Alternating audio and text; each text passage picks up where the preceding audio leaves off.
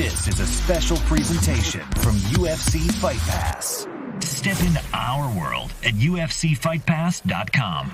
Well, here we are inside Legends in New York City. It is the watch-along for UFC 309. Hey, everybody, I'm TJ DeSantis. That's Jen's Pulver, Chase Hooper.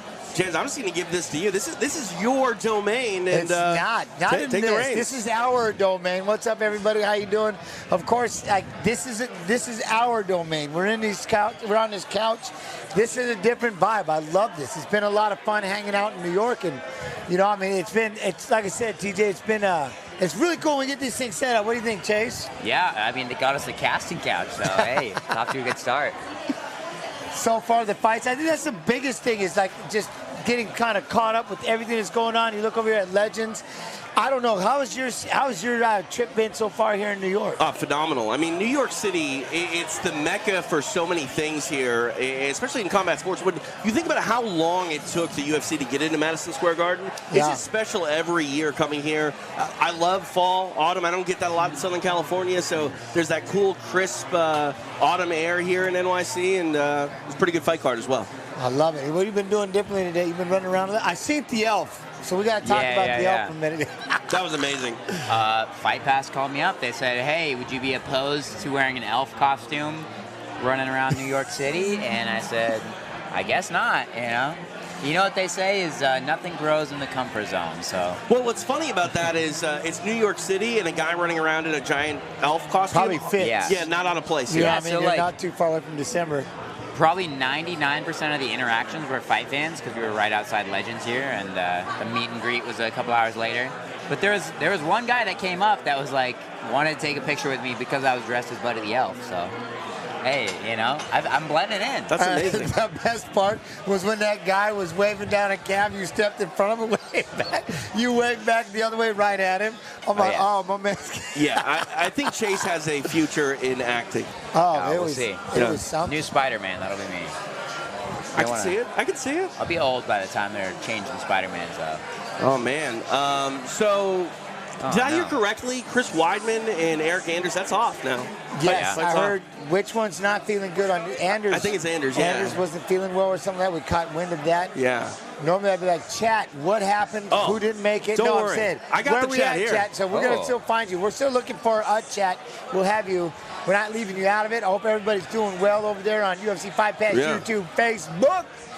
Like I said, we never see the chat, but right now the chat's loving the casting couch reference. I don't even know what that means, and I'm gonna. You don't? No, I do, but I'm gonna pretend I don't. Yeah. You were telling me about your friend who's in the industry. That's true. Let's leave that alone for now. See? But you could give him a shout out. The chat's great. I love the chat. Now, hold on. Shout out to Turkey on that one. The hair transplant. The hair transplant. Yeah, shout out. Okay, that is what you said, right? Shout out to Turkey. Okay. Yeah, Istanbul got it going on. So now here's the question with that. Now I don't want to bring too much attention to it, but can it come out?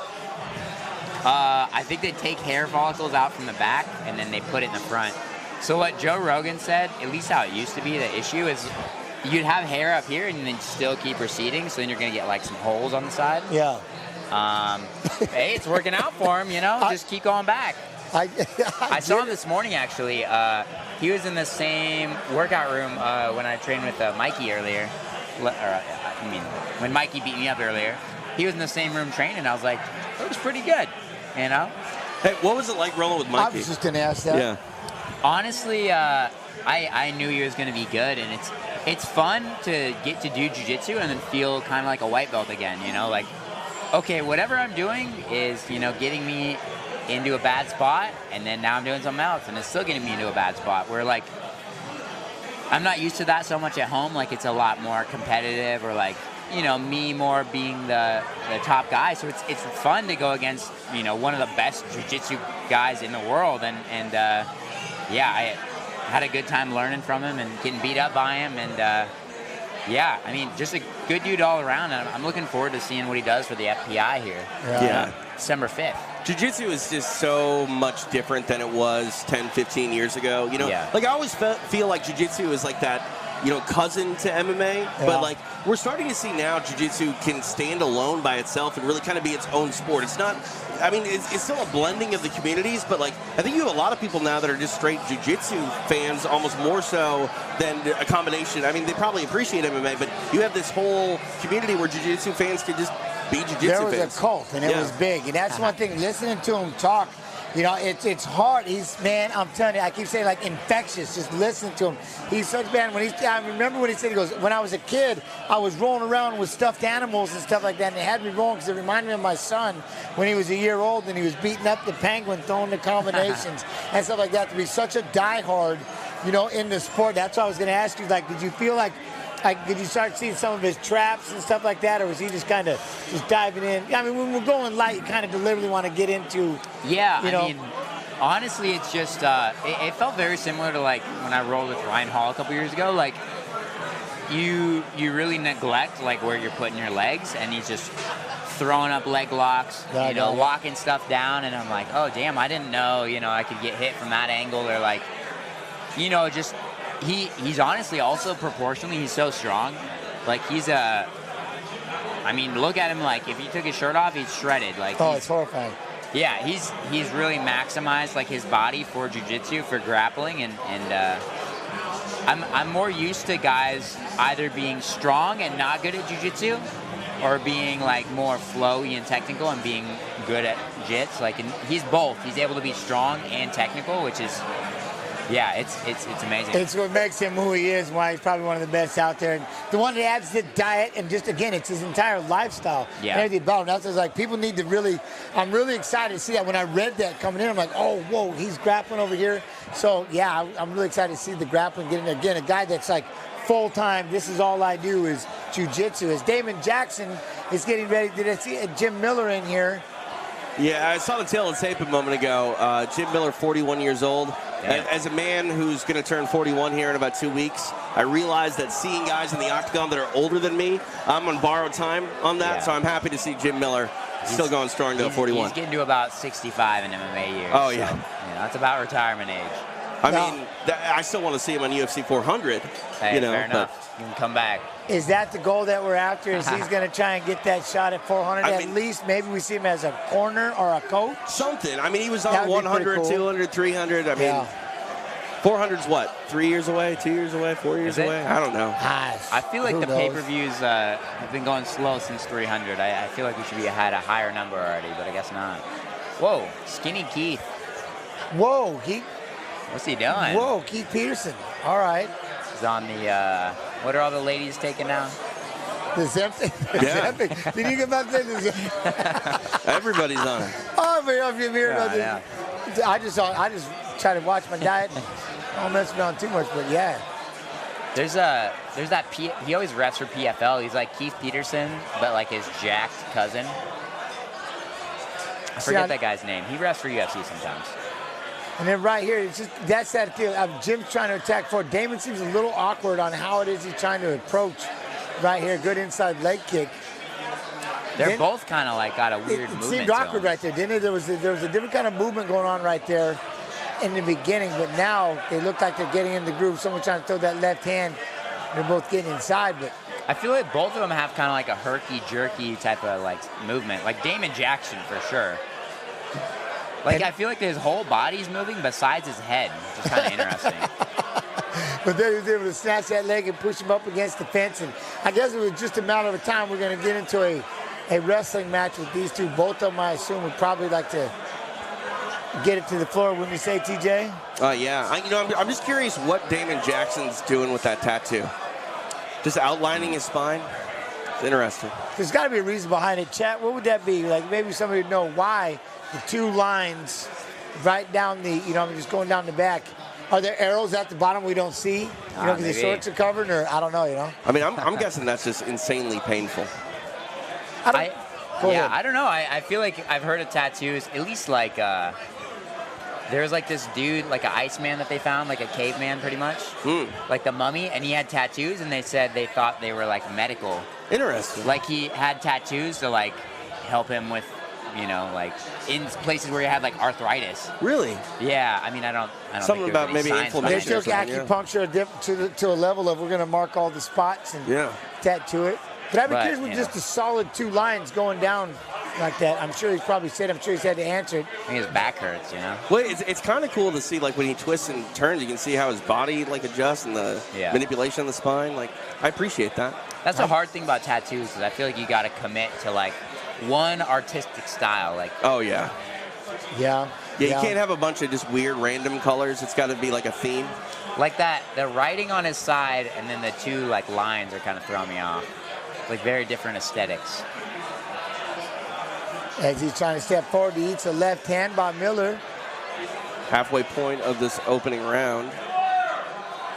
Get into the groove. This place is this legend or something. He's going to try to go in for a double leg drive, but there at that point, he jumps in the ghillie. It looks like it's in deep. And there he goes. And that's it, Jim Miller. You know, I was just going to say there's that fine line, because we're talking about somebody later that's a plus 7,000. And it's when you're a takedown, it's at what point, especially in this game, is it your takedown or is it me jumping to, you know what I mean, when I'm pulling guard? Fair enough. There's a fine line right in between the 2, you know? Yeah, I mean, I'm not opposed to pulling guard. And hey, jump the ghillie. As long as you're not Dustin Poirier, jump the ghillie. Hey, 41-year-old Jim Miller getting it done here in 2024.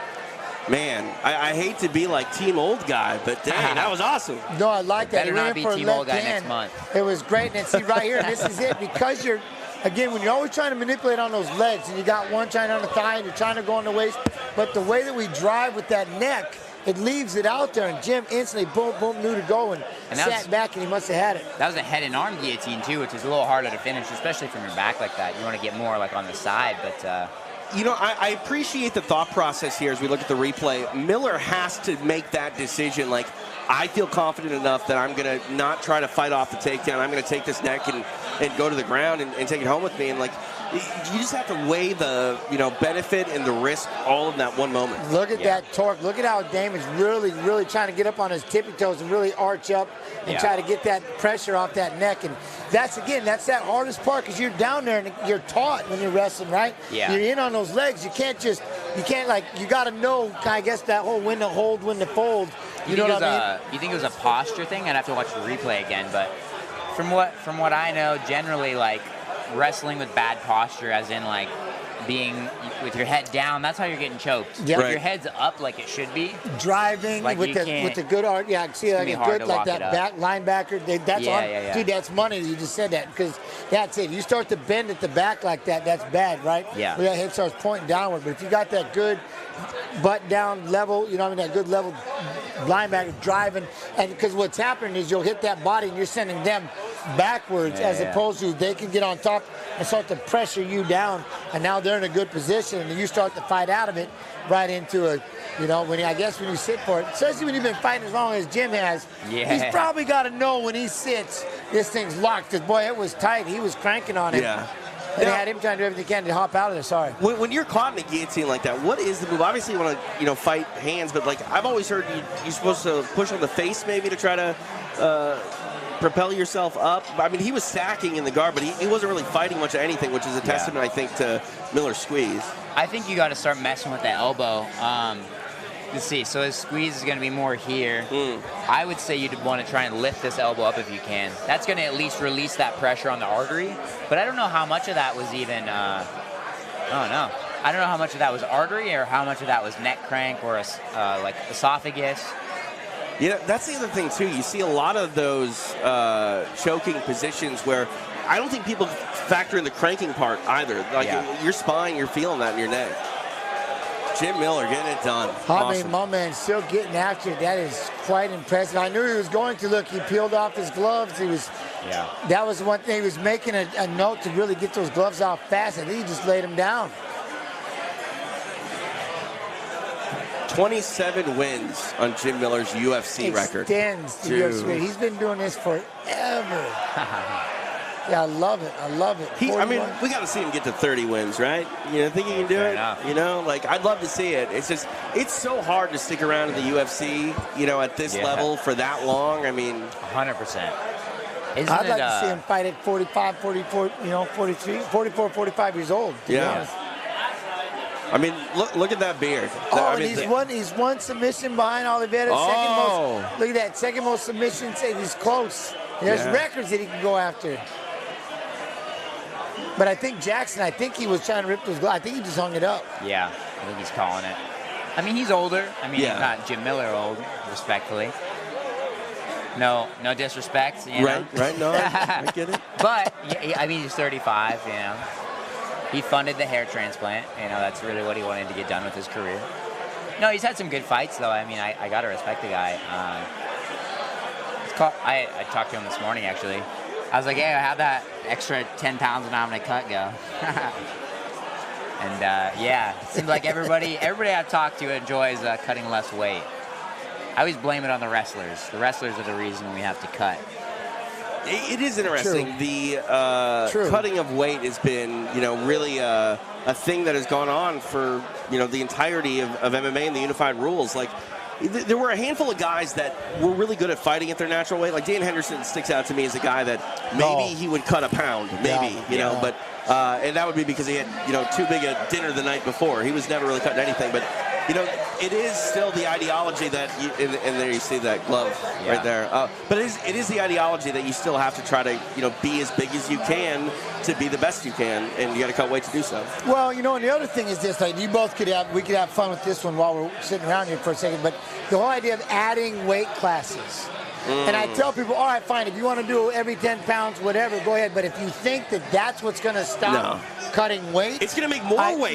More weight cutting, in my opinion. You're not, I hate to tell you, that is not going to be the key, at least in my opinion. If you got guys that are fighting at 70 that can't make 55, and all of a sudden you're opening up, say, an option at 65, they're going to go, well, I can't make 55, but I might be able to make 65. Definitely making 65. Yeah. They're always going to cut, don't you think? You know what is, I think, the only way.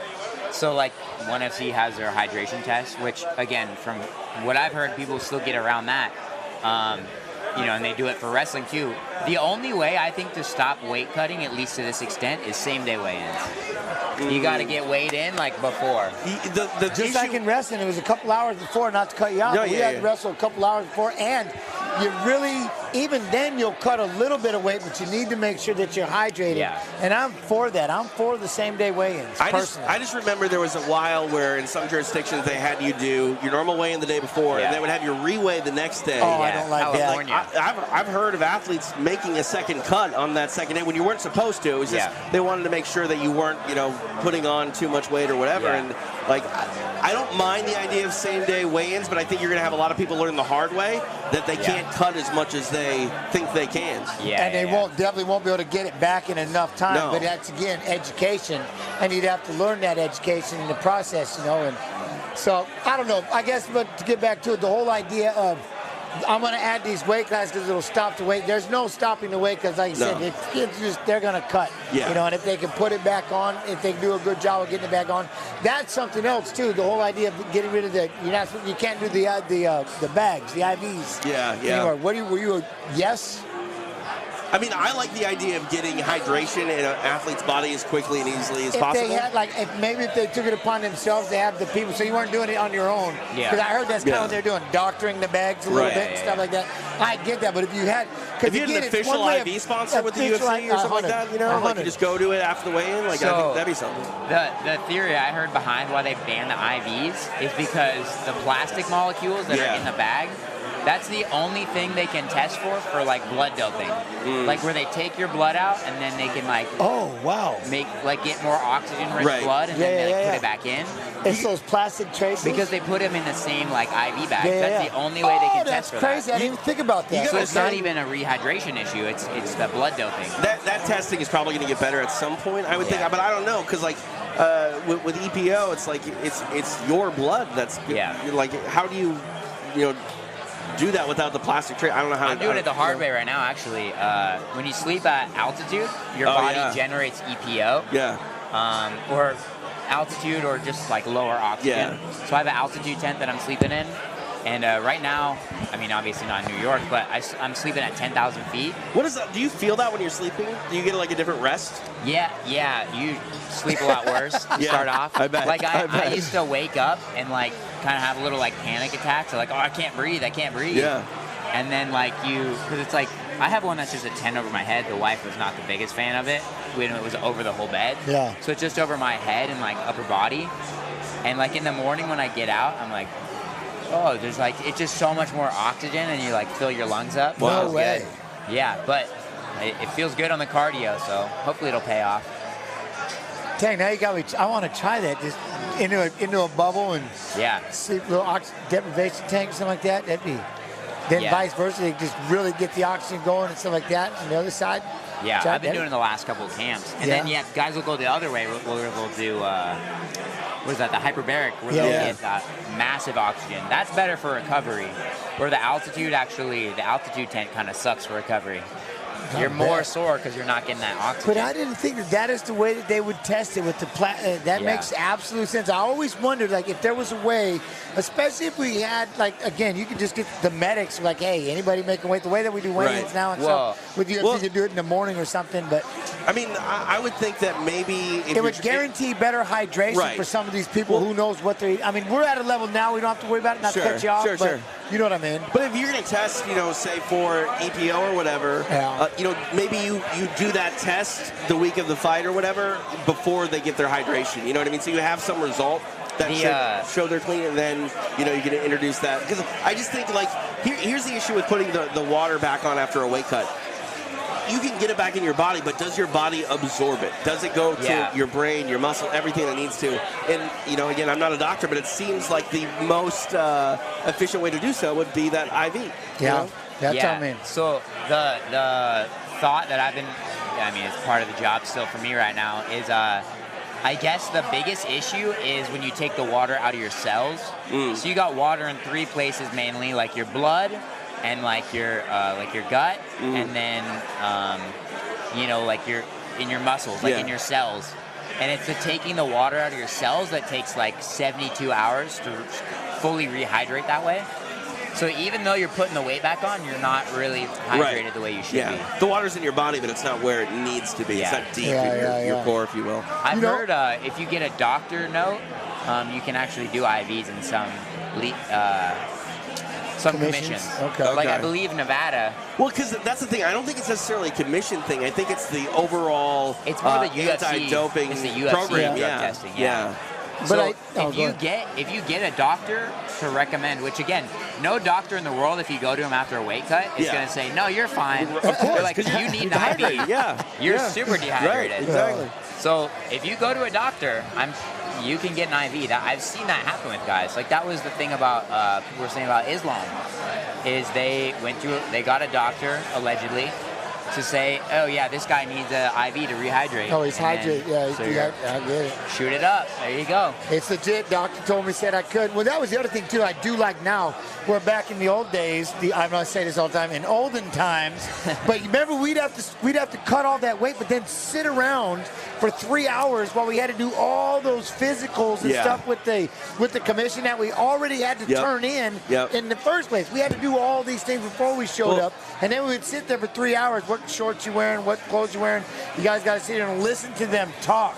Do you remember how bad that? And all the while you're just sitting there going, oh my God, I'm shriveling up. I love that you can cut it and boom, straight to the scale. And within minutes, you're right back to hydrating. I mean, I've called a bunch of shows on the regional level where the commission shows up. They're the last people to show up to a weigh-in. All the fighters are there. They're late. It's like we're on your time. I hate you. So the main event's there. 20 minutes before weigh-ins are supposed to start, and then the commission doesn't show up until an hour and a half after they're supposed to start. They roll in, power tripping, just like, nah, this is us. This is what we're doing. And then they are like, why is this fighter got an attitude with me filling out his paperwork? And then you're gonna get penalized. I do like this kid right here. He's something. I saw him today too. Shout out. That's the beautiful thing about the UFC booking everybody at the same hotel is, like, you'll walk down the hall and see Jon Jones. You know, you'll see. I saw Cheeto this week. Like it's just cool to like run into people that Well, I mean, it's a sport where it's very rare that you get together with everybody in the promotion. You know what I mean? You're on a fight card, and it's cool to run into guys that aren't even on the card. Well, the lobby's a great place to kind of hang out. That whatever that coffee place or whatever. That's good, because you'll see if you sit there long enough, everybody walks by. Every now and then. Like I said, it's been It's been an incredible time over here. I'm loving. I'm loving this. Trust me. Back in the day, I worked for a website who didn't necessarily get along with everyone at the UFC, so we'd have to go try to get interviews done and sit across the street. Dude. I mean, so I'm hanging out in a hotel where I'm not even staying. I don't have a room, and I'm just like, "Hey, Jens, you want to come over here and do an interview? You got to walk over here. Come around this corner. Don't let him see you. Come over here." I once interviewed Tim Bosch in a Walgreens. Hell yeah. You know, so fun times. But any bathroom interviews? Huh? Any bathroom interviews? No, thankfully. Did you ask any interviews in the bathroom? No. Not yet. Not yet. The night is young. Yeah. But I was about to get kicked out of a hotel one time because I didn't have a key card.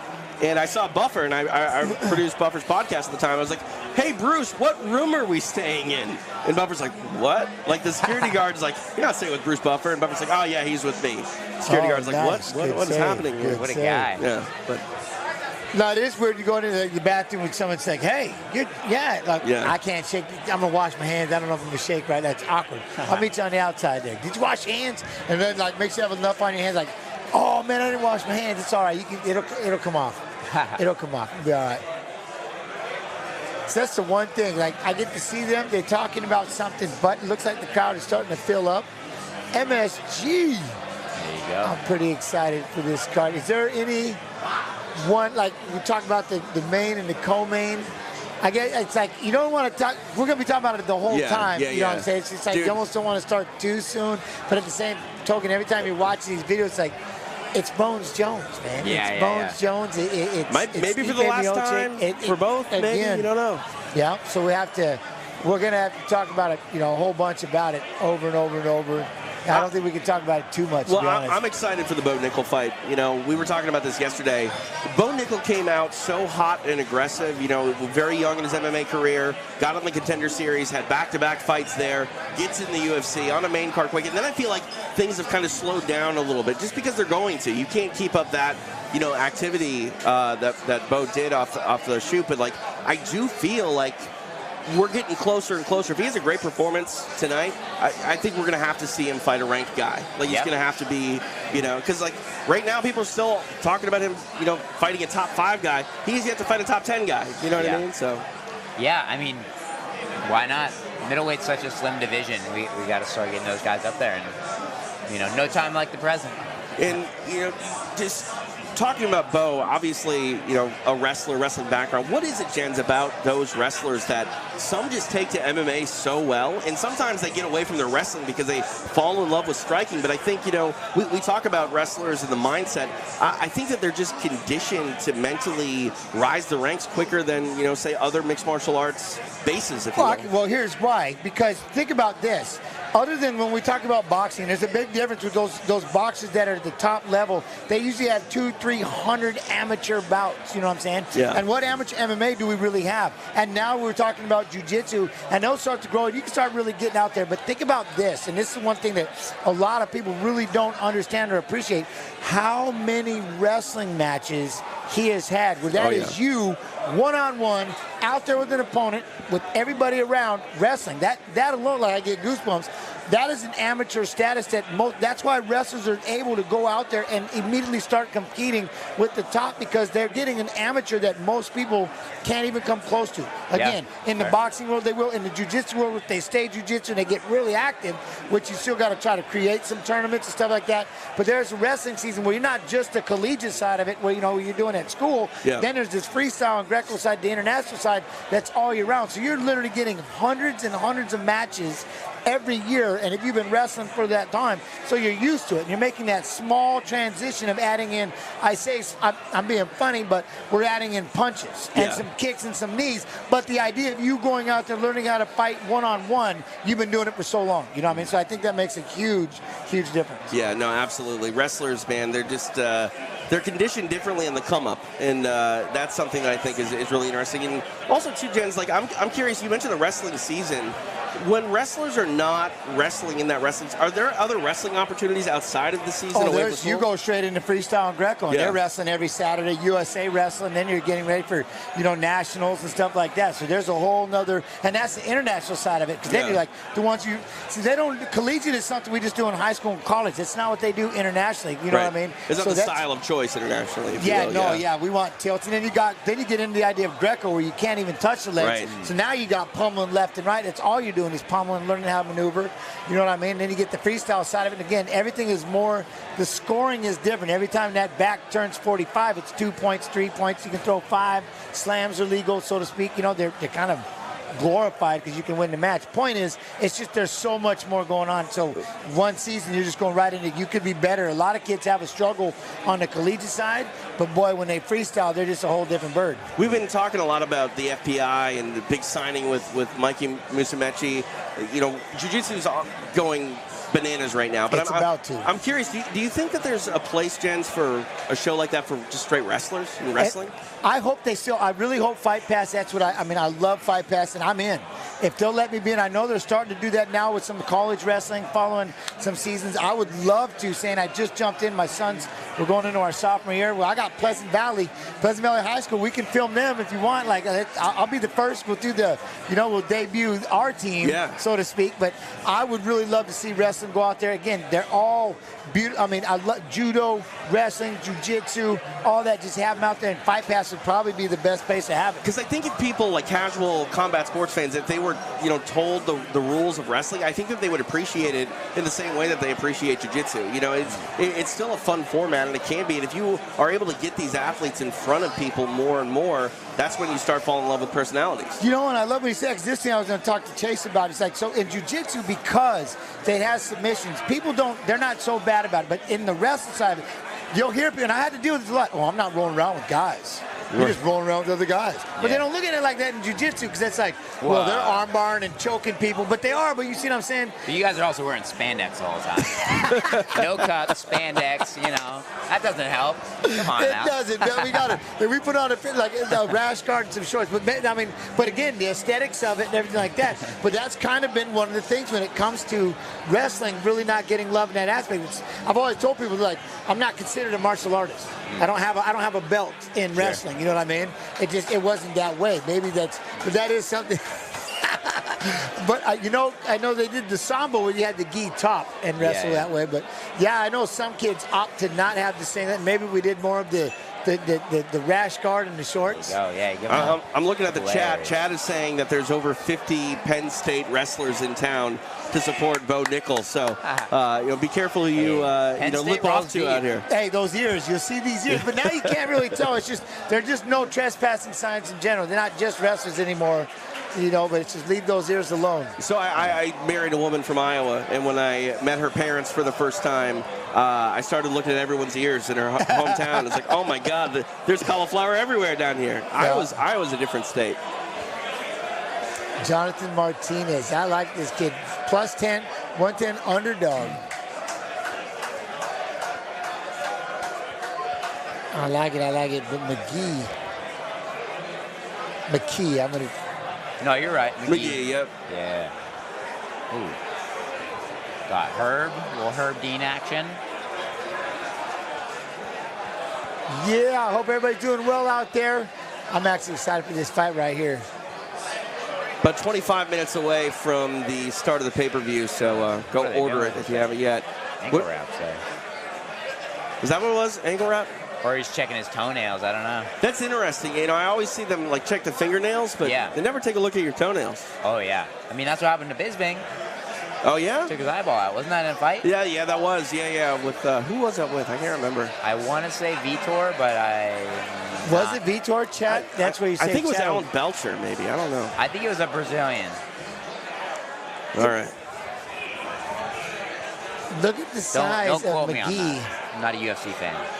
So working his way in there. So he is the favorite at this bantamweight division in this fight with Martinez. It seems like he's been in there with a lot of competition. Yeah. Martinez is the one that's TKOing guys with leg kicks. So McGhee's definitely got to be on his game. The Cub pain. I'll never forget that when they were showing the highlight reel there. He was in so many. He just You know that one had to hurt. They kicked the inside the knee like that. Yeah. Oh, man. That's why he's got to wear those ankle wraps. Now right here, getting a little back and forth, and then that's it right there. McGhee, you got to make sure you have to do something. Don't let Martinez start to tee off on that leg like that. Try and get that hop in there. I like that feeling out process a little bit. Definitely trying to stay safe. Now that I like when McGhee gets in there and throws that jab, lead hook, doubles it up. Look at that, really ripping hooks getting inside. So explosive, especially for being like an older guy. I think he's deep in his 30s, but you know he's I think undefeated in UFC, right? I think he's like 3-0. Yep. Yeah. I see. That's the one thing I like. That I like when he gets in, he's throwing those hooks, and then you just got to be careful on the let up, right, TJ? When you let up, because then the opponent Martinez, you'll block, and then they usually come right back firing. So you just need to make sure you throw that combination, slide out, and reset, and don't leave your chin down. I mean, your chin up and your hands down. Martinez with the purple shorts. I didn't know they're just letting people do what they want now. That's cool. I mean, I like all the colors. Yeah, if they give me a choice, I'm gonna ask baby blue probably. Baby blue, huh? Yeah, you know. I'm raising my hand. Those are purple? Yeah, if you look at that TV over there, it's oh yeah, that one over there is way more vibrant, if you will. Yeah. Oh, okay. I was like, my eyes are getting old, partner. We were just talking about this. Man. This one's on like the night modes. It's less blue for you. Yeah, I like that. There, see, but McGhee's getting away with that kick just off the top of the knee. And we're getting live in this. We're getting live in this place. Yeah. I love it. Legends is making it happen. Last night, the turnout for our meet and greet with the athletes was so crazy. We had 1,000 people come out here yesterday. 1,000 Is that what people. it was? Yeah. Wow. I wonder how many of them got in. I mean, I think they were all here for you. Yeah, I mean. A lot came for him. Although a lot of people thought every single one of the fighters left, so they also left. I was still here, guys. You know, I was hanging out. I was waiting for more people to come in. We had plenty of Fight Pass merch to hand out, so we actually still have stuff to hand out. So. Yeah, no, if anybody's watching this right now, you're in New York City, you can't get into MSG, come hang out. Come hang out at Legends, yeah.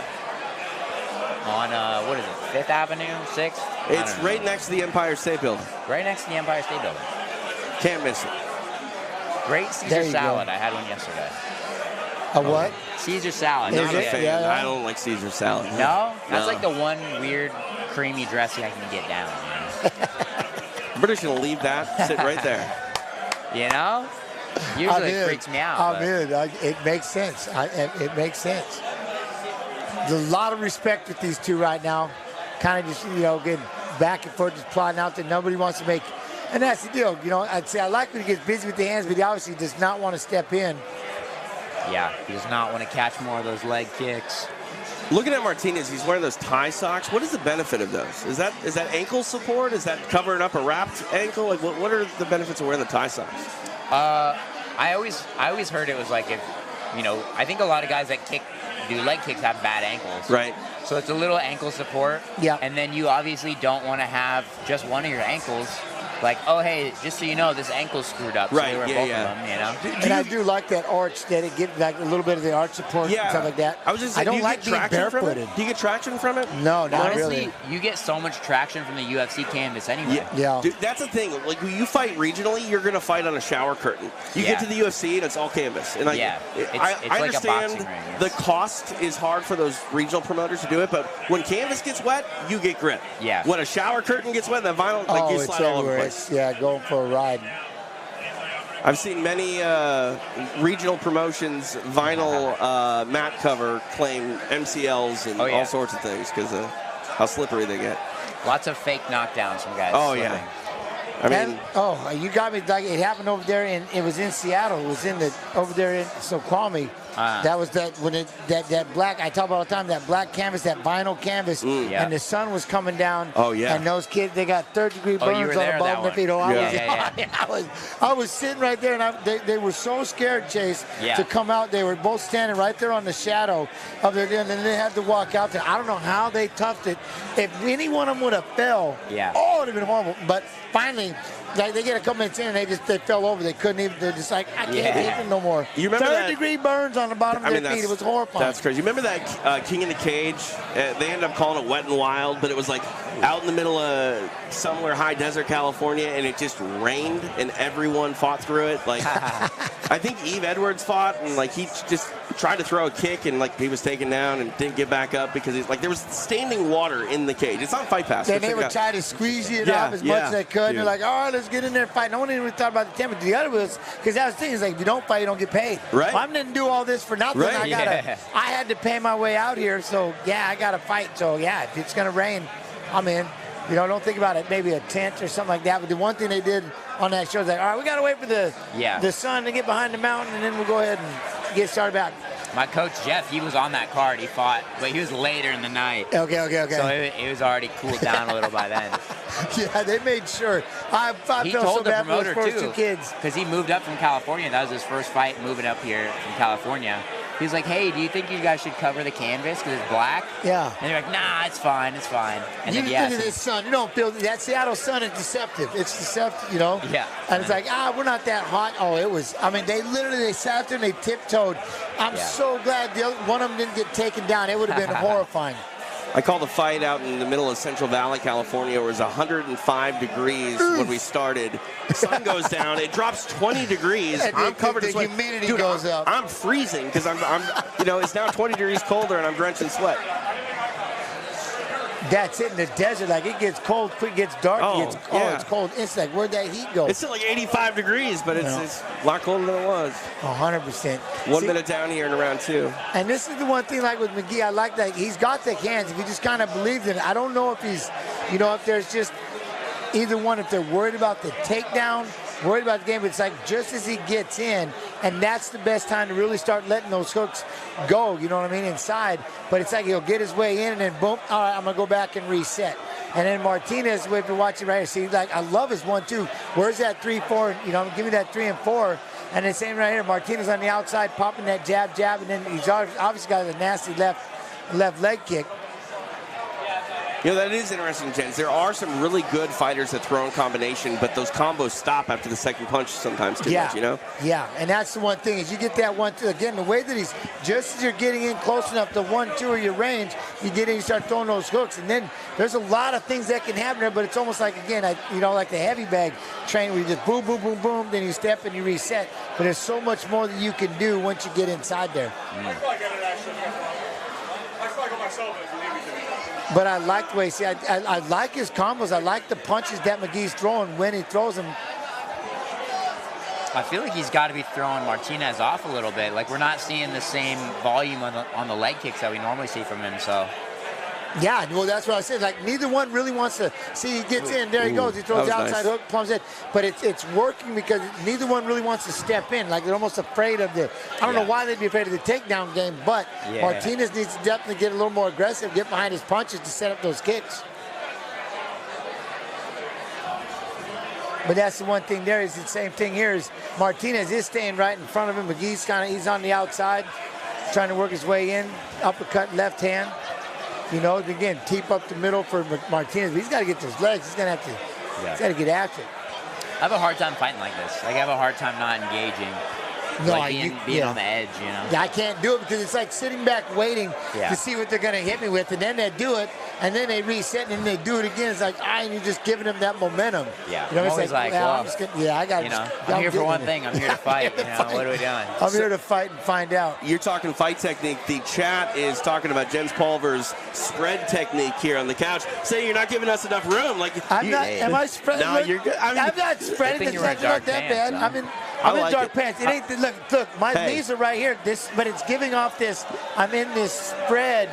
Whatever. When you're the UFC Hall of Famer of the bunch, you can have as much couch space as you want. Fine. You know what? We're throwing it over, and we're going to keep it right here. And I'm going to try. I haven't stretched enough. This is awesome, though. I do want to say that being in Legends here on a couch with you, Jens, I never thought that I would get an opportunity like this to be working, quote unquote. This is a great job. Well, I'm just wait till after the show. I don't know what that means, but. What's after? The couch will earn its name,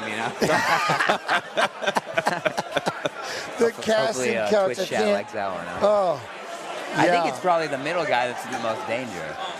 Usually in the, Well, now I'm going to make sure my feet are out. I'm going to keep them crossed and stuck there. See, now you can't. Now it still looks like I'm. All right, here we go. We're good. Hey, TJ's a big guy. You know? It's true. It's true. I'm not. Am I crowding anybody? This No, is you're a big not. couch. What's funny is, like, I had to read it twice. It's like, is that what they really mean? Because I don't feel like I'm getting crowded I don't feel here. like I'm crowding anybody. Shame on chat. You play too much. Oh, wait. Martinez gets inside almost with that left hand. And again, that's that one thing. It's like we're just waiting for that 1-2. But where's that 3-4? It's kind of. Oh, I just want to see who wants to take over. Nice kick though, McGhee. There. Martinez tried to come out with that counter left hand. Got short time coming into the second round. There's the big kick. See again, if he steps forward, changes up the stance, that had to hurt. I feel like McGhee was a lot busier that round. I got to see what the judges are thinking on that, though. I definitely think he needs to stay busy, especially when you see like the way that Martinez just landed that heavy kick. Yeah. And that's the one thing, right, is once you start to realize you sit there and it's like, okay, I have to start coming forward and throwing my combination, and those kicks will be there. I don't know how many of those look like McGhee didn't like that kick right off the bat. Change it up. Keep it up, chat. Keep it up. Take advantage while I'm live, you know. Man, now I feel awkward. I need a blanket or something. Oh, man. You're good. You're good. I know, but still. They're messing with you. I know. I love them. That's the thing that I think is cool, the chat. Like, obviously, we're the ones talking on this watch-along, but, like, this is the only experience I know of in combat sports where it's really like a community, and we're all, you know, in it together and interacting with them. It's something that you've kind of pioneered, Jens, watching fights on Twitch and stuff, and making the watch-along a thing here. It's branded well. It's something that's really like cool. What we were talking about just at the hotel in general, where everybody knows and it starts to fill up, and people come in, and it's kind of cool. You just see everybody, hey, what's up, and just going and hanging out. And I mean, there's a lot of people waiting. I've always appreciated the fact that people are taking the time, you know, just to come and say hello. Yeah. It's my fight camp snack of choice when I'm out at restaurants. Celery. Oh, yeah. You got we're 3 weeks away? Is that what we're looking at? Something like that, yeah. Clay Guida? Yeah, exactly 3 weeks. He's 3 weeks away from fighting Clay Guida. We got to ask him. We'll get into it in a minute. I just want to know. I got to know what's going on. He's like, I'm fighting Clay Guida. Right? You fighting Clay Guida. Why? No, I'm saying. That's got to be weird. Yeah, been watching a lot of fights, stuff like that, you know. I mean, what, Clay Guida probably made his UFC debut when Chase was in, like, second grade? I think 2007, you're probably pretty close, honestly. But, yeah, I don't know. I mean, UFC wanted the matchup. Why not? You know, it's a Hall of Famer. Yeah, absolutely. Got to do it with 4 minutes left in this fight. See that, and he's landing these punches when he throws them. Then it forces Martinez to fight back, and now it'd be kind of if you stand your ground and stay in there and start throwing those combinations. See the body come Two back. body shots. That was I nice. like his combinations. If he would just throw them, just sitting back one jab at a time, you're playing more into a Martinez world. TJ. Absolutely. I like those body shots. You know, I would have liked them in maybe round 1 rather than round 3, but, you know, ripping off shots of the body, doubling up like that was nice. I'm starting to really think it's because you all have really got me focusing on my knees. Oh, my God. I am straight. it's driving me crazy. I'm like, oh, nope, I'm trying to keep, I need like a string. Oh, nope. That leg, see, that's it. By not stepping forward and letting Martinez start to get it out. That leg is definitely compromised. Oh, he's doing it. And then here's the other issue we get into. Can you fight? You know what I mean? Can you fight in your other stance? Can you fight for him right-handed? Or do you even know how to? Have you taken that time? That's something that's had to change in the last 2 years with the calf kicks and everything like that. Is you got to learn how to fight from both stances. Absolutely, because, you know, we saw it right there. I mean, he's still moving around, but it only takes one calf kick on the right spot to just end your night the same way that a knockout does on the chin. And if I'm correct, wait, go ahead, sorry. No, you can see he's still, even as he's tying up, he's trying to kind of keep that leg back a little bit. Like, you could just, that was brutal. I mean, it's crazy. I don't think we've really seen anybody utilize calf kicks as well as Martinez has. And he's made it like his whole game plan. He's got to have a heavy kick. You know what I mean? It's something that takes notice because he really does hurt people. And that's the one thing. If you're just moving forward a little more and hitting that one, right? You just got to catch you once that you're not prepared or try to plant down and block. I can imagine the shock. I wonder how many leg kick TKOs there have been in the UFC and how many have happened in the last 5 years. And how many are by Martinez? Yeah, seriously. You know, he's got 2 or 3 against, probably. Yeah. Because I feel like I saw a stat in like 2020 that said there was like 13 leg kick TKOs, and there had to have been 13 since, in the last 4 years. Yeah. And then right here, this is awkward to me that Martinez is going to be the one to sit there and push him up against the fence and allow him to go out there. And then again, now McGhee's got to sit there and try as much as he wants to. Look at that whole knee. That whole area is just tore up on McGhee. It's just crazy. Uriah Faber, Jose Aldo vibes on this one. And that's it. And that's now, just to see if you want Martinez, hands, and finish with that kick and step in there.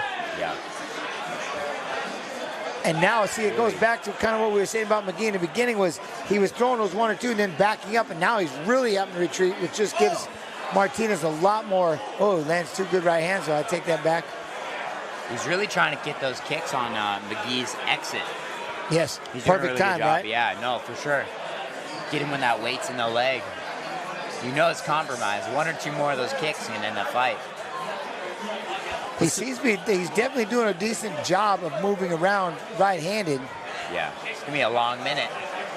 So crazy. I remember a judge one time getting criticized for being on the wrong side of a split decision, and a lot of people were pointing to leg kicks being a factor in that fight, and his quote was, "Leg kicks don't win fights." Things have changed a lot since then. Leg kicks, 100%, absolutely. They're horrifying. Same thing with the calf kicks. That's the one thing when they do land. And this is the right here, again, on the way out, if Martinez just hands, kick. You know what I mean? 20 seconds left. McGhee has done a decent job of fighting. I mean, maybe he's doing pretty well moving everything as a right-hander. I'm interested to see what the judges are thinking. I feel like as far as damage goes, we've got a lot on the calf from Martinez, but more of the punches have been McGhee. Yes. He's been a lot more of the combos. I think it's going to be a split. I honestly can't pick a winner in this. It kind of sucks because you think back to the first round, like it could be a 1-round fight, and like the first round oftentimes is a feeling out round, where neither guy really commits to anything, and sometimes that can determine how the fight plays out. Yeah. Well, that and the other thing is I do like, again, he's hobbling up. When you're throwing those combinations and you're moving forward, right, it's like what Chase said, when I pause and I step back, it's a great time for them to come through and blast you. But if you're moving forward and you're backing them up, guess what they can't do? They can't throw that kick because they're stepping back, and then you can circle off. Yeah. It's when you kind of sit back and you have that rest and you step off, and all of a sudden you kind of release for a minute, and they step in, 1, 2, boom, kind of you go back and forth. But I wish he would have thrown more McGhee. I wish he would have thrown more hooks when he got inside. He had a couple of good body shots, double up, over the top. But Martinez, like what he does, he just kind of slow and steady, just pushes the pace, and those kicks, he's hurt too many people with him. Judges taking their time here. Yeah. I feel like it was a close fight. It really depends what scoring criteria you're taking. Martinez had the cage control. McGhee had the volume with the strikes. The damage, are we taking the calf damage over punching him in the face? And I think if you got a fight later on tonight in the main card, you're sitting in the back paying attention to decisions like this because, the judges, they rotate, but still, you kind of know what's in the air tonight and what the judges are rewarding. 100%. See, McGhee, what you did in rounds 1 and 2, and it's kind of, even though he scored everything at the end, and again, that goes to show you, maybe Martinez, what was holding you? When you have somebody hurt like that, Chase, you gotta, not to the point that you can get knocked out with a shot, but he's completely compromised. He's fighting in an opposite stance. You gotta go after that leg a little bit, right? Kind of get a little reckless, maybe? Yeah, I felt like Martinez was really looking for the leg kicks the whole time, and because of that, he was really lacking on the other stuff, obviously he's got great kicks. He almost finished the fight with them, but we got to see some other stuff. You got to mix it up to set those kicks up. Especially when my leg is compromised and you're going to kick me. Well, I have to do everything to avoid that. And it's a good time to use those hands. Feint with that step in, hit the shots, and then finish with a kick, like you said, on that break. And dang, so Marcus is on a 6-fight win streak, and that was a numbered a numbered fight, right? Yeah, I mean, what, Just 13 or? breaking the rankings now. We got if anybody wants to look at the screen, we got Hasbulla right here. Oops. Well, Hasbulla action. That screen, there you go. Oh, Yeah, Lord, you're there right it is. behind Oh, you. right Jeez. behind. Hasbulla making I an love appearance. it. Yeah, the shirt. I like that That shit. Did, yeah. scared me. Holy crap. It's like I thought someone was holding something up. Like, Yeah. oh, look at that little Hezbollah. Yeah. Oh, let's see the back. Hey, let's go. We can't really see it on camera. The face, though, is good. Yeah, the face. That's perfect right there. What's that? That one right there. Don't apologize for No. having big nose. Hey, Hey, it's all the, this one that got kicked, it's like the world famous one that got smashed. So, I mean, it happens. oh, no. Uh-oh. Something Party bad foul happened. over here. Party foul, dishes broke. Look who's on the TV. Oh! He's brought the whole posse. Yo, Dana and Donald. Getting USA in the bar. I wasn't sure what New York was going to feel about Trump, but I guess he's a New York guy. 100%. 100%. Here they go. Look at Dana already knows. It was funny because when he was Kinda talking emotes. earlier, it's like, if I win or lose, I'm still going. I'm Yeah. like, well, you Kinda- win, it's going to make it a lot more fun. What kind of emotes does he have going on, you know, tonight, right? I'm telling you what. He got the golf swing one. Oh, I see a Frank back there, Elon. Oh, they come out. They're coming out with the crew right now. You see Kid Rock. All right. Fertitta. Okay, Frank. It's the friggin' Gracie train of prominent They people literally here. just pulled it right back. Yeah. We got Jelly Roll. They walked by Jelly Roll real quick. John Anik, Got shout out. Lucky Anik. There, of course, there's Joe Rogan. We got hugs. All right. Dude, this is He's saying, normally it "Thanks for isn't like winning that, me but the, I like it. Thanks for the podcast, dog. You think they did DMT after? Yeah. Oh, I love it. I love it. I mean, it is, yeah, it's quite impressive. Joe Benavidez in the back. I like that color suit that Anik's rocking tonight. Yeah. Yeah, dude, that is kind of, whoa. Is that Jason Anik? Chasing like a boss. I love it. I love it. Everybody's fired up, man. We got fights. We got fights. What do you I guys know. think about our co-main event? You know, Oliveira taking on Chandler, rematch. I just feel like despite Oliveira being the 2.5, almost 3-1 favorite, that's a fight that could go either way. You got 5 rounds to do it. I think it's a pick 'em fight. I think it's a great fight. I'm taking Charlie Olives on that one. TKO or knockout or sub, I honestly can't pick, but I hope it's not going the distance. Yeah, go ahead. I think it's a must-win fight for Chandler, who's still kind of holding on to the idea that maybe he makes a title run. You know, that fight with McGregor, you know, may or may not happen in the future. But if Chandler, I think, wants to make a run to try to get to a title, this is do or die right now tonight here in NYC. Yeah, what about Oliveira wins, maybe Oliveira Conor action? I don't think Conor takes that fight. I wouldn't. I think I think Oliveira's it's a bad style matchup. too well-rounded, Yeah. yeah. He'll strike with you, and he'll sub you out, too, so. I mean, pick your poison with that man. You know what I mean? Like, I just don't think you can feel confident in any area of fighting with a guy like Charles Oliveira. Unless you're from Dagestan, you know. You Right. gotta- But even then, man, like, he's sneaky with his subs. Yeah. You know, long guy, triangles. He's got a great guillotine. Does Chandler try to knock you out with maybe land something, overhand, land a heavy shot? Does he go back and is he more of the wrestler that we haven't really witnessed in quite some time? Yeah. You know what I'm saying? And try to wrestle with him, or at least to keep the fight standing in that aspect. But again, like I said, man, Charles Oliveira, I'll go toe-to-toe with you. I'll kick, knee, throw it out there. But again, if I can land something heavy, you know what I'm saying? Yeah. That entrance just literally, Bongino, I mean, the list of people that walked out, if you're not seeing this or watching this, but the list of people that literally just walked out of this thing, Kennedy, it's quite insane. The whole show is out. I mean, I'm seeing Frank Fertitta.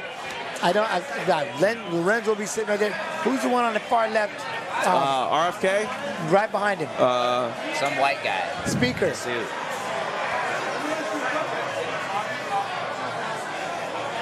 I'm going to say it, chat. That's where I'll be like with chat. You know who it is. He's a white guy in a suit. There's plenty of those in Madison Square Garden. Right, he took Pelosi's job. I only pay attention to fights. You think Trump likes hanging out with Kid Rock so much? I mean, maybe he's just like freestyling. Yeah. Maybe Trump's like a low-key freestyle rapper. I'd be really interested in that dynamic. Dana, Kid Rock, and Trump. Like, what are they doing when they're just hanging out? What do they talk about? What do you talk about? What do you talk about? You know, very broad spectrum of people.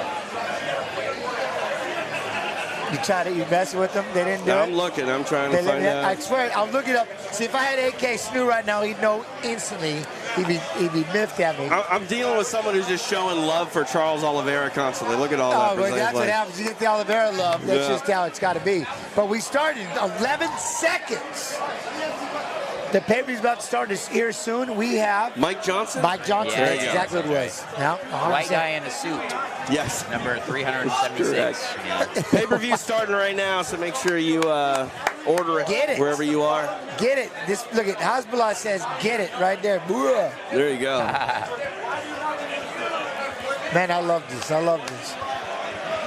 Yeah, it was pretty awesome doing this during IFW inside T-Mobile, but there's something about watching a UFC fight in a bar. Yeah, no, I love this. I'm loving behind us. Same energy, man. It's awesome. The way they have this whole thing. Legends, NYC. I'll tell you what, I've been having a lot of fun doing. Me and Kanika have been, like, you don't think about it, walking down to literally the center of New York at 2 o'clock in the morning. It's cool. I mean, I love it. I'm like, I love this place. New York City is like a theme park to me. It's 100%. Yeah.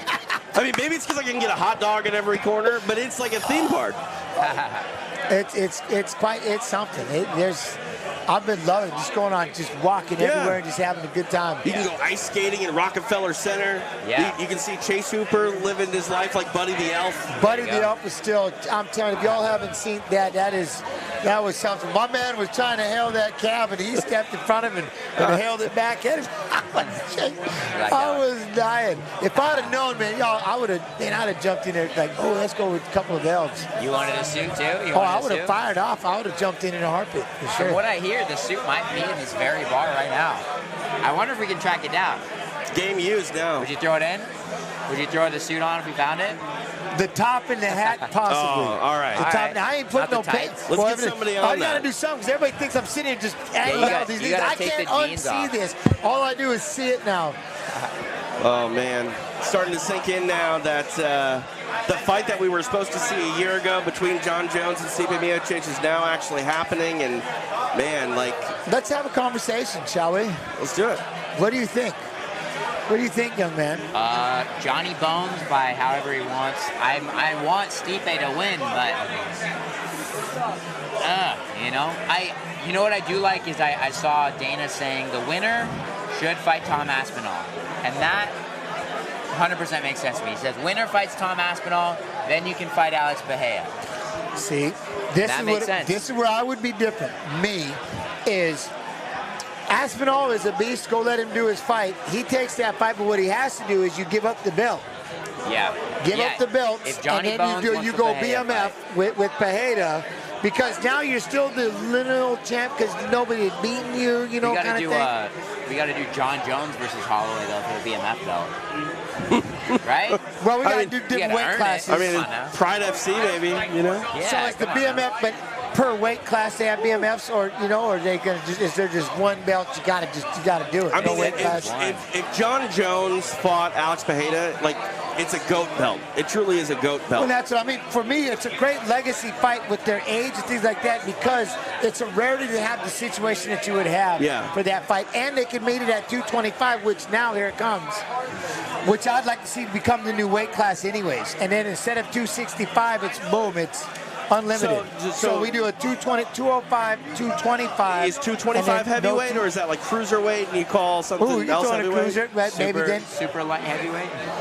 I mean, junior heavyweight? Like, to me, we don't really think about 265 plus being a weight class because there's no real great super heavyweights. But, I don't mind the idea of heavyweight being above 225 pounds because most of the elite heavyweights over the years have been around 235, 240, something like that. So it's like you're not cutting out the knees. Let's see what below. we have out there at 300 that might want to give it a whirl that can't make the 265. But, you know, there's a few out there. They've been doing it for a long time. And I think they just have such an issue populating. Like, there's not that many heavyweights. There's like, what, 30 or 40 heavyweights. So it's, you know, it'd be hard if they split them up into like, who's the small heavyweight, who's the big heavyweight. Then it's now like we got 15 or 20 guys in each division, you know. I think that's part of the issue. I wonder how many would drop to 225 be added. See, this is just me when I was always talking with Chet. So they would have this fight at the BMF, Pajeda, Bones, 225, introduced a new weight class. I'd be curious how many would drop down and try to fight, like, again, your 230s, your 240s, that would try to drop down. But then it would open up for that, the 280s, the 290s, the three, you know, that athlete that still would like to be a heavyweight that can't make 265. I'm going to pull up some heavyweight rankings right now. Let's just see, like, what heavyweights might, you know, be in that new weight class. After the top 5, the names are going to get a little fuzzy. Yeah, I mean, like what's Alexander Volkov weighing at? You know what I mean? Like, he's a lean heavyweight. Yeah. You know? He's probably 240. Could he make 225? Oh, Should he make 225? That's the thing is, like, a lot of the 205ers are walking around like 235. Yeah. I mean, Khalil Roundtree is huge for 205. Think about like a guy like Tai Tuivasa, though, being above that weight. Like, maybe that, you know, division clears out and a guy like Tai, you know, goes on a run because he can, you know, bully people. I don't know. I think that's the thing, though, like with our heavyweight guy, we like him being like 235 because then you're fighting more, at least on the local circuit. If they're up closer to 265, they're just out of shape for the most part. Yeah, they're worthless. You know? Yeah, so we'd rather have him doing that than cutting to 205 where you're fighting other athletic guys that could be heavyweights. So just be a good solid 235 and you just with the conditioning. Be faster, you know? Yeah. Be faster, more slick, you know, instead of fighting other super athlete guys. Who's still looking? Well, hey, real quick, chat's telling me that Drake put down $250K on Johnny Bones tonight. No! Yeah. He's going to win some money. Oh! I mean, there's a curse there, though. But now that means the curse is going to have to get broken. Yeah, I think it's going to break it. I mean, if anybody's going to break it, it's going to be Jon Jones. Hey, speaking of putting money down, did we talk about this? What was he, plus 7,000 to fight fighting Bo Nickal Day? Oh, yeah. So I heard that was a graphic error. It's supposed to be plus 700. Still, plus 700. Plus 700. Well, there was a 7,000. Yeah. Okay. Because Bo was like a minus 800 favorite or minus 600 favorite.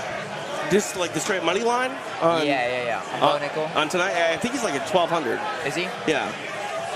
Okay, yeah. 1,200 favorite. I was making the argument that he could be plus or minus 2,000. I think this stylistically favors him really well tonight against Craig. Yeah. I mean, the only thing he's got to worry about is, you know, submission, I think maybe in a scramble, something like that. Sit-down guillotine that we just watched Miller do. And the only one that ever really kind of makes me nervous on the rest side, and he does have a strong one, is the triangle. Right. Just if, you know, you hold on to that leg a little too long, you're trying to run the pipe or driving through, and he can bounce a little bit and scramble, and he can possibly, because that's the one thing, you're always trying to swim in there and get those, you know, get your hands out of the way. But see, this fight right here, when you're watching with Stipe, what if Stipe can be the bigger fighter, and he can just start, and he can make it hard for Bones? Well, what if he can make these takedowns a little bit of a struggle? And he does have heavy hands. He can put combinations together. Yeah. Something that maybe he wears on him in the third round. I just think that for Jon Jones and where he was at the end of his light heavyweight run, he was getting hit a lot. We didn't see him get hit at all in the Cyril Gane fight. And I don't know what Jon Jones looks like getting hit by a proven heavyweight. And Stipe Miocic is a proven heavyweight. I mean, you saw that in the face-off. Look at usually Jon used to be in the height, you know, the taller guy. Like he's used to the height discrepancy. But here, they're neck and neck. I mean, I'm going to be so interested to see, like, two guys that are the same size, you know, going at it. Let's get it.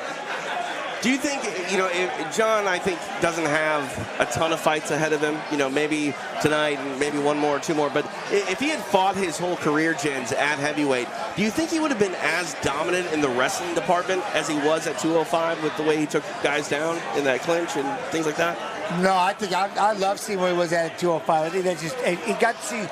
Man, I'm gonna say this wrong, but he got to be more of an athlete at 205, if that makes sense. And he, with all the wrestling and the spinning and the elbows, not that he couldn't have been that way maybe at heavyweight, but you're dealing with just again what we're talking about with this fight. You're dealing with bigger people, but what he did do to Ciryl Gane shut you up pretty quick in that aspect. But again, this is Stipe, and hopefully that Stipe can go out there and really utilize that size and just make everything a nightmare. But I like that he was fighting at 205. I mean, that was a great weight class for him, and he's just all around. I mean, he's an incredible fighter. Can't take it away from him. Jon Jones is the GOAT, but I like that he's at 205, and now he's gone up to heavyweight, and he's able to do that too. And that's the thing too. When Jon came into the UFC, it was a very quick rise. But I remember when he came into the Bader fight, people were like, "Is this too quick? Is this too soon for Jon Jones against Ryan Bader?" And turns out it didn't matter. Like he was destined for great things, and man, like I don't know. Who is the one? Sorry, Jelton Almeida. That's another one that he carries a good. He's about a good 220. He can fight that 205, but he's pretty good. He's got size. But see, this is the thing right here with Chandler. I'm afraid he's too much into that. I'm just gonna go out there and shoot the lights out. Get crazy. Skills are not. I'm gonna go out on my shield. I like Chandler as a person, but it seems like his fight IQ is like kind of wavers sometimes. Yeah, no, he's turned it into this at the end. I'm just gonna go out there and try to shoot the lights out, be like an old gents Pulver, and not. But it's like I'd like to see that wrestler. You were a wrestler. Yeah. It's in there somewhere, and it'd be cool to see something. That's what I mean. It'd be cool, which we don't see a lot of it. Let's see you out pummel. Yeah, out pummel somebody. Get heavy on that head. Snap down on the head. Don't shoot the takedown, but just get in here and back to that dirty boxing. We got to start bringing that back a little bit, especially as a wrestler. Instead of dropping down for the legs and stuff like that, just don't get the takedown, but just keep those hooks and heavy on the head and be underneath. This would be a good fight to see because that might be one of the only areas that Oliveira, where you should be better than him at least in that clinch. And then you could rip some body shots, drop down to a takedown instead of shooting in and stuff like that with the submission wizard like Charles, Oliveira. I mean, the power, again, the out wrestling of it, but you go back, you look at what Makhachev did. His squeezes, that should tell you something. Yeah. The squeeze of Makhachev is just, I mean, getting back to like the stylistic fight between Oliveira and Chandler. Chandler wants to be entertaining more than almost 100%. Anything now, and I think that plays a benefit to Oliveira a lot because if Chandler was just going to maybe try to shoot at the legs and try to make it a grinding fight.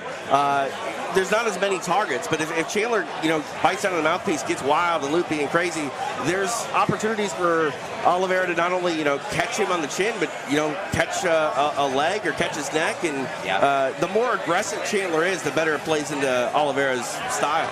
Look what happened the first fight. That's exactly what happened. Like, he started getting a little too cocky. Oliveira clipped him, and Chandler had to be on the run. He wasn't able to implement that wrestling. I hope we see a little more wrestling from Chandler tonight. He needs to do what he isn't going to like it, but you have to do is you have to slow it down. You need to. You got to do what the wrestler does really well. Takes you down, hunkers down, and just sits there and be boring. Yeah. You got to do it. Make him. I mean, that's the game in itself. Can I slow you down and make this boring? Because every time when I try to highlight it, and go after it, obviously I'm going to get in trouble. But it's like if he could do it. Again, just get that on the hook, heavy on the head, and just kind of hunker down and just hold and get him taken down. And don't, he's going to try to create everything. Just get heavy and make it boring. Speaking of never making it boring, look at that guy, Frankie Edgar. Speaking of fighting at your own natural weight class as well. Very true. Very true. I mean, he was at one point the greatest lightweight, short list greatest lightweight of all time, and then he still went down all the way to 35. Like, it's crazy what he did at 55 when he was just incredibly outsized by everybody. 100%.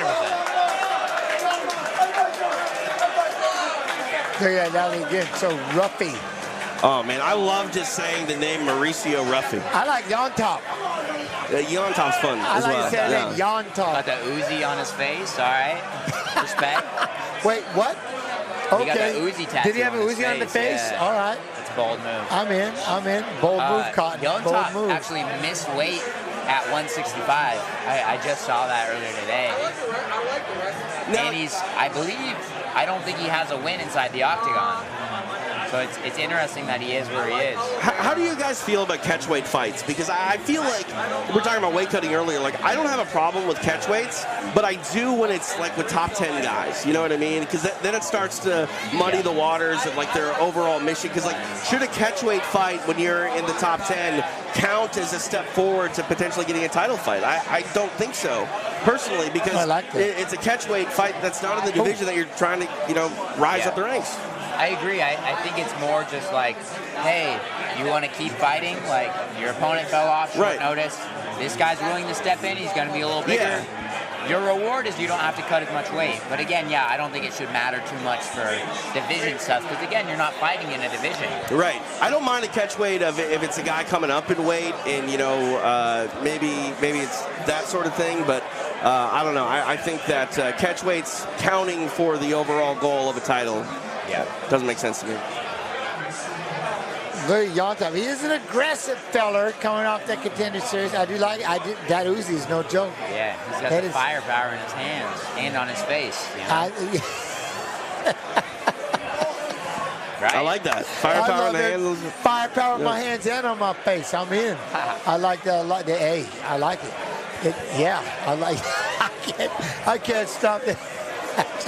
It's crazy how awesome. Common face tattoos are now. You know what I mean? Like, and I guess you can get things lasered, but like, I remember when people started getting neck tattoos, and it was like, oh damn, that's you live in bone. Yeah, you can't come back from that. You've laid your flag in the sand. I don't know where you stand for, but now people just get them all burned off. Fair enough. You get a neck tattoo, now you got to be an MMA fighter. 100, right? You got to be a fighter or something like that. I just don't think they look at you nowadays. And remember back in the day, you must be a prisoner or a thug. You got a tattoo. I'm gonna judge you completely. Who would have these things? But that's like they would tell you can't get tattooed. You know what I'm saying? Well, my you can't parents get tattoos because that's exactly what it's. My parents had sleeves, full sleeves. Oh, and, get out! I remember when I had my first school birthday party where classmates came over. Yeah. A lot of kids had dentist appointments their parents forgot about. You got rebel parents. Oh, you know what? I see your tattoos. Little Johnny's got to go get some fillings right now. He can't stay. I was like, I don't care. Just give me the gift. Yeah. I love it. Hey, fair enough. It's a little awkward opening up gifts in front of people. I like these hoodies with like the tiger stripes. They're cool. I'm not the biggest fan. I would say. I think white and black is kind of weird. I would like a little like a gray. I like that. Yeah. Just looks 7 wins by knockout, 3 first-round finishes. All right, UFC contract, Damon 10 series, 7 week 6, but 7 wins by knockout. He likes to swing. I think they're trying to set up Ruffy for a good highlight here with the guy that'll trade with him. They definitely found the guy right here, 100%. It's short notice, 100%. But I mean, 0-3, I believe, in UFC. He's loving it as he hops into the cage. He's ready to go. Makes sure there's that one thing again, right? It'll show up every time. Now it does. He's blocking it. The guy's blocking my Monaco. I always see this. I always see that on the canvas. I'm like, I think like 2 shots in 1 can or something. And now he's blocking him. I'm always curious. You ever heard of him? You ever had a Monaco? No, I'm not. No. Nah, okay. No. They threw up the stab Contender Series veteran. Like, how crazy and awesome is that show? I mean, Chase can speak to that as well. But like, I feel like that midweek MMA show, it's just speaking to my heart. Like, I love a good Tuesday night fight card. And James, I mean, you love watching fights any day of the week, any time of the day. I miss it when it's gone because one of my favorite things to do is try to figure out who's he going to pick, and is this one made? That's one of the things all the guests, that are watching chat stuff, we all try to figure out, is this one coming? Is he going? Like, who's going to make it, he or she? And then find out the reasons why. But he's even caught me off guard with a couple of them in this last Contender Series. I'm taking them all. Let's just take them all. And then he's like, okay, well, he has taken somebody who has lost in the fight, but he liked the way they fight. So there's a whole bunch of variables on who's getting in. It's pretty cool. Yeah. I wish they still had the tough gym. I thought it was really cool to be able to fight in the tough gym like that. I mean, I heard horror stories about that gym getting so hot because there's no like air conditioning in that place. I mean, I didn't have an issue. I don't know. What time of year were you fighting though there? I think it was July, yeah. Oh, was it? Okay. Or it was late June. But, yeah, no, I think they must have put one in there, I guess. I will say, though, the Apex is just phenomenal. There's no other venue like the Apex. I mean, it's just made for fights. That's fair. Super cool. Yep. The thing I remember the most about the tough gym was I was really pee shy at the time, and you had to do a commission drug test. Uh-oh. So I was just chugging water. I was like the very first fight of the night, and I was the last guy to pee for my drug test. So I had to like wait there until I had to pee bad enough. Yeah. And you got to do it in front of someone, right? Is that like the issue? Yeah. Like it's that was a little pee shy. I don't know if I've ever had to do that. You know, like it's bad enough at the urinal when you got a guy sitting next to you. You know. And then every like 3 minutes, like between every round of warming up, I had to run to the bathroom. I bet. Pee and then run back, and then okay, next round to warm up. After the fight with Faber, I had to sit around, and I couldn't. I mean, I did. I just did the 5-round fight with Faber. I can't get hydrated. I'm just stuck trying to wait, and I have to sit there until I pee. I'm going, are you serious? Can't leave. I'm like, all right, everybody go do this. The after hour, the after party and everything. Yeah, no, go do your thing. It took me hours. Hours. It was horrible. I'm like, can you take blood? Like Gatorade or anything? You didn't give you it wasn't working. None of it was working. It was taking forever. I got people back there whistling like we're at the racetrack trying to get the horse to pee. You know, had the whistle going and everything, and they know what I'm talking about. Lawmakers people know what I'm talking about. You got to whistle. But I'm like, it wasn't working. I could not go. I was there for hours. It's dumb. Take some blood. Do something. And I wasn't on any drug anyway. I'm like, stop. After a fight or after a weigh-in, what's your drink of choice? Like, what do you guys like? Is there certain? Because like, I mean, a lot of people hit like the Pedialyte. I've seen a lot of people going coconut water on the rehab. Is there something that you guys like your stomach would favor more? So now, honestly, with the PI, I just trust them. They mix up all their scientific concoctions, and they're like, drink this, here you go. The biggest part is they'll give you little shaker cups.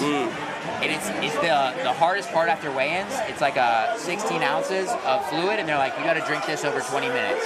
You can't chug it, or else you're going to throw up. Right. Yeah, you'll get. Which is going to make it That's even worse. awesome that they at least tell you that. Because I tell people, they'll go grab, like, oh, I just want this big thing. I go, you're going to drink about this much. Don't try to go past it. You know what I'm saying? I've screwed up before too, like I've thrown ice in there, and then I'll start like shaking so much because your body isn't very good at like regulating when you're so dehydrated like that. I don't know, you were probably back in the day when you could do your own thing. What was your drinking choice? Yeah, no, that was it. Like, so you take the Pedialyte, but you do the gallon bottle, but it'd be 1/4 Pedialyte, and the rest would be water and blend it. It was way too syrupy. So I mixed it a lot and diluted it as much as I could, and tried to keep it pretty warm. Is that a wrestler thing? Because a wrestler told me to do that for my weight cuts. Dump out 1/4 of the gallon, filled it with Pedialyte. That's what I always did. Yeah, it's a smart thing. I guess it'd be the right thing because it just was way too syrupy and just mixed in with your water. 100%. See that Monaco, 2 shots in every can. It works. It keeps me every time. I'm like, 2 shots in every can. What is it? A can of Monaco? I don't know what it is. Good advertising. Yeah, is it booze or is it like an energy drink, like 2 shots of espresso? Like, I don't know. No, it's hard alcohol. Hard alcohol. 2 shots in a can. I believe it's a cocktail in a can. Yeah, cocktail. You know the commercial. Get out of here. He knows. He's got a cocktail. Good advertising. And then he pulled one and he got one. Cool. If they pay me, I would. I'm telling you what, they should talk to me because I'm always doing the stream, and all I see Monaco all the time. Like, I got to, at some point, I've got to figure out one of these. All right, though. Here we go. Long chop.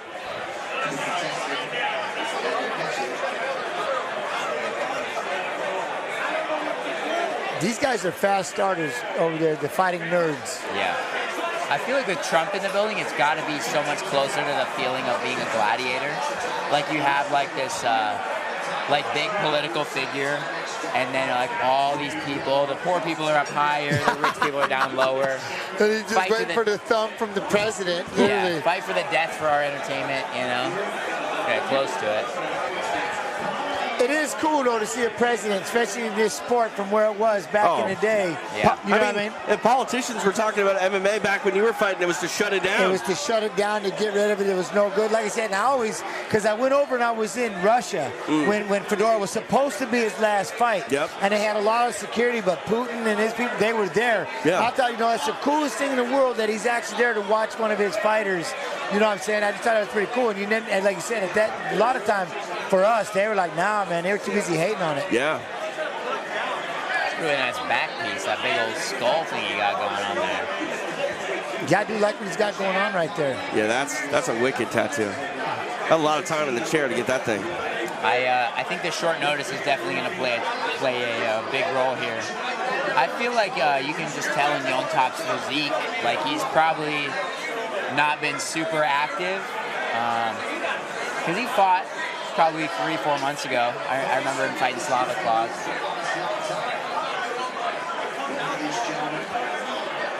But Ruffy here was preparing for a fight, and Jon Top's taking it short notice. It'll definitely play a part if we get to the later rounds here. I'll tell you what it really started. They just kind of do this back and forth a little bit. He's not really going to melt it. You get into a couple of failed takedowns, get into some scrambles. Yeah. All of a sudden, you're going to find out really quick. So Imagine.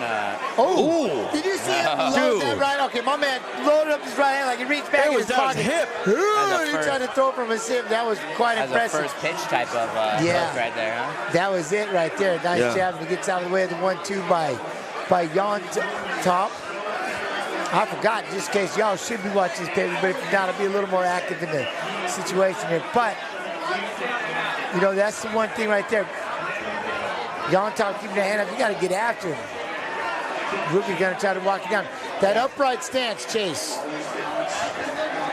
Yeah, I'd be shooting right now. I'd be pulling guard or something, And then he leans back and gives that front leg. Now, again, I'd like to see something wrestling a little bit. Again, you want, wear somebody out a little bit. Yeah. Get after that nice, good leg kick for Jon Top. Yeah, Ruffy's very heavy on his back foot. Like he's definitely leaning back, like you're saying. Jab, single leg. Then he can bring that knee up too, as much as backing up. He's doing a lot of backing up right now. Jon Top's walking him down. It seems like the speed is definitely a lot different. I would say Ruffy's. Oh! But then a good three-punch combination for Jon Top right there. And that was it. Ruffy to the shot. Punch, punch, punch, punch. Make him pay. Not one punch at a time. You got to get after it. I see why they call him the Brazilian McGregor. Just resemblance at least. Damn. Ooh, that one. They do, because I'm seeing it now. You see it? Yes, I'm Give seeing him some it. orange hair. I'm seeing that stand, the whole thing. And the face, the haircut. Oh! Jon Top with the right hand over the top. He's doing a good job when he closes the distance. Both guys have thrown really heavy, not necessarily landing, but I think the biggest punches from both guys have missed.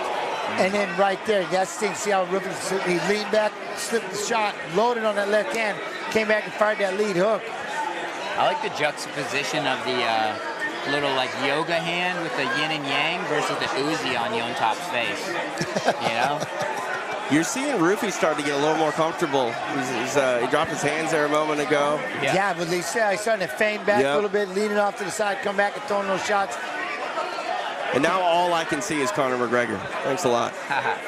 It's quite a look at that. He's reaching out. Yeah. He's literally, I can see the frame, the whole nine. And now the way that he's kind of bouncing back and he's stepping in, and he's getting just out of range with enough mobility to get back in and crack you with a counter shot. Ooh, left right hand. there, that lead hook. And that's kind of the one thing right there. Then he hit it with a straight right. Ruffy just cracks a straight right. Oh! And then he was going to go for a spinning back kick. He got a little too creative there. That he did. Hey, he wobbled him. But Ruffy's maybe get those hands up a little more. Ooh! Did he throw that at Anderson? Yeah, he just came in and fired the elbow straight up. Ruffy there. He's definitely in his feels right now. Jon Top's going to try to throw a kick. But, yeah, spinning back kick for Ruffy. But he's definitely in his feels. End of the round's your time to do that, so might as well. Not bad. Good first round. Good first round. Man, I can't unsee the Conor McGregor. I'm going to give the first round to Conor on that one for sure. Conor gets it. Conor gets They it. should have him fight Chandler next. Chandler will kind of get his Conor fight, right? I mean, that's They're a stretch. still supposed to at some point, right? Well, I think Connor said that fight's not happening anymore now that he took another one. After keeping waiting for 2 years. You didn't wait long enough. Yeah. You know what? Oh, you're going to pick a fight. Guess what? It's not happening no more. Yeah, 2 years. I pretty much already assumed that one. Especially Chandler's on the older end, you know? Like, yeah. 2 years is a long time in your career to take off. Yeah, it is. I can't believe Jon just ate that right hand of Ruffy looking right after the jab. Ooh. I mean, right on the Uzi. Right on the Uzi. Right I'm really interested to see how Jon going to come out round 2. See what that cardio is looking like being short notice, you know?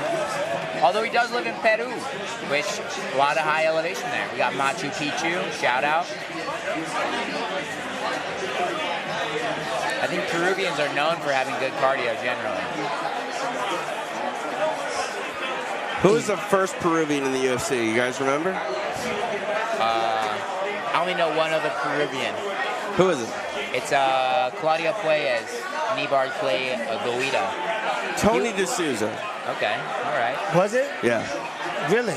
Yep. All Made right. that Peruvian necktie famous. Okay, okay. What weight class was he? See, 70, I think. Okay. this right need Jon top. See, I like it. Pressure forward. Don't let Ruffy. That's the one thing, right, Ruffy? You give him a chance to start, like, just picking at you and throwing the shots. You know what I mean? You got it. I know you don't want to be really trying to save your energy or something, but just you got to move forward. Circle, if anything. Like, nobody likes to circle anymore. Spinning back fist for Ruffy, because he's going to start trying all these. He's going to warm up, and he's going to start throwing all these acrobatics at you. I want to see the sharp bullet double back fist. Oh, man. That was a doop. That was sick. See, there's the feint. Come back with that right hand. Don't load it up a minute, throw it straight out. I mean, he does a good job of staying right in front of him, but then he kind of just waits. Go ahead. Yeah, I feel like Ruffy's trying to bait him in, like yes. just the low hands to kind of like. Well, that's what I was going to add. Now, I mean, you give me that point again where he started seeing things a little better, countering, and maybe that is what he's doing, waiting for that. But see, there you go. Oh, big 2 shots by Ruffy. Down goes Jon top. He's going to try to stand back up. Oh. He's going to back, hits him with the heavy right hand. Jon top trying to grab a single leg. He's up on his feet. Jon top gets up. Got the underhook. Push him up against the fence. I thought that was a wrap, guys. That was great. Was that liver, kidney? I was going to say, we had to hit him. He got him with the liver shot. Did he hit him with the liver? Just the way he dropped, Yeah.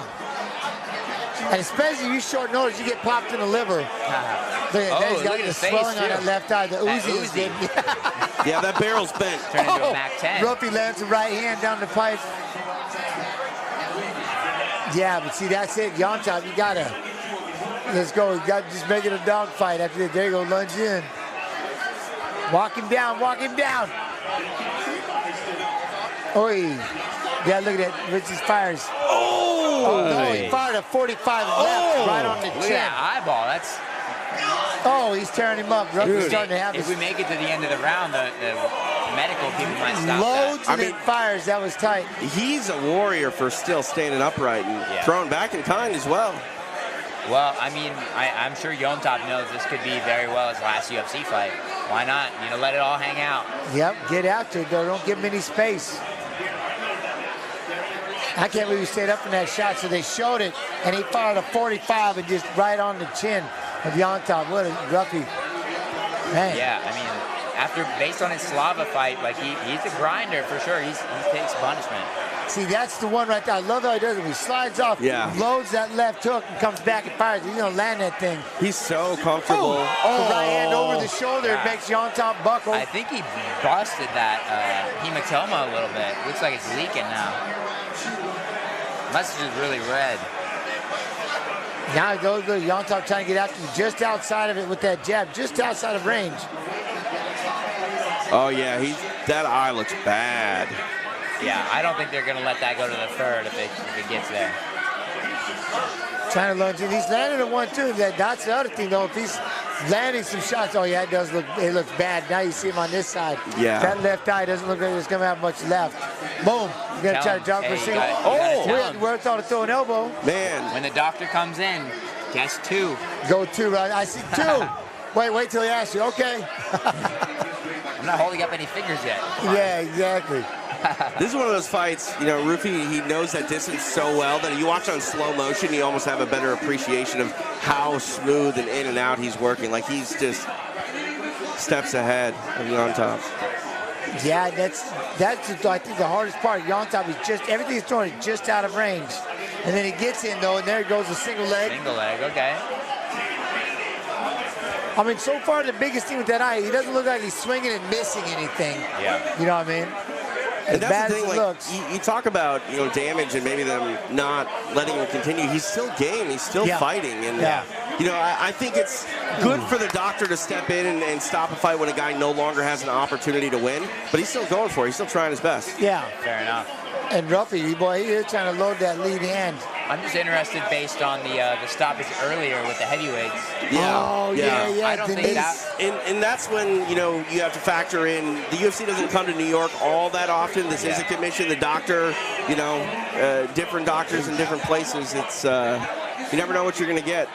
Big right hand. Look at this left.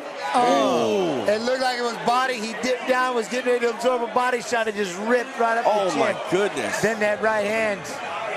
Yeah, Ruffy has definitely smashed him a couple times. I wonder what that orbital's looking like. Oh, man, don't blow your nose. Yeah. Don't blow your nose. That's close. I don't think he's... maybe a little bit. Not bad, not bad. A little eyeball. Oh, the blood coming out the nose and the eyes. I mean, it's still opening up, but he's got a cut right here. There you go. Just all the Vaseline in there. There you go. The nose is just dribbling a little bit. That's a hood. You got the cotton mouth going. It's going down the throat. I do not envy the UFC cut men. Having to do the best you can to get this guy back in the fight in 60 seconds. Oh, man. Right, here we go. Look at the visual difference between Ruffy and Jon Top. Like this. Yeah.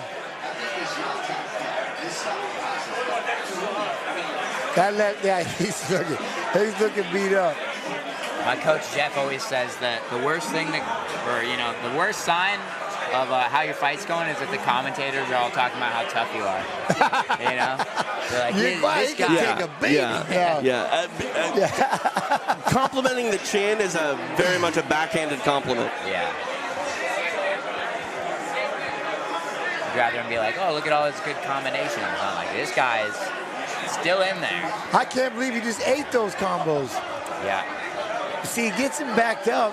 Push it forward, go Jon Top, go. Yeah, I'd be interested to see if that's a 10-8 for Ruffy on that. Oh, I didn't even think about that. 100%. I mean, he almost he dropped him. He put him down. I can see 10-8. Yeah, now he's got to push up against the fence, throwing a couple of shoulders. Ruffy's like, now I'll go ahead and take over that position. Out center. I like that, an elbow on the break. The idea. Yeah. Got to make a game, Jon Top. I feel like Jon Top seems like he's been fighting the same pace this whole time. Like, it doesn't seem like he's slowed down a ton. So that's pretty solid cardio-wise for coming in short notice like that. Yeah. Look at that. Now he's got to try to blitz forward. I like that 1-2-1, throw left to the body. Eat a couple of shots by Ruffy. Hey. You were talking about this being a catchweight fight. You know, do you find it that fighters, when they don't cut as much weight, maybe they can be a little bit more durable and have a better chin? 100%. I think Jon Top's probably cutting a similar amount of water to what he would normally, where Ruffy's getting the bonus. Like, he probably dieted this whole camp to get down to where he's going to cut water. And now, I got to cut 10 less pounds? Perfect. Yep, that's still that much better. Your recovery's going to be, tenfold. Nice job here, though, keeping in this overrun. That's one thing that Jon Top tried to do, an elbow on the break, and Ruffy cracks him with the right hand. Yeah. It's that right hand that Ruffy's got to be careful of. He's just out of range on those elbows, just a little short. That's a good fight. Oh, yeah, we got to step in those knee stomps. Let's go, Jon Top. Get after him. A little slowing off balance with Ruffy with that right hand. Oh, Ruffy tried to throw a big right hand. Jon Top coming on strong here. He's making his best effort here after getting battered. And I like it. Double jab, right hand, pop, pop, pop. Get after it. Get after him. Just get in his face. You got to make it ugly. You got to do it now. There you go. Trying to get in there. Look at Ruffy taking a little breather. I don't know. He looks push it. Yeah, I mean, Jon Top's dictating pace, but it's a hard left hand. Yeah. He's got touched that damn that lead hook that he's got. Ruffy hits him with the right hand. See how he just rocks back in there like that, just boom, stick that. I like it, I like it. Just underneath it, tries to grab a single leg. He's done that a couple times on that single leg, and he doesn't really commit to trying to get a takedown out of it. It seems like he gets the leg really well. Yeah. Like Ruffy's not really defending. Boom, they try to drop down for single again tonight. That was good takedown defense. So I like that on that break, on that clinch, he throws that elbow. Yeah. Little stance switch action. Ooh, that was a good kick. Ooh. There we go, on top. Get after that. One thing we're not seeing, Ruffy's not really able to do much, eats the left hand. Is he fading here, James? That's what I'm hoping. We got to look at, eat that and take a breather and get after. You don't have no choice. You got to make this ugly. Yeah. I mean, you need a finisher. Foot stops. I mean, Jon Top's busting out everything. I don't know why he wants this takedown as much as at this point. You just got to go for broke and just start swinging. Yeah, he's not going to win a decision here. He'll try to throw that left hand, get that knee in there. Jon Top's got him pressed up against the fence, going to stay right in there, throwing a heavy combination. Good 4-punch combo. Ruffy spins off.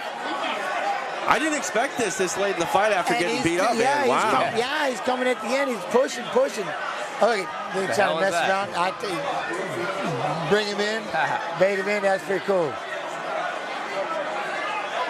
But he's got Ruffy on the retreat for the most part. Yeah, I mean, this is Jon Top's round.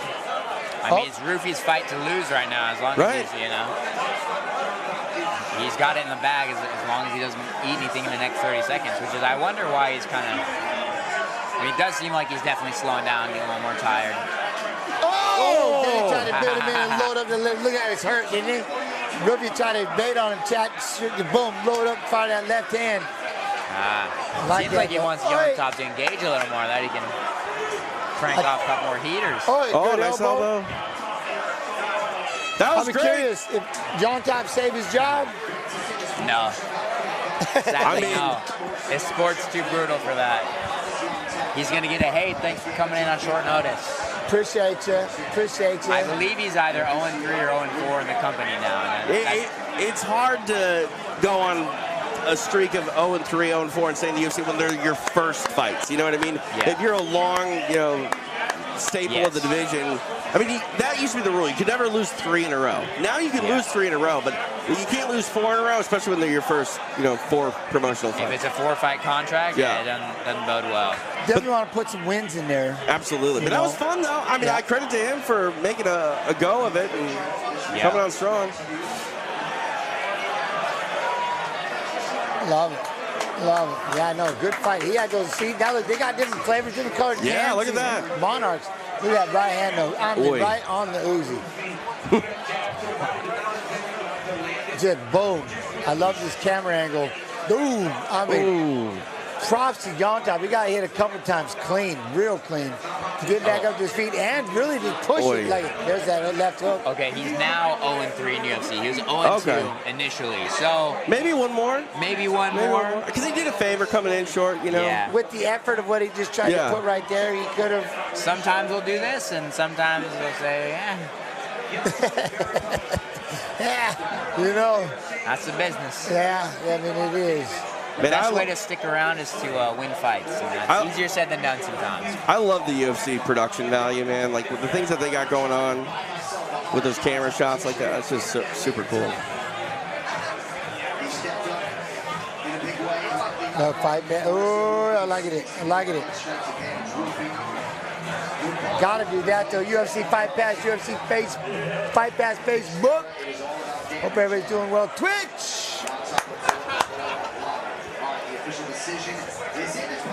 Jon Top's feeling it, though. He likes, I showed, your eye gets blasted like that. You get hit with the hook like that, that 45, which is money. We got a good crowd, though. I like this. 29-28. So no 10-8ers. Yeah. Yeah, because they probably gave him the third. Yeah. That's fair. Again, to do that, though, to get hit like you did, and to come back as strong as you did in the third round, might have to keep you. Yeah. You know? I love this Fight Nerds camp and the whole glasses bit for their guys. It's fun. Yeah, yeah. They're my people. Yeah. You should throw some tape on the middle. Oh, I got a couple pairs at home that need the tape because they're broken, but can't get rid of them. Good pair of glasses. You can't get rid of a good pair of glasses, broken or otherwise.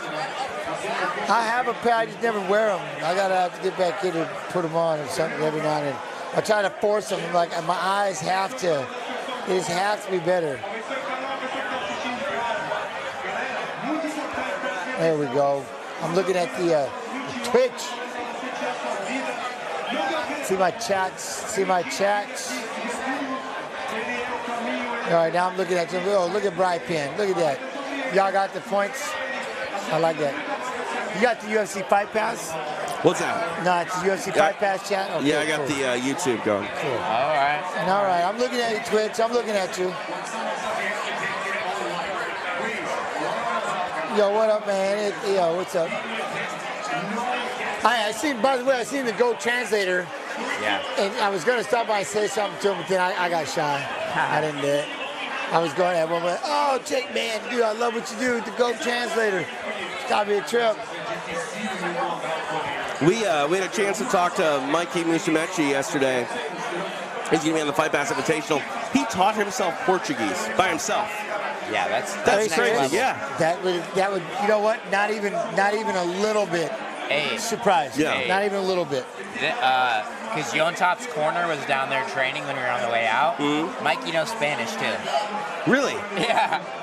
I mean, what doesn't this kid know, apparently? Yeah, next level.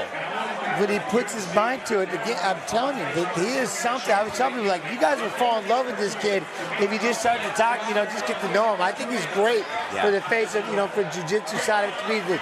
Again, like you were talking about, like you still do the MMA and stuff like that, but kids that are just 100%, how you were talking about, just straight jits. Yeah. I mean, I think it's phenomenal that he's getting this opportunity to be over here, and it's a lot of fun to listen to him. He's talking about his training sessions where he works on stuff, drills for 12 hours a day. Like, who does that? 12 hours a day. Like, I'd be interested to see what it feels like to be inside of his head. Like, what is his thought process? Right. I mean, I got a little bit of that, and I was like, wow, that's so interesting. Like, I don't know. He's just constantly thinking about, like, very, very deep concepts, especially on the jiu-jitsu side of things. And I heard him do an interview where he said part of his process is teaching as well. He learns so much more about techniques he already knows by trying to impart that wisdom onto others. And what better way to really understand the fundamentals and teach? Look at Matt Hughes, he's got his glasses on, he's taking out his book. I like it. Number 3, Diego Lopes. Soon to be numero uno. I guess I don't know who 1 and 2 are in featherweight. Probably Max Holloway. Probably Max. Volk. Max and Volk gotta be, right? 1 and 2.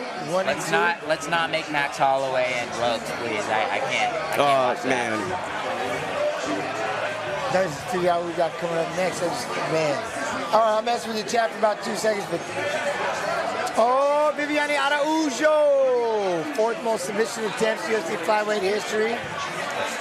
Some barrel racing going on, something like that. What's going on here? Trudy Silva. All right. 4th fastest submission UFC flyweight history, 145. I think this guy's wearing glasses. I don't think he's the fighting nerd. Right? Oh, get out now! Every time you see somebody wearing, like, you trying to be a nerd, you trying to be the fight nerd. Are those prescription, or are you just doing it for the show?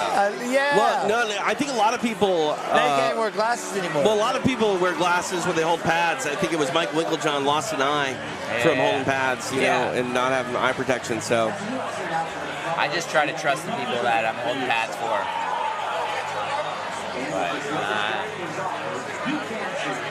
Yeah, I think in Wing's case, I think it might have been someone threw a kick on tie pads or something, and the finger or toenail caught his eye. Same Bisping type thing. Yeah, like a toenail in the eye. That's a horrible way to lose one. Oh man. And definitely after that, I'm wearing because he wears like little goggles or like safety glasses. Yeah. Like that. Yep. Fair enough. What's gonna happen? You're gonna lose the second one. Now you're gonna hold back. There were times back in the day, the horror stories about people swinging mitts. There was a couple guys. They're pretty wild. It's like it was there was some near misses. Yeah. You know what I mean? Some near misses. It was dangerous to be a pad holder. There were some people, they were throwing some crazy shots. I do love that. See, that's the one thing right here is I get caught up, I get to hear the sounds and everything. The people behind me, it's the one that's cracking me up. That Hezbollah shirt. And Legends is awesome too. You know, we were in here earlier today. They were watching football. They were getting loud. UFC, definitely getting people excited and loud. And there's the GOAT coming in. Oh, Jon Jones, 27-1, one no contest. Look at that waterproof jacket. That looks waterproof to me. You think? It's like a rain jacket. Yeah, it's interesting. Yeah, it's a different look. Right. What I feels. Why is this boy wearing like a full outfit, you know, with the jewels and stuff, and then Johnny Bones wearing the Venom kit, you know? You can't try to outdress your teammate, you know? Whoa, and Stipe comes in looking wow, look at that. ready to go. Damn, Stipe. This is President Stipe here. Yeah, look at that. 100% former two-time UFC heavyweight champion. I like that tie. He's looking good. Now he's looking serious. Yeah, he is. Definitely. Motivated. And the other thing is, again, I'll say it, his age. How old is he? Huh? How old is Stipe? What do we say? 42? Chat. Something like that? We'll look that up. No, chat normally Chat will help says us 42. I want to say 42, but I want to see which one will type it faster. Help me out, YouTube chat. I'm pulling for you. Back in the Apex No, already where you at, in Twitch March. chat? Twitch chat, give it to me, yeah? Come on, Back in YouTube. the Apex in March already. I like it. All right. All right, they're being slow now. Twitch is like, what? See, I'm still remembering. I'm keeping you in there, Twitch. I mean, I might be bailing on YouTube if they don't come. Oh, 42. There it is. Look at my boy, Stevie. Twitch beats YouTube. Stevie. Jones is what, 36, 37? 37, I believe, yeah. Which is crazy because, like, he's been in the UFC his entire adult life at this point, you know? Because he got in at around 21? 21, okay. Yeah, 2021. He is 42, 100%. All right, Oh, man, YouTube finally gave me a number, but it was wrong. Come on, guys. YouTube, hey, Fight Pass. You know, and the problem is we got to figure out Facebook at some point. I got to go diving in over there. But YouTube chat said, Chase, you were awesome in your performance of Superbad. Oh, thank you. Yeah. Are they saying you're Michael Cera? Is that what they're saying?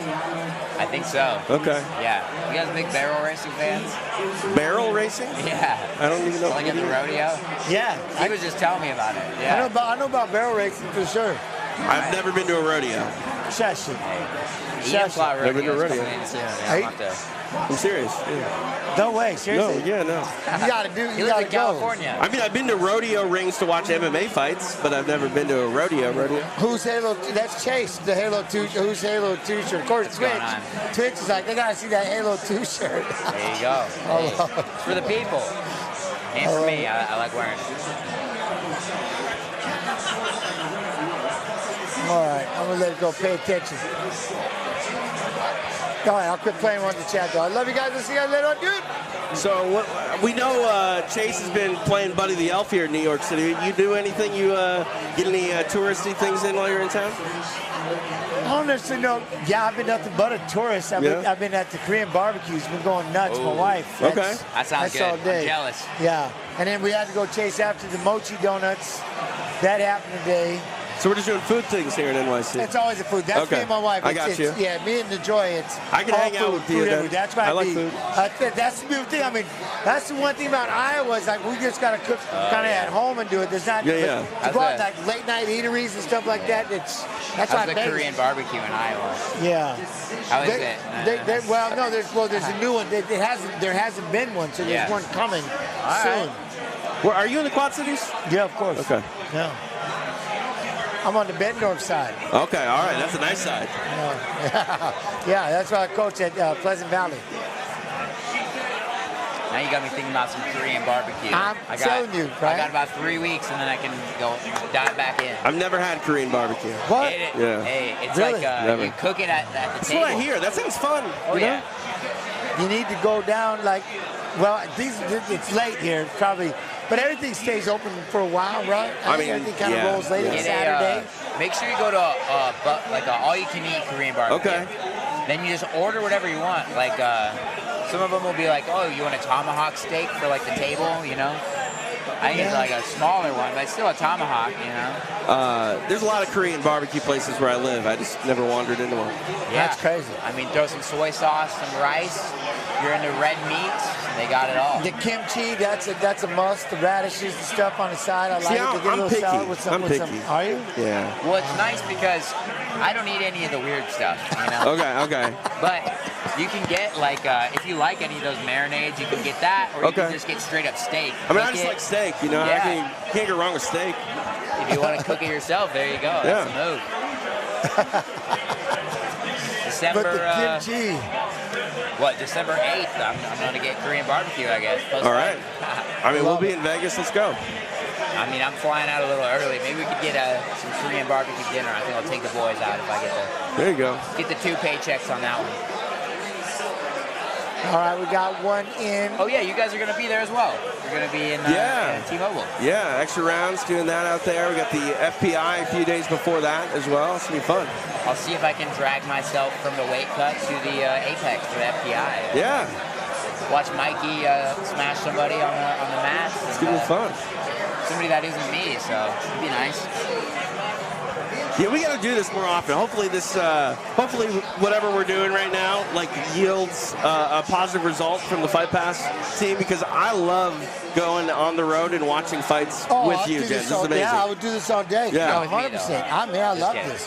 That's why I need you, chat. I need all of you guys. Make sure you stay active. I love you guys always with us. And on the road, I love this. I mean, if you're not fighting, Chase, I would love it if you were just hanging out. We were doing this every pay-per-view. That'd be amazing. Hey, you know, whenever I can get in, I'll work in here.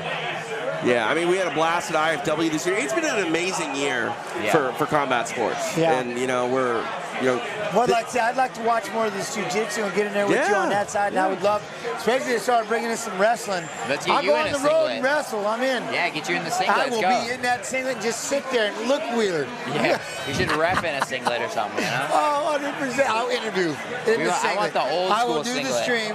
where it's just a string and it goes all the way down to here. Yeah, the freestyle one. Yeah, there was these old, like the old Russian singlets. Just like, it was small. String all the way. Yeah, it's terrible.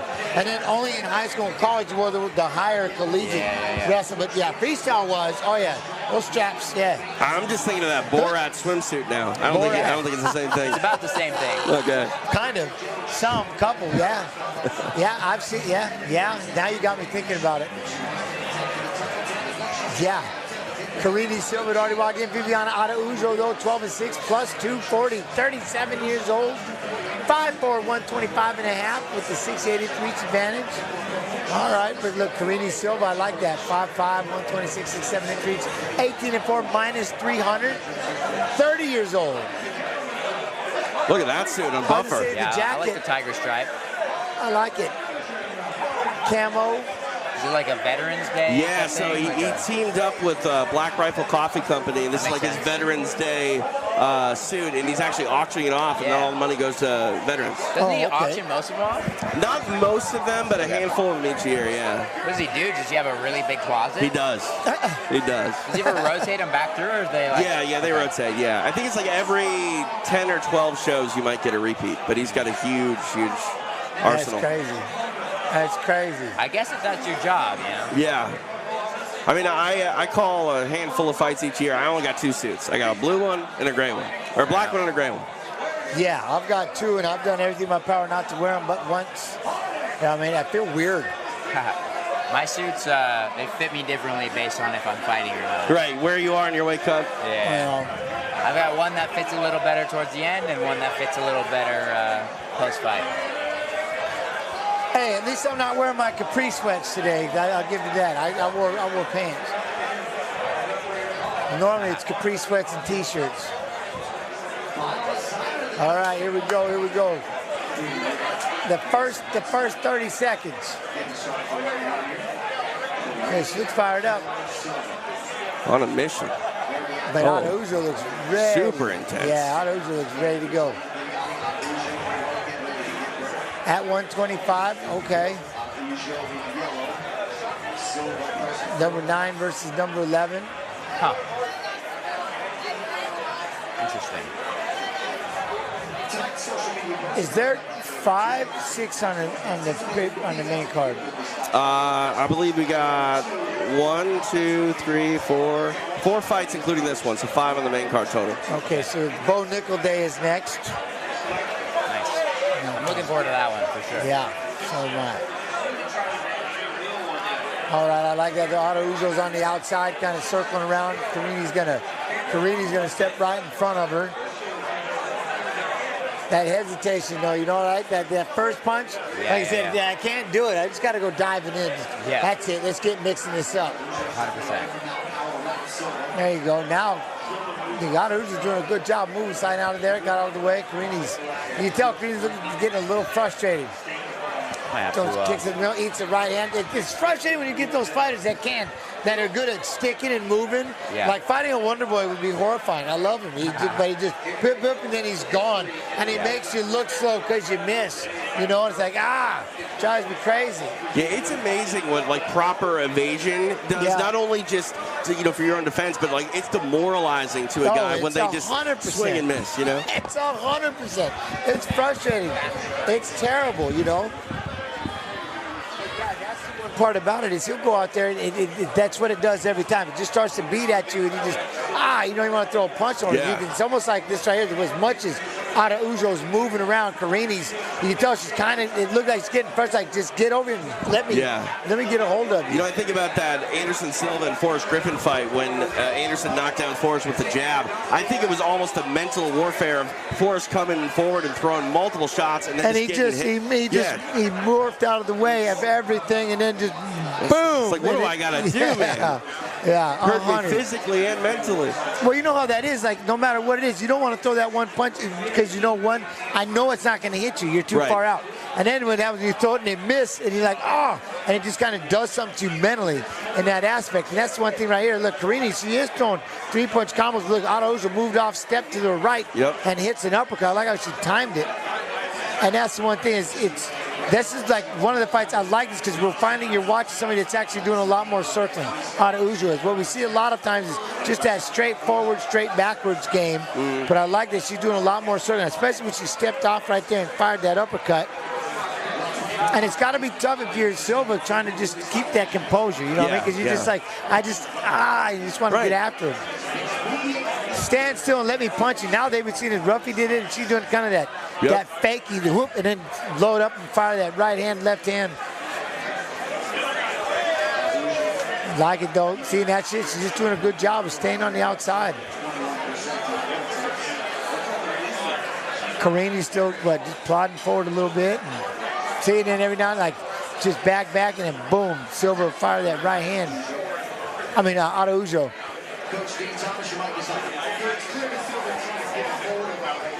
But I like, how hard that is to try to cut her, like Silva's trying to be in front of China. And that might be right there because he did it there and shot for that double leg. I always think about that failed double leg and how even if you miss it, the first time you throw it, it's a seed. It's at least planting some doubt in your opponent's mind. Like, okay, we're going to start changing up this level. You know what I mean? Like, we're in this back and forth trying to outstrike each other.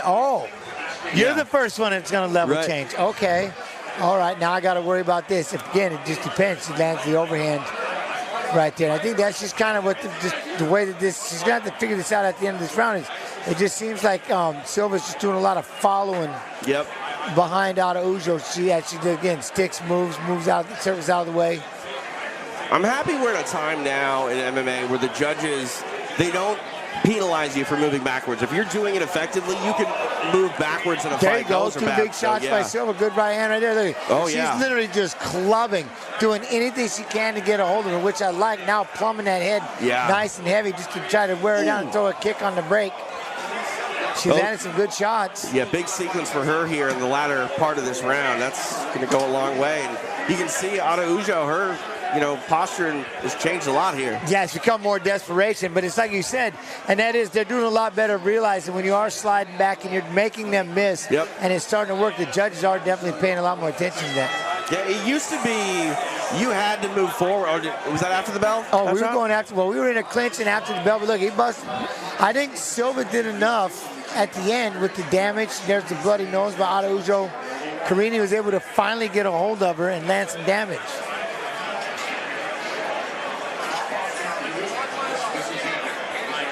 Got to try to go in there and get that cleaned up.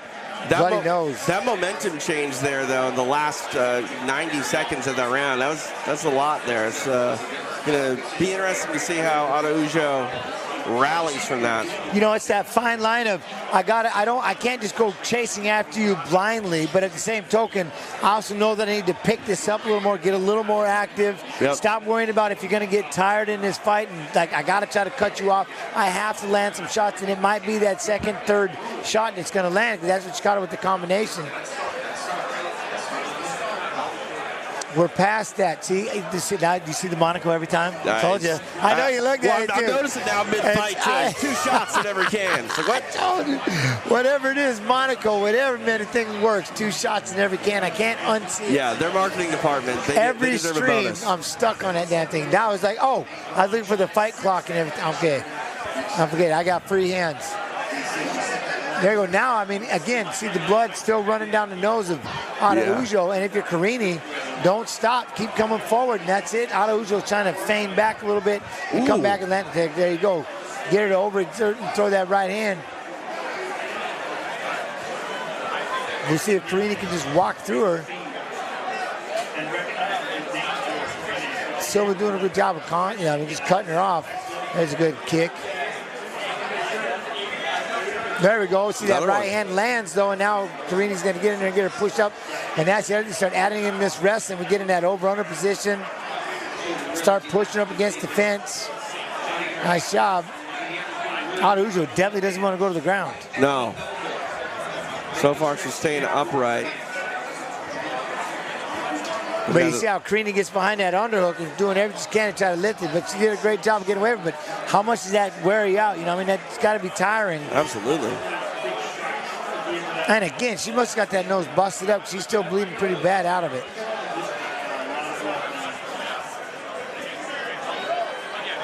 Same thing right there. Araujo's got to figure out it's close to dizzy. But now, you know, that she shot that first takedown.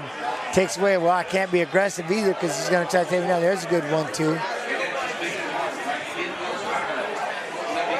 Carini just absorbed that right hand. Kick up the middle for Silva. Lands the right hand. She's got nowhere to go. There's the fence. Oh, boom, she's loading up on that right hand. Going in for the body lock. Going to try to get this takedown. Up. Trips her to the floor. She held on to that fence there. I don't know if the referee noticed or said anything, but I might have saved the takedown. Yeah, well, now, there you go. Silva's got to still try to get that body lock. Araujo doing everything she can to hold that overhook. Look at, there's the fence. That's twice now. Dang, she was able to keep up, though, and doing a good job. I thought she was going down on this twice. Silva just holding on to that body lock. Trying to get this takedown, trying to chip her backwards, no can do. Good balance for Araujo. All right, how we doing? Oh, inside trip. Gets the takedown finally. Look at that blood, like it has not stopped. Yeah. It's just building up and building up. And it happened right at the end of that last round, and they couldn't close it up in between the round. And how much does that affect the breathing? What? Yeah, I mean, look at Gaethje, Max Holloway. Yeah, absolutely, yeah. And then her the nose cotton mouth. probably broke. You know. Oh, we're going for an armbar attempt for Araujo. Carini. Good defense. Carini thought she'd sit up and throw some punches real quick. Now, she got a bloody nose, too? I can't tell. She's going to try to hold on. So. Araujo's going to flatten this out, roll around. That's not the way I would defend. No. Oh, she's got the arm. Going to switch back. Oh! Araujo's got the arm. Carini jumps out to the side. She's trying to do everything she can to pirouette around. Spin around. Keep that arm. Oh, the elbow gets out. Oh, Araujo bellied out right there. You see, Carini had to spin around behind it. That was super close. That was a deep armbar. Now she's giving up. We got side control for Silva. She's pulling that knee in so that Silva can't hop over the mount. Oh, maybe she's looking a little reverse triangle action. Yeah, she's got that arm trap. Looking to try to throw some elbows. I wonder what the ref was telling her. It goes back of the head. Yeah. She just boomed through double elbows. Might as well. I think the ref was telling her to watch the back of the head, just that angle. Yeah. Not touching the ear very well. She's wanting to bring this Stipe trying to go out there for that north-south. There she's got it locked up. Are we deuce? With the Dars? We're gonna deuce. We're gonna sit. We're sitting. It's a little shallow of a lock. But she's trying to fight it. She's got it locked up. She's gonna try to jump up and hold on to this thing. So if I were Arahujo right now, I'm posting my bottom elbow to the mat and trying to widen the chest. It looks like she's trying to post the elbow. She needs to widen that chest, open the artery. Yep, she's out. Perfect. That was great defense. Out. There it was. Good jiu-jitsu from both of these girls. Nice job. Now she's giving up the north-south position for Arahujo, who's going to sit up and possibly do an arm. I couldn't tell if she's trying to get it. Yeah, she's just sitting there keeping that arm, and she's going to go back for it. Yeah. Oh, man. It's the part about jiu-jitsu that's really helpful in MMA is if there's any stalling positions, start hitting them, you know? Yeah, I like this. She's doing that right there. Look at that, ripping elbows to the side. Whatever it was, look, Carini got all bloodied up somewhere in all this clinch, but... Who's taking that round, you think? I got back in a little late. I can't... I'm saying Silva, but just barely. It's not I got to say Silva, even though Arahujo came back, what she did right there at the end, the kind of salvage, but that nose got busted right toward at the end of the first round. You see, and it didn't stop, and then it picked up, got worse. But Carini did get beat up quite a bit. That nose was got compromised. And I want to see what our chat says, what their scorecards are saying. What do you got, chat? Who do y'all have winning that last round? All right, I got to go over here to the Twitch one. I guess it depends on how well the judges are able to see those submission attempts. Submission attempts are always interesting because I think they're not all created equally. Yeah. And you have to, reward those sub attempts that are close. And I think the armbar was a lot closer than the choke. The armbar was very close. Yeah. The choke, it seemed like Arahujo was defending it really well and doing what she needed to do.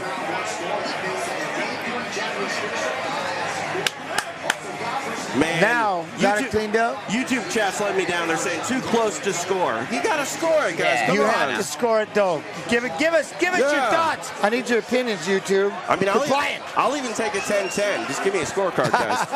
A 10-10. Love it. Third and final underway. See, now this again, Silva just got to get right back in her face. Arahujo does that side. Boom, there we go. Try to go over that double leg, but it's going to start wearing her out. Got that body lock. Nice. Lift. Arahujo, boom, down we go. Oh, into a stack position. Into the knee bar. Into a knee bar, rolling knee bar. Hello. All right. I'm not sure what just all happened, but she ended up on top. Had a knee bar situation. I'm really enjoying the grappling from these ladies. As I say, all the while, Silva's still throwing right hands to the side to the face. It's super weird how she's like secured this position. She's like on her hip only with that leg elevated inside the legs. It's like a back step type position. It's okay. It's an alright spot. Yeah. Arahujo stands now. She did all that. It's like, I want to get back to my feet anyway. Says your jits is too evenly matched with mine. Let's bang it out. Yeah, that's Silva's moving forward, trying to throw that kick up the middle. Gotta let those hands go. They get that bloody nose to stop yet? Yeah, no, I think Arahujo's did close. Silva's is back. Yeah. It's interesting in a fight like this. You look at the athletes and you're like, whose blood is where? Yeah. 100. Look at that, pushes her away. She's got to get inside a little bit. Arahujo's on the outside, just trying to gauge that range. Silva tries to walk forward, throws an up kick, catches the foot, trips her down. Butt screwed a little bit. What do you call this position? I call this the Ali Inoki position. Just butt screwed, just sitting around, just waiting. You ever see Muhammad Ali versus Antonio Inoki? That's what it was, right? You said Inoki. I forgot about that. Inoki. That was the fight, Ali versus Inoki. Yeah, I thought it was. Yeah. I know that. I do know. He literally did the entire time, didn't he? Fight, yeah. Inoki just got, and then, I forgot about that. 100%. That was his claim to fame, wasn't it? Yeah. Big thing, yeah. And what does he do over there? Like he slaps everybody or something? Slaps. The power slap or something? Yeah. Ceremony. People line up. They get slapped by him. Yeah. Look, that's the one thing right here. Silva's doing a good job. I mean, she's just walking forward. Arahujo's trying to hit her and get off me a little bit. Carini's throwing kicks up the middle. Is she going to try for one more takedown or no? Oh, try to step in with an elbow. Elbow action. I like that. Araujo with the right hand. Kick of the leg. A lot of kicks here. Yeah. Boom. Catches the kick. Down goes Silva. So odds are saying Araujo is plus 150. Yeah, and that's changed a lot. Last round in the live scoring, Silva was a 3-1 favorite. So yeah. It's crazy. The live line, like if you bet fights, that you can get a much more favorable live line after like one round, depending on who you're betting on. Oh, kick up the middle. I mean, Silva's trying to cut her off. Araujo's back to moving and sticking and throwing a shot, but Silva, I want to see one more takedown. Boom, tries to land right hand. Araujo steers away, and there was a left hand and a right leg. See, Carini kicks out the middle. Oh, see, someone's running into a knee right there. Yeah. What was that? That was odd looking. I don't know if she slipped, if she got dropped. Yeah, she went to level change. It looked like she got, yeah. It looked like a reaction if you eat a knee or something right in the middle and just kind of sit on your butt. And, I don't know, she went to shot and it wasn't there. And again, she's going to just keep trying to pressure forward and grab a hold of her and get the head plumbing. There we go, throw an elbow inside. Araujo, there's a good knee. Both of those connected. Yeah. Silva's tired, but she's still aggressive. She's at least pressing forward. Araujo's like, this round could end right now, please. Now she's going to try to get inside. We're going to try to lift up the single leg, drop down, peel the foot off the cage. Nope. Thought about it. We got the body lock, though. 2 shots in every can. Watch how much we'll buy this Monaco. I'm telling you. I feel like I need to give them money now. I'm telling you, I feel like I owe them something. Good job, because it works. I can't unsee this can. It's been for the last few shows I've done. I can't unsee it. 2 shots in every can. I'm like, I wonder what that tastes like. There we go. We're going to get the takedown for Araujo. Not going to do much with it. Time can expire. Up against the fence with 2 seconds, 1 second. Time. All right. Fun fight. An exhausting fight. I mean, it looks I like think she won. The main damage is the nose on both of them. Yeah. Although Araujo's went away. Look, she ended up 3rd round not having it. The damage started about the 2nd round and first. Still out of different cans. Yeah. And this fight had it all. We had good jiu-jitsu sequences. We had boom. Good striking. It was fun. I think it lived up to its place on the card, honestly. Yeah. I'm pleasantly surprised. Good fight, and whoever had the cut, man, it stopped that. Like, that was a lot of blood on Araujo in the yellow, and they got it to stop by the 3rd round. That's something. Wonder how much you'll pay attention to that, especially with the way that it ended. Landed some good shots, throwing the damage. Body locks right there. That failed. She had a great stack for about a minute, but then it turned into almost an arm bar or knee bar. Yeah.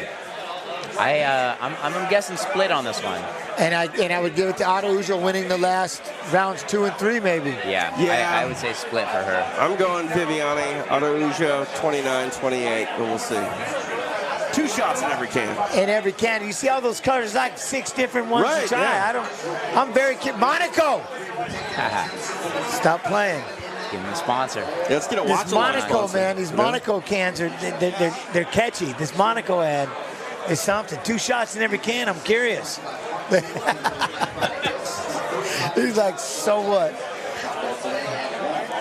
All right, let's see what happens. Man, Silva she got beat up at the end. Look at her face. 29-28 across the board. Yeah. Just like pretty much. That's what happened. Good showing for her. I mean, it really did. When you can literally, you had that nose was just tore off in the first, and they got it to stop by the 3rd. But look, and now you're wearing. Visually, like, it's not that much damage aside from that. Yeah. Punches to the nose.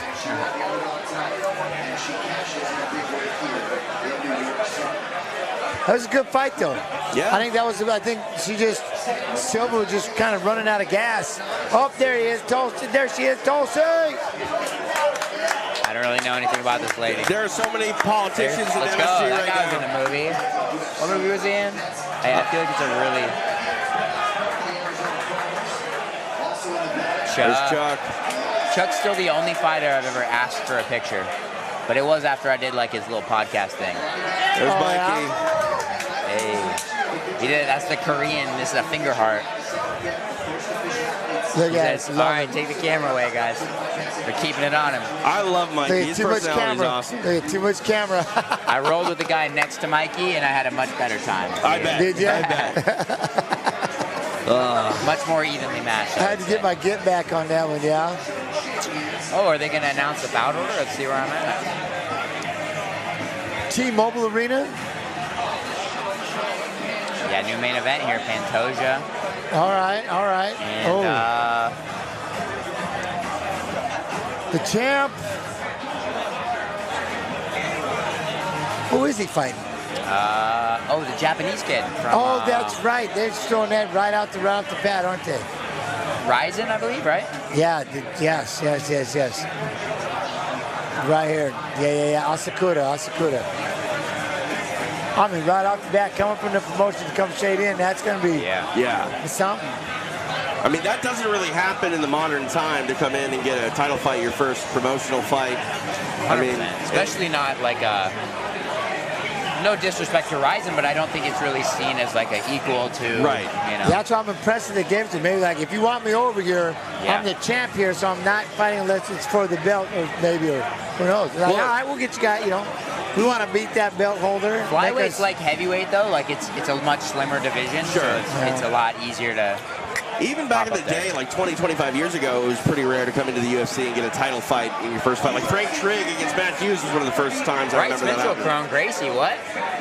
Huh. Duho Choi, Nate Landwehr? What are these fights? But Shavkat and Machado, is that for real? Why have I not seen either of those fights? Shavkat Rockman was fighting Machado. Dude. Cyril Gone and Volkov. Great. Huh? Bryce Mitchell, Krongate. Landwehr, though. Nate Landwehr, what? Duho? Okay. Yeah, you should see the prelims, though. Am I right? Oh, yeah. We got to get to it. Give us the rest. Bryce Mitchell, Chrome Gracie's like, that's fun. That's low-key fun. I'm excited for that. That makes sense for both those guys. Yeah. I like it. Cyril and Volkov. Okay. Shavkat, though, Ian Machado. They're bringing Machado up there. That's going to be... I haven't seen either of those two bottom fights announced until right now. No, I think that this is breaking news here. And, dude, Shavkat and Ian Machado Gary. So is that Ian that is stepping up? Yeah. Because wasn't Shavkat supposed to go for the belt? Right, I mean, we're going to find out. A lot of people have been talking about Ian Gary and where he, ranks. Like, we're going to find out. We're going to find out. Yeah, that's a difficult puzzle to solve right there, Shavkat. Both undefeated, correct? Yep. But Gary with that, again, he's got that, confident. Dude, confident in what he does. This is a great main card. Yeah, it's pretty impressive. Landwehr and Duho Choi, I'm all about that, too. Yeah, that's so quick, they're not going to show the rest of it? Come on, guys. I mean, we know the real deal. We know who's fighting. We know the real deal. Wait, who are you fighting again? A certain... I think you might know him. His name's Clay something or other. Clay Guida? I'm telling you, isn't that something? Clay the Carpenter. The Carpenter? I love it. Oh, yeah. I'm excited. One of the first fight cards I ever called, Clay Guida took on a guy named Jed Dino, and I think it was Clay's third pro fight, and he ended up winning from a side headlock. He was bottom side control. He got a headlock on the guy, and the guy tapped. Battle at the bar. That squeeze, that wrestling squeeze, Oh, it's Paul Craig, Bo Nickal. This kid, this Masanuke Ono, I just tell about in Japan, the wrestler, he won all of it. He won the under. Don't quote. I can look at him in a minute, but he won the worlds at under 20 and above. He beat them all. This kid he's absolutely insane. I wonder if he's gonna come into this next. So what do you expect from Bo Nickal here? Is he going to try to trade? Is he going to wrestle? I mean, wrestling is almost counterintuitive against a guy like Paul Craig if Bo's confident on the feet. Yeah. We've seen him trade a little more on the feet recently. Yeah. He's got some good submissions for jiu-jitsu. He's obviously a pretty decent wrestler. He's all right. Pretty good. Three-time national champ. So I think honestly, it's his fight to win for sure. he should take the edge in a lot of it. I would say maybe the jiu-jitsu to Craig, but it's a tough matchup for Paul. I just had Jason Nope was just up, did a camp there at PV. I loved it, man. Good technique, amazing. And that's one thing. I think the biggest thing with all of them is that right there. How are you going to close the distance? Yeah. And then the composure of can you punish him and what are certain things you can do. I'd be a little more worried about, you know, if we were throwing kicks, kick out the inside, kick the inside of that lead leg of the wrestler so it gets busted open. Because they wrestle lead leg forward, wrestling. And most of the time it's your power leg as well, meaning your power hand is going to be up there in front too. So, kicking that inside leg like that. But that's, to me, that triangle is horrifying. And that would be the only thing that I can see, again, getting into it, holding on to the legs too long. Yeah, I mean, if you're Bo Nickal, do you even try to ground and pound from inside the guard, or do you just get out of there? Do you try to take down, try to pass, Gotta pass, right? Yeah. Or start over and see if we can't get it, if I can't pass on the way down. And, but then again, it gets back to that, how do we close this distance? And Craig's never been known for just devastating striking, but it'd be good if he had something. Kicks up the middle, knees. And that's kind of where I'm sitting at right now is what is Bo Nickal going to do comfort-wise? How comfortable are you at closing distance? Again, I'll use Randy Couture, one of my favorite people on the planet. Just do this and walk in, winky right, and just block, grab a hold of him, and now you're a wrestler.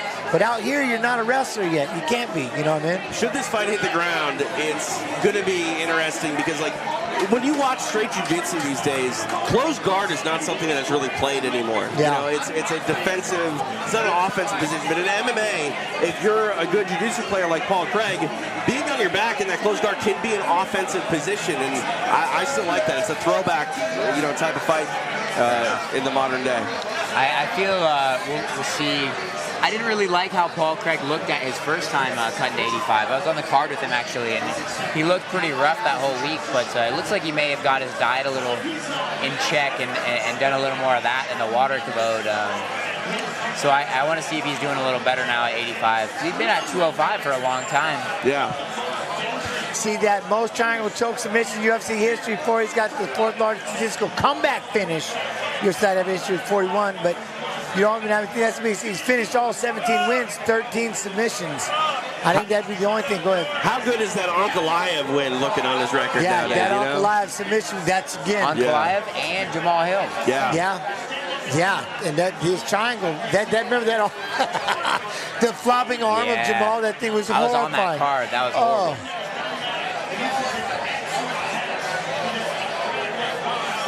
But then again, like I said, it's just, for me, it's just how does Bo close the distance? Yeah. Because that's, again, I'm going to say it over until it gets boring, but once I get a hold of you, now I can be a wrestler again. Heavy on the head, drop the legs, but getting there, Some people, again, you can box them up, circle, punch them, kick them. When I mean box them up, I mean with your hands, just beat them up with your hands and make them take a bad shot. Looks like he's feeling it a little bit, Oh, he's definitely feeling it. Time. That is swagger. And again, 2 shots in every can. I cannot unsee it. It's the single greatest.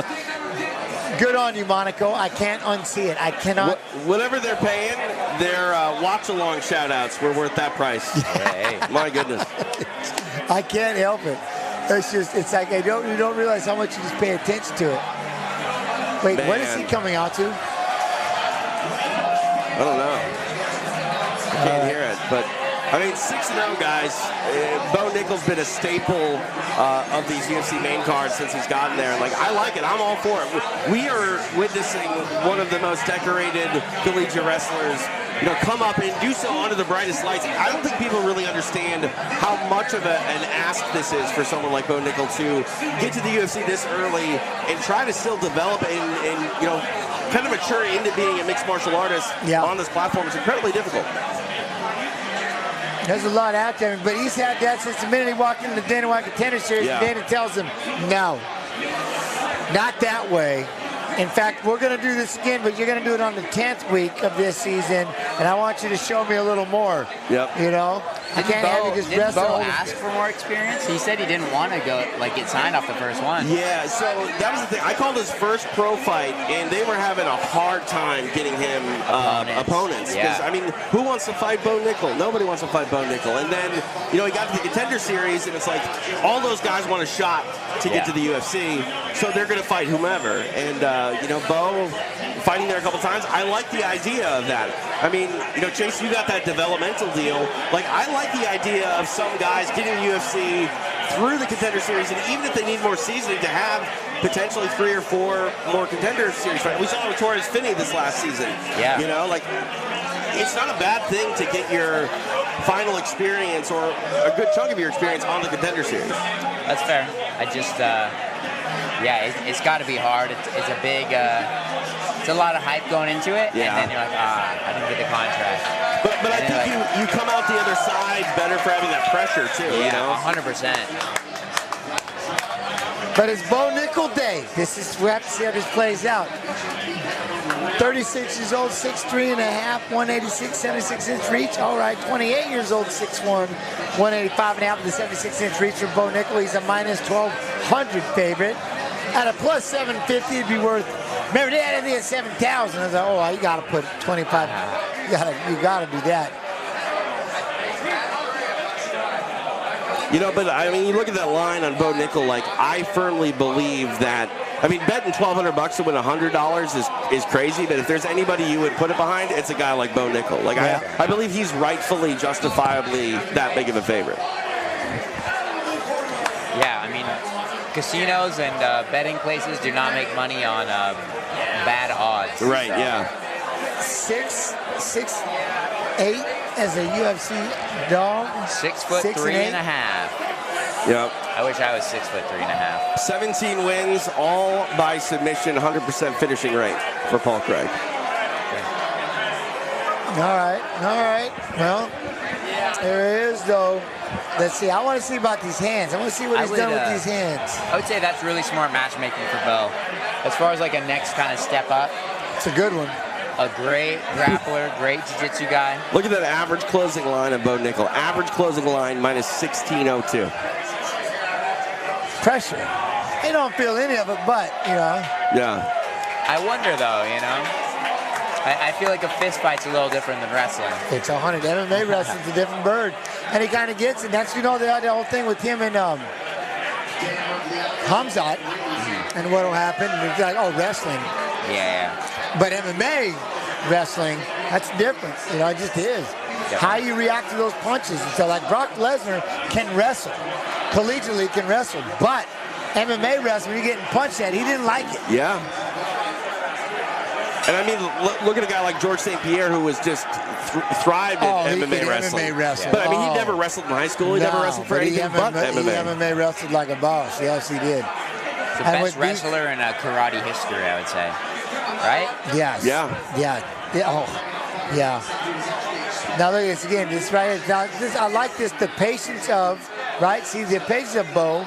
But again, look how far out he is. That means if he's going to try to shoot this, it's going to be a blast in. And you can see that Craig, I like how he's sitting back. He's waiting to throw that knee up the middle. He's wanting to see this chance. This is what I'm talking about. Is maybe you like get after a good calf kick for Bo. We saw Bo go back to orthodox to throw that kick. Do we know if Bo switches to shoot? Like, does he feel comfortable throwing from the southpaw, or is that his shot stance? I'm not exactly sure. Well, just right there, he had to lengthen that really quick. Sorry to throw that big overhand. Go ahead.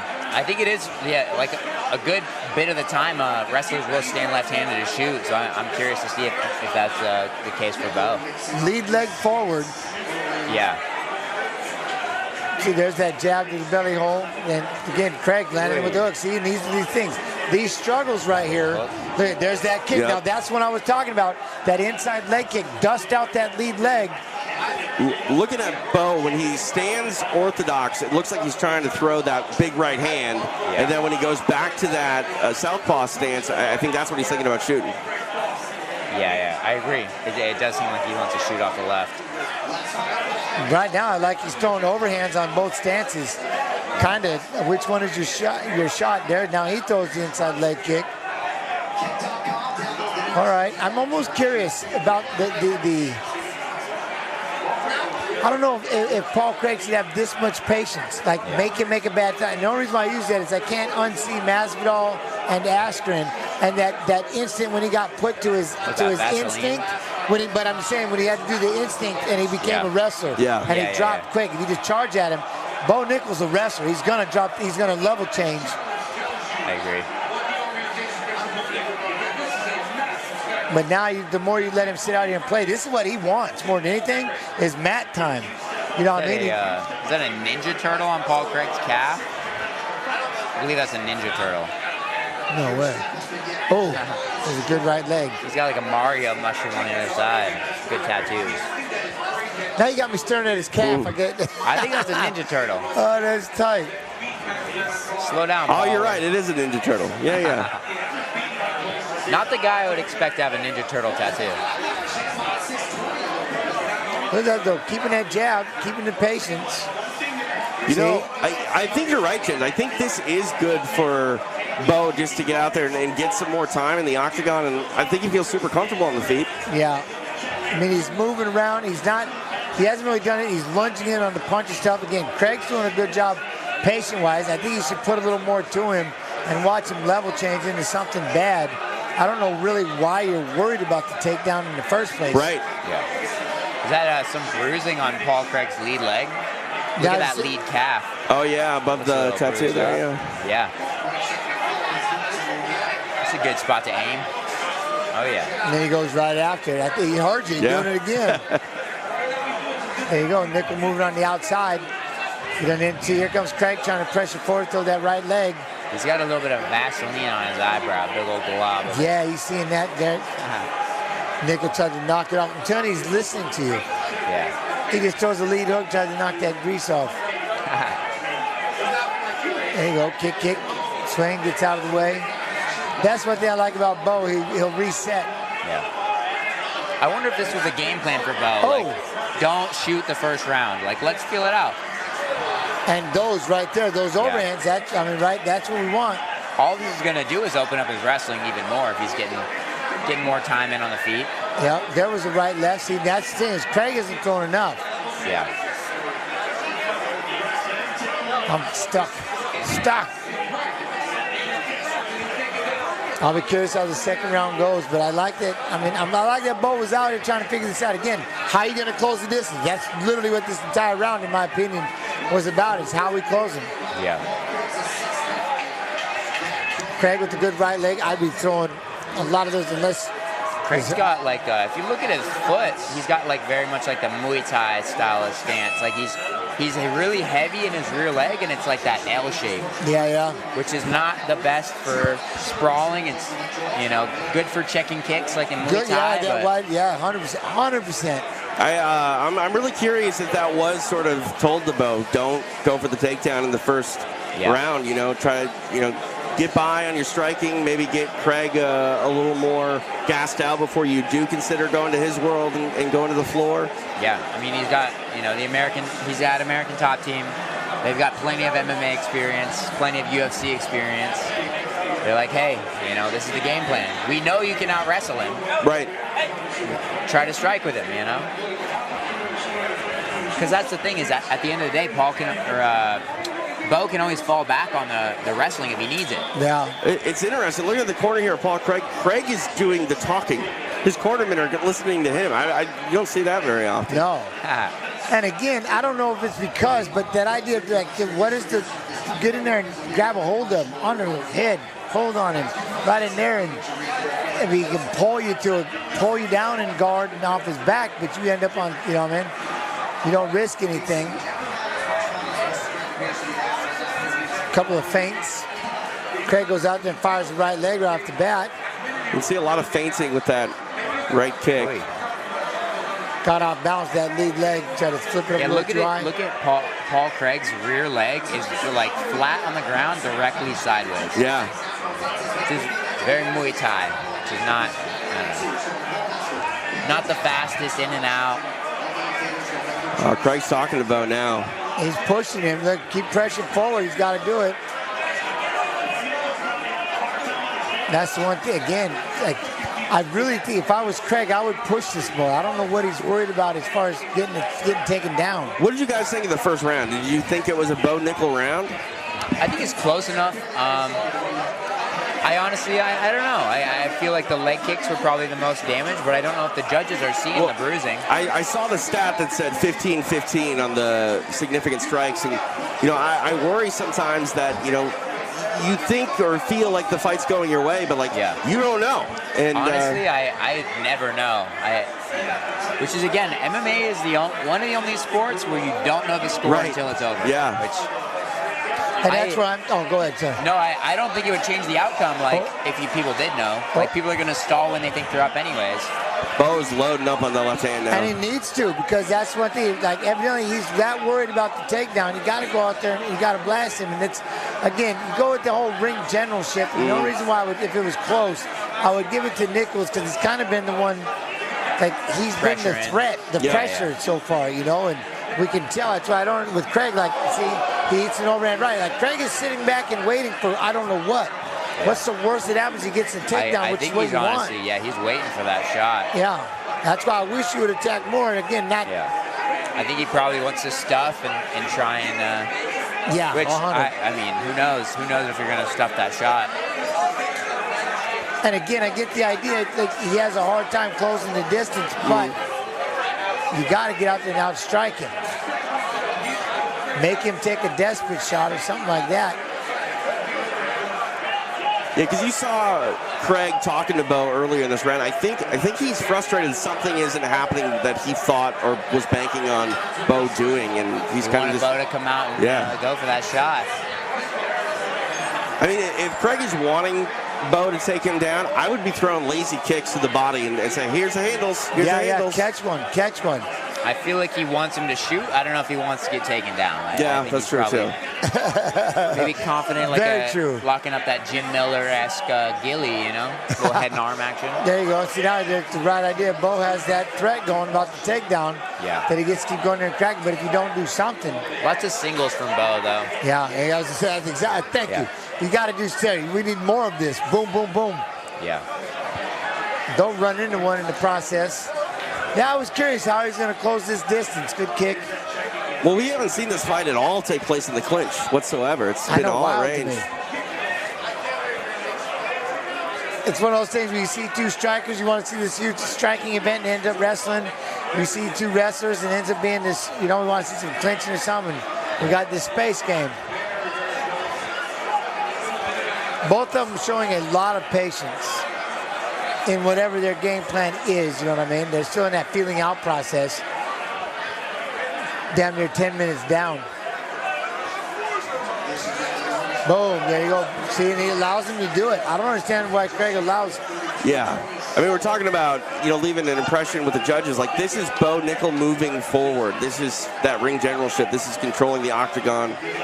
Which is, again, the lowest tier on the scoring stats, or should be. So. 100%. But when you're not doing anything else, that's all Craig you got. Jones, though, with, 94 attempted strikes? Yeah, 29 of 94 for Paul Craig. That's 33 for Bo.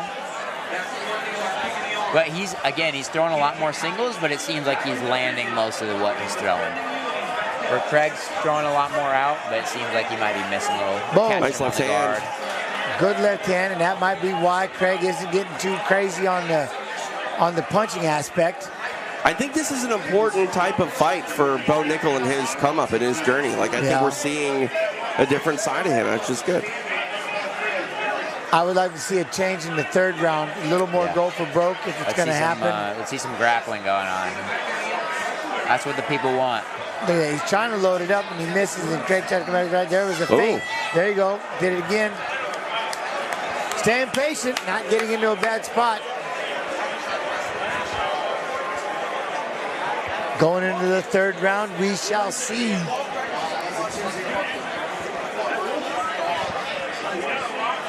I just want to give a quick shout out to everyone here at Legends for having us doing the watch along here in New York City. It's phenomenal.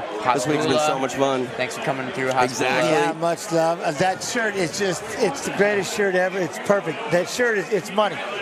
You know what that shirt, what this shirt looks like on the stream? Look it's amazing. Look at that thing. It's perfect. It's perfect. It is perfect. Live odds right now, minus 345 for Bo Nickal. So people scoring this one for the former Nittany Lion. Thinking 10-9, So now, 10-9. what do we do? All right, you've done a good job of kind of plodding this along. You've got 2 rounds in. You've been working on that. What are we going to do in the 3rd round? Are we going to try to clinch a little bit? Are we going to keep it the same way? I'd like to see him get aggressive. Yeah. You know, what are we going to do? We're going to try to open it up a little bit. Maybe you know, get in the clinch. Maybe do some dirty boxing in that sense. I don't know. We'll see. I would like to clinch. And at the same token, Craig, what are you going to do? Like now he's at least coming forward and force this wrestling out of him. He's the one that needs the adjustments here. I mean, this isn't, in my opinion, isn't going his way. Yeah. But if he moves forward like this and starts landing shots, you take over that quote-unquote ring generalship. But that's kind of all we have to go for right now. And again, that first round, ooh, nice big one. overhand right for Nickal. That first round, you know, was even on the punch stats for the most part. Obviously, punch stats don't win mixed martial arts fights, but And now right there, you see Bo picked it up a couple times, a couple of overhands. And then the problem is when you start getting that you've been doing it for 2 rounds, it's hard to get out of that rhythm. Right, yeah. Get out of that funk. Not a ton of level changing for Bo, I don't feel like. Not at all. Even right there, they almost had a clinch, not even a body lock. Yeah. And that's kind of the other thing you have to worry about too, is that we spend too much time. You're a striker now, you know, and you work on your punching to a point that you forget that you were a wrestler as the fight is coming up next, and we got to try to remind Chandler. That was a weird little sequence there. Just that same thing. The one thing I'll give them is they're both very hard pressed with their game plan, whatever that was. He's trying to pull a Nick Diaz. Is that what that was? You know? Yeah. Like, what are you doing? See, and I love that. He throws all this extra out there, but he doesn't do the extra. See, this would be it. Pick it up, throw some shots, put extra out there. Make Bo have to get into a scrap with you. So far, Bo has been so successful at slowing this fight down to 1 punch at a time, like you keep saying, you know? Which, I don't know where he goes from here, though. Like, is UFC going to reward that? Or, like... I think you have to give Bo a little bit longer of a leash for things like this. Because, again, this is his 7th pro MMA fight, you know? Sure. And he's doing it in the UFC. I know he's a great wrestler, you know, one of the best wrestlers ever, but he's still a young MMA fighter. And if the deal is this, though, as you look at it, is you put him on the main card of a big pay-per-view. Yeah. And, featured bout. Madison Square Garden. In Madison Square Garden, and this is, and they're going to start booing. You know, it's like, all right, you're gonna have to develop it back here on the bottom half of this until. We got to be careful with that. He still has an opportunity if he can just get out there and put more than 1 punch at a time. But I get it. There you go. There's 2 left hands. Oh, did he get poked? There he goes. The punch in the eye. It hurt him. It hurt him, but it. The ref didn't see it. Well, I think it might have been a knuckle. No, it knuckle for sure. But see, now he's got it. Don't hesitate right here. Oh! He's got it. Push up against the fence. He just goes feint. Yeah. And Craig's here Craig for the won't taking. throw anything. He's just waiting against the fence, waiting to see what he's going to do. Oh, yeah, he that got eye's hit so opened hard up. in the eye.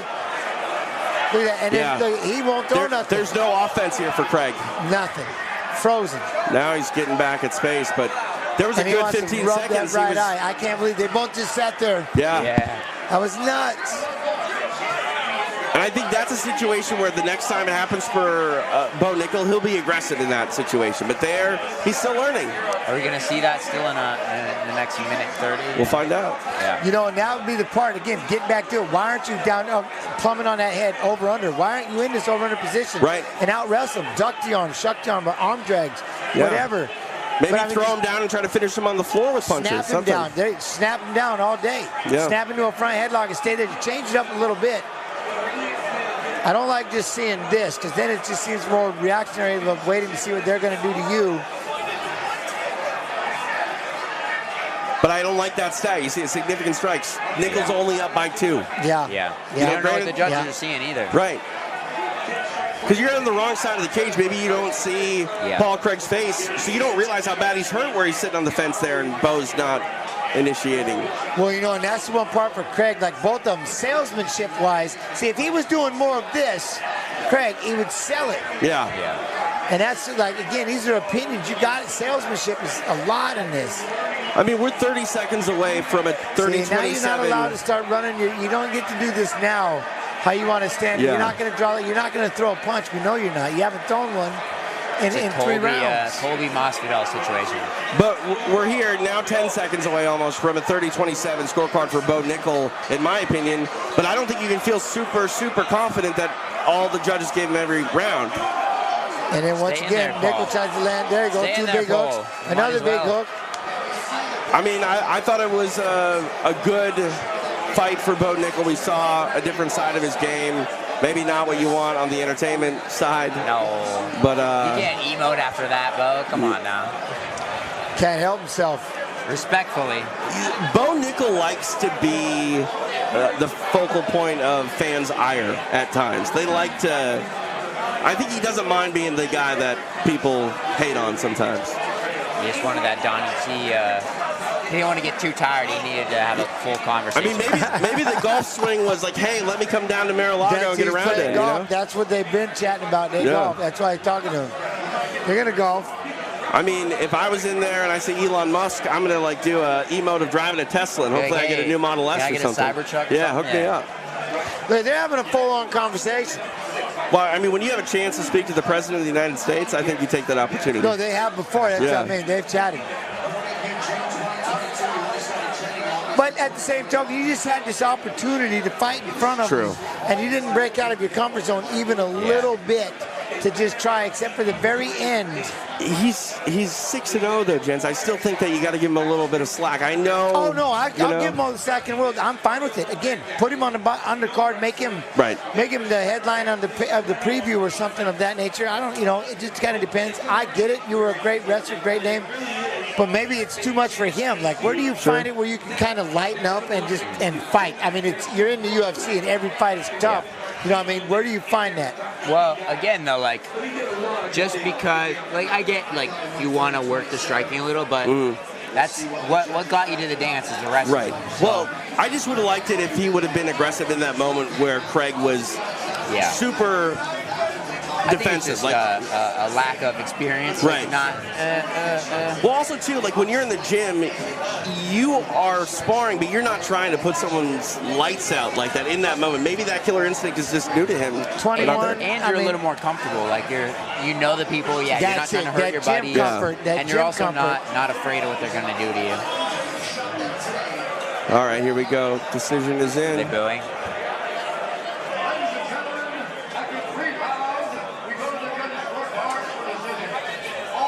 All three. 30-27. Shut him out. See, and that's, if you're Craig, it just seemed like there was so much more that you could have done. You know what I mean? There was so much more. But again, you're not winning I don't know. You're not winning the crowd. It's all about hearts and minds, Yeah, you're not winning the crowd. And that kind of, I don't know if I'm more... You didn't. I wish you'd have picked it up because I know you're a lot better, and you can get in these scrambles. I mean, I think Bo's going to go back and watch his fight and probably feel the same way you're feeling right now, James. No, but that's it. But he didn't really do much of anything. Yeah. And again, but your opponent, your partner has to dance with you too. So I get it. I mean, it was just too safe. It was two guys mutually being a little safe, I think. Yeah. I mean, I get it. See, but I like that it's all a process, which at that point, see, now we get back with you when you were trying to fight and get to this level. It's like, you got to experiment a little bit. Otherwise, how do you fix the process and not just be a gym fighter? You know what I mean? You do all kinds of things in the gym with your same partners, but getting to do it live, I mean, it takes a lot. It's a risk, isn't it? You're in the cage, though. What else are you there for? You're in a cage fight, man. I like you. Got to get in there. You got to, so you can branch out more. You got to. Yeah. I wish you'd have clinched a little bit or something. I wish you would have. I don't want to see you at 6-0 and getting booed by the entire arena. Or is he 7-0 now? Or 7-0 now, yeah. Yeah.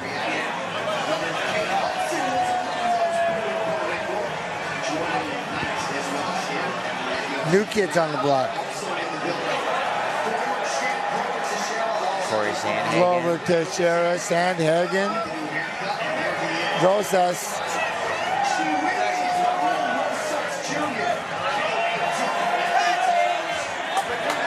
Sound. All right. John Jacek. I saw her around the hotel. She had a bag from the Lego store. Oh, yeah? Yeah, what do you think she was picking up there? Like, I don't know. I would not think of Joanna as somebody that would be into Legos. I hate Lego. You do? Oh, my God. Oh. Stepped on too many or something? 100%. That's exactly it, Ken. You know. Not you a got Lego kids. adult? Yeah. You know. No, like, I mean, have you ever stepped on a Lego? It's Probably, usually in the middle of the night when you didn't want to, and it shouldn't even have been there. They're as bad as landmines, I swear. Well, if you're an adult with Legos, you know, you're a little more... Yeah, I mean, you know, they belong to my 13-year-old. Sure, they have extra pieces, you know, but you're not throwing them on the ground. Well, like I said, like Jen said, they're never supposed to be there when you step on them. That's fair. That's fair. Horrifying. To the bathroom. Where did that come from? Well, now here we go. You see that #1 ranking. Ooh. Is Sarukian and Islam announced right now? I believe it is announced. Date? Did the date get changed? Like January or something? I think it is January. I don't know if it's a first pay-per-view. But, did they have a date and then they're going to change it, or? I don't know. I don't remember. I'm excited for it, though. I'll tell you that. I've been waiting a long time for that. That's a good one. I called it. We're going to see. But Armand's like, don't. All right, I think we're getting to this this video. Want to throw to the video, gents? Yeah. Oh, by the way, really quick, we got the co-main event coming up. Who do you have? Oliveira, Chandler? We got a video for you. See you in a minute. Charles Oliveira, one of the most accomplished mixed martial arts athletes of all time. Coisa que todo mundo fala, que ninguém nunca se tornou campeão do mundo de novo. Depois de tantos anos, eu vou se tornar campeão de novo. Tá ligado? Tipo, eu sonho com isso. Só que eu não tô só sonhando. Eu tô trabalhando pra realizar. My run in the UFC thus far has been non-stop action. 2 Fight of the Year candidates, 1 Fight of the Year, 1 Debut of the Year. Michael Chandler throws himself into the fire. He puts himself in harm's way. I am the most entertaining lightweight on the planet. There's the people that play it safe, and there are people who absolutely throw caution to the wind. He's kill or be killed every time he gets into that octagon. And that was on display in the fight with Charles Oliveira. The lightweight title is vacant. It will not be in 25 minutes or fewer. Cara, acho que na realidade é o seguinte, né? Eu tava vindo uma sequência gigantesca de vitórias. O Michael Chandler, ele foi contratado do UFC para lutar pelo título. O cara chegou com uma vibe gigantesca, ele era um novo campeão que ele tinha. He clipped it. Couple early left hands from Chandler. Era muito explosivo, muito agressivo.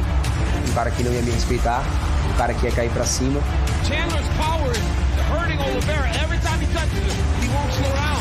Oh, and now a right gets Oliveira down. Oh, he hurt him. Oh, Oliveira in a world of trouble early. Charles Oliveira's reputation at that point, even though he was on a nice streak, he had this reputation of quitting. And I believed if I put the pressure on him that he would eventually wilt and eventually quit.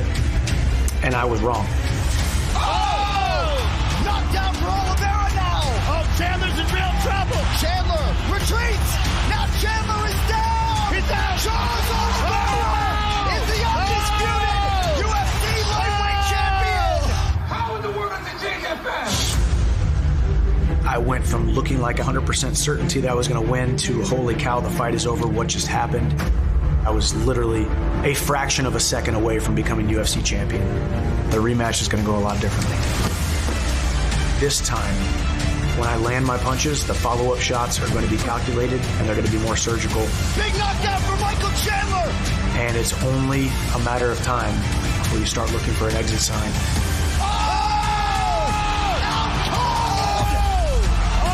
Goodness, there is not one MMA fan on the planet that doesn't want to see me rematch you, Charles. Com certeza que o Michael Chandler vai vir com muito mais sede para poder mostrar que ele pode vencer, ele está vindo com sede de vitória e agora com certeza, né, ele sabe que eu sou um problema, ele sabe que tipo, ele não pode vacilar, porque se vacilar ele vai conseguir não. Oh, he's stunned him. Oh, and now a big right hand. Jon Jones goes down. Oh, he's hurt bad. It's over. Eu acho que sou muito mais perigoso em pé, acho que sou muito mais perigoso no chão, eu acho que eu tenho muito mais arma do que o Michael Chandler para poder vencer. Oliveira's under the chin. That is gonna do it. This dude right here, man. Com todo o respeito do mundo, isso aí, eu acho isso, então, por isso que o resultado vai ser o mesmo, por isso que meu braço vai ser levantado. When it comes to fight night, my pace and my pressure and my presence are going to be too much for him. You don't want to do this with Michael Chandler, man. One of us is going to wilt faster than the other, and I believe I'm going to win that competition. Eu acho que eu vou estar sempre um passo à frente, eu acho que eu posso me sair melhor do que eu fui na última luta contra ele. This is how the next chapter gets written in my quest for the title and become the #1 lightweight in the world.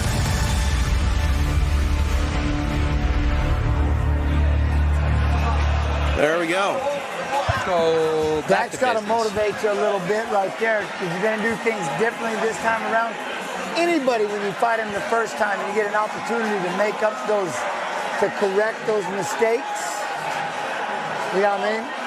Yeah, let's see if that ring rust is going to kick in or not. Oliveira's been staying busy. Chandler's had that 2 years off again. And you know, I can't stress this enough. I think, guys, that this is really more than just this one fight for Michael Chandler. He still has championship aspirations.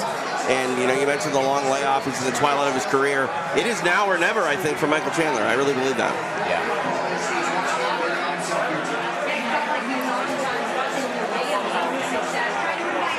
Oh, one of 12 active Missouri-born UFC fighters. I'm curious how fast. Physically, he's always a specimen. Looks like it. Yeah. Try to avoid the shooting out the lights. Let's see. How tall is he? Like 5'6", 5'7"? He's a smaller guy, but that's why he's built like a fire hydrant. All right, I see the body. You got Robbie over there. Okay. Yeah. So I heard Robbie Lawler has gone all in on soccer because of his son. He doesn't watch football anymore, American football. He's just all in on soccer. Seriously? He's like a serious soccer dad. I love it. I love it. I love it. Yeah, that's all right. Why not, dude? Get your kid to go to college for soccer or something. And, keep his brain relatively healthy, you know, instead of getting slammed into somebody else's head. I've just only heard Robbie talk about two things ever, and that's football and fighting. But now apparently he loves talking about soccer. I love it. 3-time Bellator lightweight champ, 1 of 8. Huh? Yeah, and that's the one thing, like with my son, I went all in now with wrestling. I'm in. Learning how to be a coach, and that's kind of the hardest part, strength and conditioning and just coaching, because you want to, you know, everybody has their own different style. Right. And it's like, all right, how can I get it to make sense to you, to get it to make sense to you, and then watch them try to find their own rhythm. And then there's that, it's just such the one-on-one side of just this sport. Just like fighting, just like rapping, all that one-on-one. It's so hard, you know what I mean? It's like, there's just moments. There's ups, there's downs. The highs are really badass. The lows are, they suck. You know what I mean? I've always wondered what it's like to be a coach of a combat sport, but a team-based combat sport, where you're a wrestling coach. You got all the kids on your team, but still at the end of the day, like you're saying, Jens, you have to understand each and every kid's personality and how they have to be talked to perform at their best. No, honey, you're an individual trying to be on a team, not on a team trying to be an individual. And it's just trying to get each one of them to understand it, and I'm enjoying it. I'm enjoying the puzzle. It's pretty cool. And of course, my son being one of them, and I got to be careful there. I can't be, you know, daddy being an asshole if I'm an intense coach. So I kind of sit back. You know, I love my boy. I mean, it's a lot. So it's been a pretty cool journey. What was it like for you at the Miocic camp back in the day when, like, Pat was the leader, but for a lot of that journey, Pat was still an active fighter himself? Yeah, you know, Jeremy Horn, there was a lot of, we just did what he did. Right. Here's what I'm doing, and we did it. We all just jumped in and did the same thing. Jeremy Horn, you know, had a lot of knowledge about, we got jiu-jitsu this. I was like, well, I want to make sure we're going twice a day, and that doesn't count. Lifting and running, that's separate. Right. Wait, what? That's not a workout. That's separate. Okay, we got drills and pad work and things to do in the morning, then we'll do live. Those are your 2 workouts. Everything else, that's you, and that's separate. You know, but we embraced it. We loved it. Got Mikey over there, huh? Just the front row, Mikey Miocic. Oh, dang, you just seen that was the Where's Waldo Wallace. He was in the corner. All right, all right. That's one of my things when I'm watching on the stream. I'm always pausing. And you see that and they're finding somebody down there. I saw the dude with the beard in Oliveira's corner this morning downstairs. I swear his hair was not blonde this morning. He must have just did it. Fresh platinum before you go in there. I think Dane over here can vouch for me. Former UFC lightweight champion, most finished 20 submissions, 16 UFC history.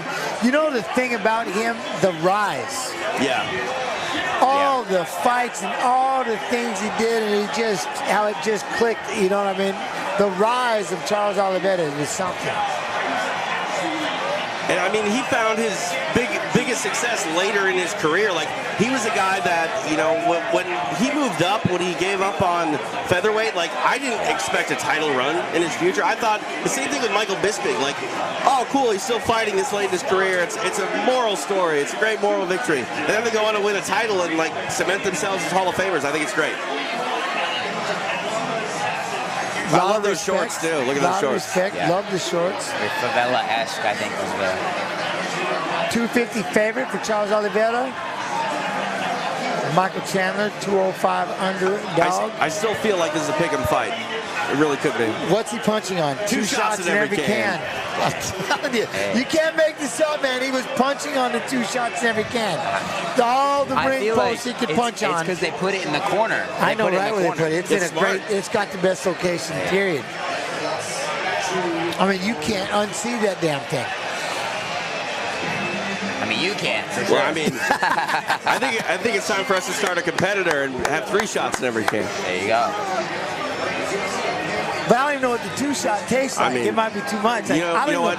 It's probably I don't know what it tastes like. There's probably a reason there's 2 shots in every can. What's another small country like Monaco? We got Brussels. Luxembourg. There you go. Co-main event. Oh, here we go. Here we go. What's the name where the Sistine Chapel is, where the Pope lives? The Vatican City. There you go. Vatican City. Vatican. That's our brand. I like it. Vatican. All Let's go. A little controversial. Yeah. I like it. I like it.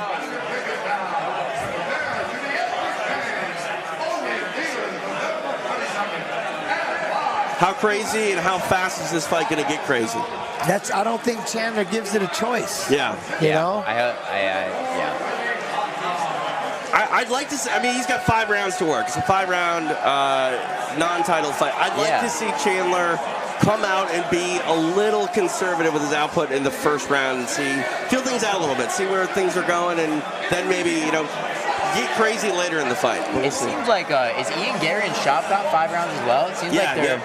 I love it. I love it. Co-mains now are 5 rounds. Co-mains are 5s, I guess, all the time, too. At least on pay-per-views. Title eliminators should be 5 rounds. You know, guys that are fighting in the top, 1 to 7, I think you got to afford them the opportunity to work as long as they can. That's fair. Makes sense. 2 shots in every can. I mean, it's just right there. Everybody watching it, they're like, we don't like you, Jens. We're all saying 2 shots in every can. It works. And no, I'm not sponsored by these people. Not yet. Not yet. You're just reading what you see. I can't unsee it. I mean, Budweiser, though, huh? That's in there. 1 beer in every can. There it is. Favorite beer of Donald Cerrone? I mean, I do know the 19 Crimes. I know that's that wine. It's always got those gangsters and stuff on the bottles. Those are pretty cool.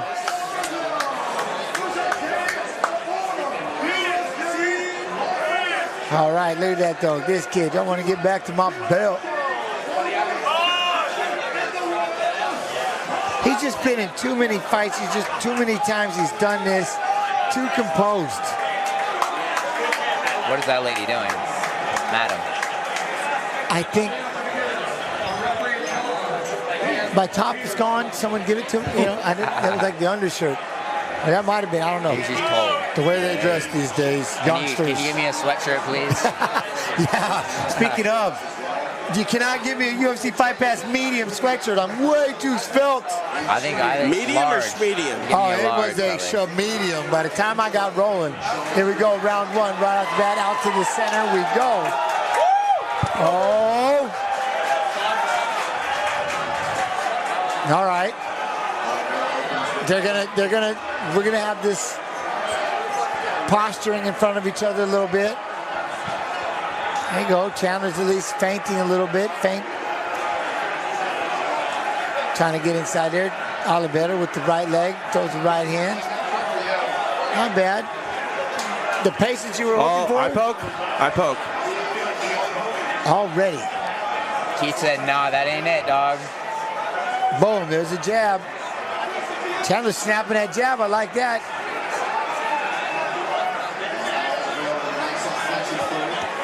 I will say Chandler probably has a pretty good promo pack for if he does get the win. Oh, yeah, he's ready to go. He'll also see you at the top. Yeah. 3 backflip minimum. Oh, all right, there's the kick. Oh, yeah, replay, definite eye poke. Yeah. Brushed his eyeball. Yeah. It always happens, right? Reach out. Yeah. I'm running our clock tonight. We have yet to have an eye poke or a low blow stoppage, and I'm happy because I don't really know how to control the clock if that happens. So. There you go. I love it. It works. Don't screw it up. Yeah. There it is. Oh, there we go. Right into a single leg. Ooh. And again, out with the wrestling. comes up with the leg. He's going to trip it. Oh, Hey, holding on to the fence. Oh. Right into a knee bar. Okay. How it worked against him. He held on to the fence. And it gave him the way that he rolled through. He almost got knee barred. Unbelievably. Just exploded out. Yeah, he did. Now Oliveira is sitting on him. He can turn, so he's keeping it. Chandler's got a grip on that one arm of Oliveira's. He can sit towards that knee bar if he gets that arm free. Skinny Keith Peterson is freaking me out. Is it any more or less no nonsense? That's a question. I guess it's, I don't know. My man is on his back. He's got a grip of the arm down. Now Oliveira freed up his arm. He's going to look to start striking towards the face. He's sitting on him. Maybe Keith's taking a no-nonsense approach to his health and well-being, you know? No nonsense and no sugar. Hey. He's got that arm through the knee, Yeah. the back knee of Chandler's leg, so it's just sitting there. He's holding on to this leg. So I'm not sure. On I'm his not other sure what he's hip. going for with that. I don't know. He's I thought he was keeping going it to in keep there. turning and maybe for the knee, but maybe hold this position. I don't know. Well, this is a weird position because he's in top position, but he's done nothing with it. I don't think it's trapped unintentionally. Yeah, now it's out. He's got time to work. I think he's got to do something here. He's going to have to get behind that knee and stack it up towards his head. I mean, that's one thing. The way that he's knotted up in there for sure with that left leg stuck in the front of the thigh, and he's smashing the thigh into it. He's in, what is he in? Chandler's full guard right now? Yeah, I believe so. Yeah. Just, no. It's a half guard, but the way that he's locked up, that's what I'm saying. When he's stacking the leg up onto his own leg, if that makes sense, pinching it in. I thought he'd try to sit through that's what I wanted to see from him. Now he's going up there, shake it up. If he gets the knee out, he's pretty much passed. Tell you what, though, Chandler's able to, a lot of time has come off this clock with a minute 12, minute 11 left. Grabbing the cage. Oh, he is. Is he still there? Yeah. No, it's not laced. No, he was grabbing that first. Now he's getting nice and heavy, pushing that head, pushing him back. I mean, are you confident that this was enough of an offensive position for Oliveira to, like, I mean, it's been a long time, but, like, he hasn't really done much here. I think the takedown probably takes the round. I think it was close, but, like, on the feet, close for sure, but I can't believe Chandler was able to hold this and keep this like this the whole time. I mean, on the bottom, I have to keep that one leg locked in there. Yeah. If you're Keith Peterson, do you think Oliveira's got his up? fingers in the cage now. Charlie, what are you doing, Mr. Olives? You guys. Sometimes I feel like it's not intentional. It's just like it's in your way, and you're over here trying to fly around the head. I get instinct, you're like just grabbing on yeah, stuff. Yeah. You know? Everybody keeps saying plexiglass. I Let's don't go like with some that. plex. I know it's just to be funny. I mean, could you imagine You just get up against the plate and just smash down. It's like a hockey fight. If you really wanted to do something different, like a mesh screen, I think would be the same, like you have in your window. What was it, like Pride, right? The bottom rings had like the... That was IBC. IBC. They get wrapped up in it, though. Yeah. They used it. The Pride, though, they just had, the ropes were so thick. There was five of them. Yep. Then it was that body. Yeah, you weren't moving it. Yeah, but you know, like what I mean, those like trampoline enclosures. Yeah. You know what I mean? Well, Might be hard to see through though for fans. That's fair. Or what we were saying, because they always say it every time they bring you into your locker room, they talk to you, they tell you don't grab the fence. You can just instantly take a point away. I like that. First time you touch the keg, point. I like being aggressive like that. First time you touch the cage, point. Everyone knows the rules at this point. You're in the UFC, you know the rules. Yeah. I'll tell you this. Yeah. There are no accidents. First time you poke somebody in the eye, you can say, I'm sorry. Doesn't matter. Point. I mean, you'll pay attention. Jon Jones is fighting later tonight. What about, exactly. You'll pay attention, though. You know what about kneeing them in the nuts or something? You know? That's hard for us tall guys. Can move. They move things around. They can, like, you can start off. That kick was going good, but hey, and he moved over and boom. You know what I mean? Two low blows, though. I think there's the case to be made for points. Fair enough. But the eye poke and the learn how to keep those hands. Yep. All right, round 2 underway. So we're all going Oliveira first round? Got it. Yeah. I mean, my man spent wrist. 1, he grabbed the cage. 2, he poked the eye. And 3, he got taken down and sat there on his back the whole time. Well, he was just very complacent off his back. He wasn't trying to fight, stand up, you know. Like. He just holding on. He was stuck there. Yeah. I mean, he was holding on to Oliveira at the end. He's like, I'm, you know, baby panda, you know. Look at the size of Oliveira walking him down. Yeah. Try to land the right, left, right. Ooh. There he goes. He stumbled. I think he slipped. He lost his balance, but there's that clinch. I think that was a slip. He did slip, but he clinched. And that, again, that retreat. Yeah. That's huge. Good defense from Charlie. Oh, they both throw right hands. He gets clipped again. Dude, you can't run like that too much. So you got to get. There you go. Connor do that against Nate? Yeah, you have to for a moment, but he's bolted twice. Yeah. Oliveira is just so goddamn good. Yeah, he's done this. He's been there with everyone. Yeah. 2 weight class. I mean, he's just you're not going to give him anything. You're going to catch him with something, which is kind of the whole thing with Chandler. What are you going to do? You might be able to land a bomb. Yeah. I would be trying to clinch and grab a hold of him and try to out-wrestle him. Get in there and do the one thing that he's not. Chandler looks really tired, honestly. It seems like he's kind of... A lot of running, and he's doing a lot of squeezing, like panic squeezing, you know what I mean? 100%. I mean, he doesn't look comfortable at all in there. Look at, he's getting timed right there. Yeah. Boom! Big knee for Oliveira. Big knee right there in that clinch. And the way that he just kind of hunked over, and he's just trying to throw like one big heavy shot. There it is. Yeah. But that's what he's got to do. Make it ugly and just lob him in there. Oliveira is just doing a really good job with that tight boxing defense. Yeah, his whole thing, I just can't let nothing get through, right? Yeah. Chandler's not really like switching it up. Oh, God. Oh, wow. Charles goes in on the takedown. Beautiful wrestling. Into the mount. Full mount. A lot of time to work. Kind of like you were saying, like Chandler's a guy that has great wrestling, but he seems to kind of put it on the back burner. He throws it all secondary and just tries to go out there and slug. In what world is a jiu-jitsu guy taking down a wrestler at that level, you know? And he just boop, he picked it. Yeah. And last round, it was more of a throw. Yeah, true. And that's the thing, too. Oliveira, jiu-jitsu player, you got to fear his grappling, but he's got good ground and pound, too, and he's in a great position here to really punish Chandler. Look at the way he's controlling that face. Look how his head controlling that chin, and he just literally grabbed it and ripped an elbow. And we still got it. You know, ironically, we're yet to see a 12-6. I think they're harder. They're actually really hard harder to than what hit. people think, isn't it? Yeah. Like from mount, like if your head's right here, it's a very weird angle. Yeah, no, it just made me think. I wouldn't think you would do it here, but I'm saying we still haven't seen the 12-6. I feel like just those like the tomahawk type elbows on the feet. But this is good here. Those wrists, there you go, and rip straight in here this way. Yeah, from here the sideways elbows make a lot more sense.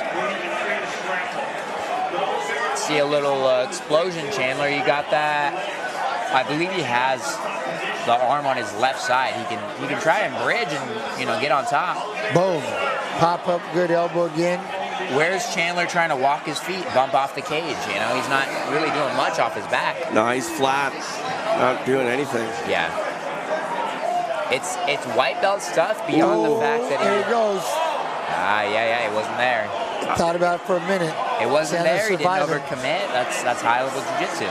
And I like the idea of going for those, mounted triangles at the latter part of the first round, or latter part of the round, the final 45 seconds, something like that. Don't do a mistake where you end up losing the round, getting for submission and finishing on your back. Dude, some big elbows by Oliveira. But I like that he sat up there and messed and flirted with it for a minute. He threw the feet up there, and, I mean, he's been in this dominant position here on the floor for a long time. I think over 2 minutes. Oh. Do we call this a 10-8? Like, there's an argument. And there's not a lot of damage guess. necessarily, but the dominance and duration, those factors are there. Well, what about were those slips? Did he get robbed twice? Were those two knockdowns? Yeah, it's true.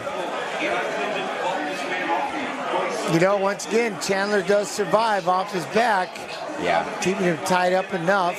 Worse and worse each round. I mean. Yeah. Especially with where he's taken down, and we shall see. I wonder how intentional it is with the takedowns for Oliveira, getting him down in his own corner. Because both of those takedowns, he ended both of the rounds in his own corner with his guys right by him. So that first one there was a slip. Yeah, no, but he was just retreating. That was a big knee right there. Boom, and then just in. He tried to catch underneath it and lift him up.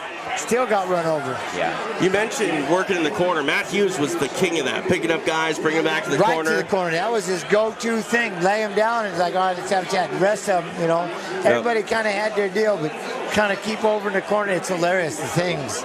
The conversations. I feel like I usually don't know where I'm at. Like, and then sometimes I'm like, oh, there's my guys. You're like, oh, yeah, I found you. Yeah. No, so that was kind of the whole deal. We had to make sure. He would literally look around. Oh, there you are. I need run and go over. And then we had Miocic, touch your ear, let me know when you can hear me, and she starts circling. All right, I got you. Because I always tell my brother, make sure I know where you are, because you're standing here by the doorway, but you're going to go off to this corner, and I need to know where you're at. Yeah. I got to get that line of communication going as fast as possible. All right, we're out here for the third round. Chandler trying to balance with it. Oliveira, everything I like. Nice and tight up here.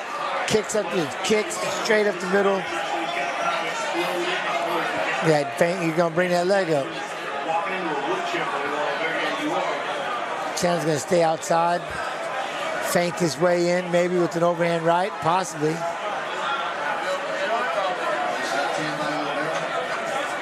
See, I mean, he just kind of sits back and there's a shot. Oliveira's gonna walk his way and boom. Thought about the shot right there. It helped him close that distance though. Yeah, it did. Big kick for Chandler. He runs out, you gotta move out the way. Another big kick, eats a right hand on the head. There we go. I'm happy to see a little more in the realm of different strikes from Chandler. Yeah. Instead of just overhands all day. He's getting closed up real quick, eats an uppercut, lands on the right. Left hand. Now he's getting a little wild. Now he's getting a little wacky, His back against the cage and he's stuck because Oliveira's not biting on it, too composed. Yeah. You shouldn't be making your living off the back of the cage like that.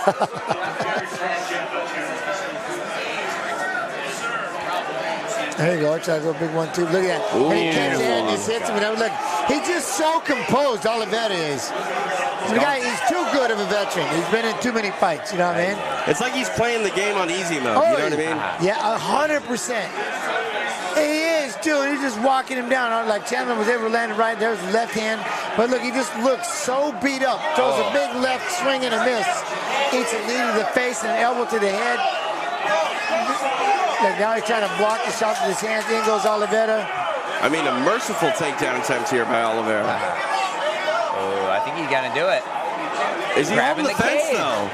Oh, my bad. Up, body lock. Gonna take the back. Yeah. Oliveira's gonna throw the legs in. This is a good feeling. Chandler's, I think he's already beat up in this process. Starting to work through that rear naked. Body lock's good. Oh, it's figure forward, and here we go. Chandler fighting the hand, though.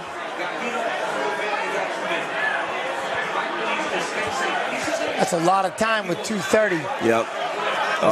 He's already trying to go across, lock it up, just put it across the jaw. What was it that Hamzat did to Whitaker? Yeah, Whitaker. Yeah, broke his teeth. He broke teeth. That was crazy. Put the forearm right across the jaw. Yeah. That's oof.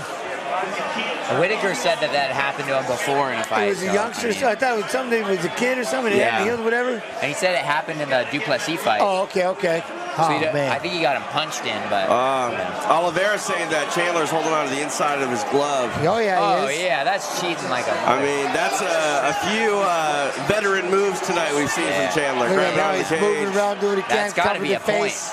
Oh, we got 12-6s straight down the middle. Right on the head. Nice. Don't be complaining to the refs now, Chandler. Did Oliveira throw a hammer fist to the liver from the back? I think he hit the liver side there once. They're good. Chandler's, man, he's fighting it, though. He's still fighting the hands best he can. He's going to start ripping some body shots. Yeah. Get him to drop that hand so he can block it a little bit. I think Chandler's such a clean-cut guy that you're like, he's not. There's no way he'd like He wouldn't intentionally. foul like that. And then he's like knuckle deep in the. Stuck in the glove. Oh, my bad. I didn't mean to be in there. I mean, these have got to be 10-8s. Yeah. Oh, yeah. This one for sure.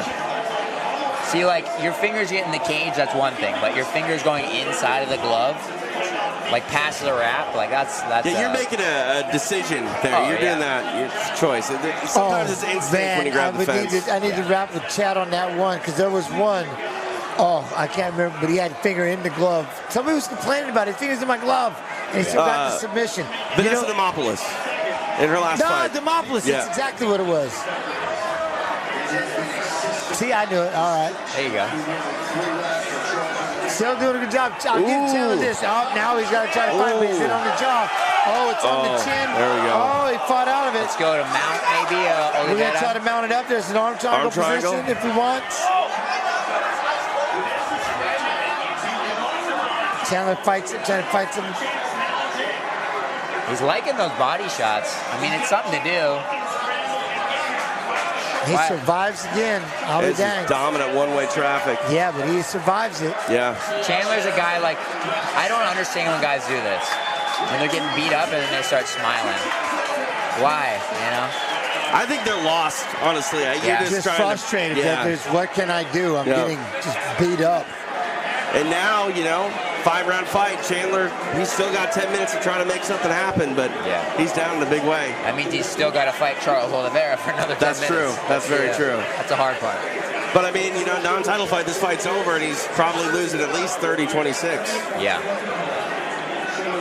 And the problem is, what do you do differently this time? I mean, Mr. Composure over there is sitting there ripping you with shots, and then as soon as you can, boom, he'll take you down, and then we go right back and do it. Get the body lock, lift, and throw. Let's see Chandler do some wrestling here. Why not? Why again? I can't get it. I told you how everybody's so anti-clinch.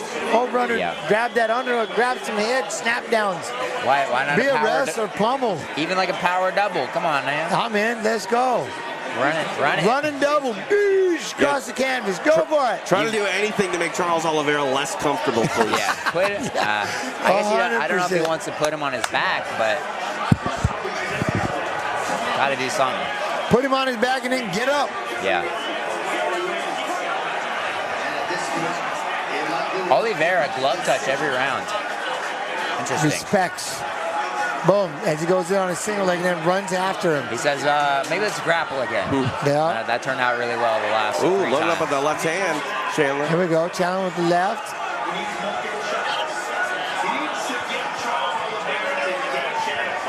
Trying to throw a jab, circling out of the way. So well-rounded, Oliveira. Great wrestling. Yeah. Great striking. Amazing jiu-jitsu. I mean, he has all the weapons in every area of the fight to put you out at any moment. Yep, 100%. That's what I mean. You got to try to land something heavy. Look at boom, boom. There you go. There's the left. That one touched him. So now he's going to hit you 1-2 with the knee on your face. You got to be out. There you go. But Chandler's got a string. Chandler tries to throw two. He's always dangerous. Two big shots landed by Chandler. But look at Oliveira still composed. Right in there composed. You built, boop. Look at that. Kick up the middle. Boom. I mean, gonna go over that double leg, gets pulled up into a body lock. Oliveira took Chandler's best punch. Yeah. He's gonna try to peel that off the fence. Beautiful. Now he's going to take his back again. Why take not? his back, throw in the leg, and sit down. Interesting. Kicks it out, and rinse and repeat. Here we go. I mean, Round 4. I don't see Chandler exploding out at this point. That left hook not in yet. I just want to see who's going to survive it. Keep fighting those hands. Yeah. I'm interested in seeing Oliveira putting in his hook on the cage side. He kind of had to move around in order to do that. I feel like we generally see guys put in the outside hook and then try to kick off the cage. Yeah. I just like he's trying to push with his hands to get all the way off. Stir away a little bit. Let's see. Got to have Nelson there for a minute. He's trying to work on a choke from down there. He's going to try and flatten him out. This is brutal. He's probably covering his mouth right now. Just smothering him. Yeah. Let's get that power half, peel it over. There you go, switch over. Like, this is the stuff that Chandler should be trying to do. Like, right. You know? Yeah, 100. Tyler, we got the figure 4 around the body. Again.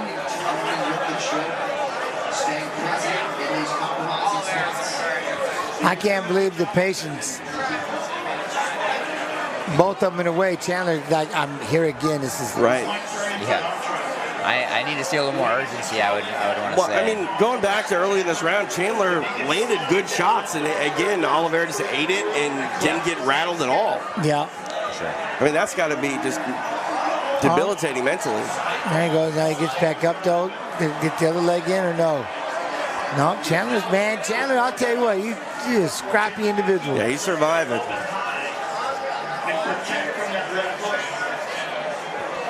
Still holding on to that hand.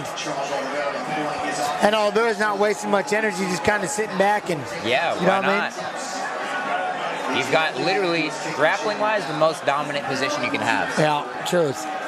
He cannot see what you're doing back there. Throwing the feet in there.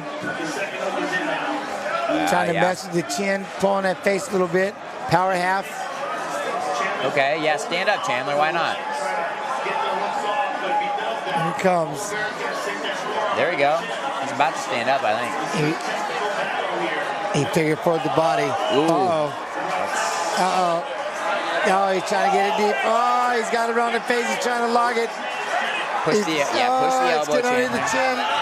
He's trying to find the hand, though. Chandler's trying to find it. Oliveira gets find it.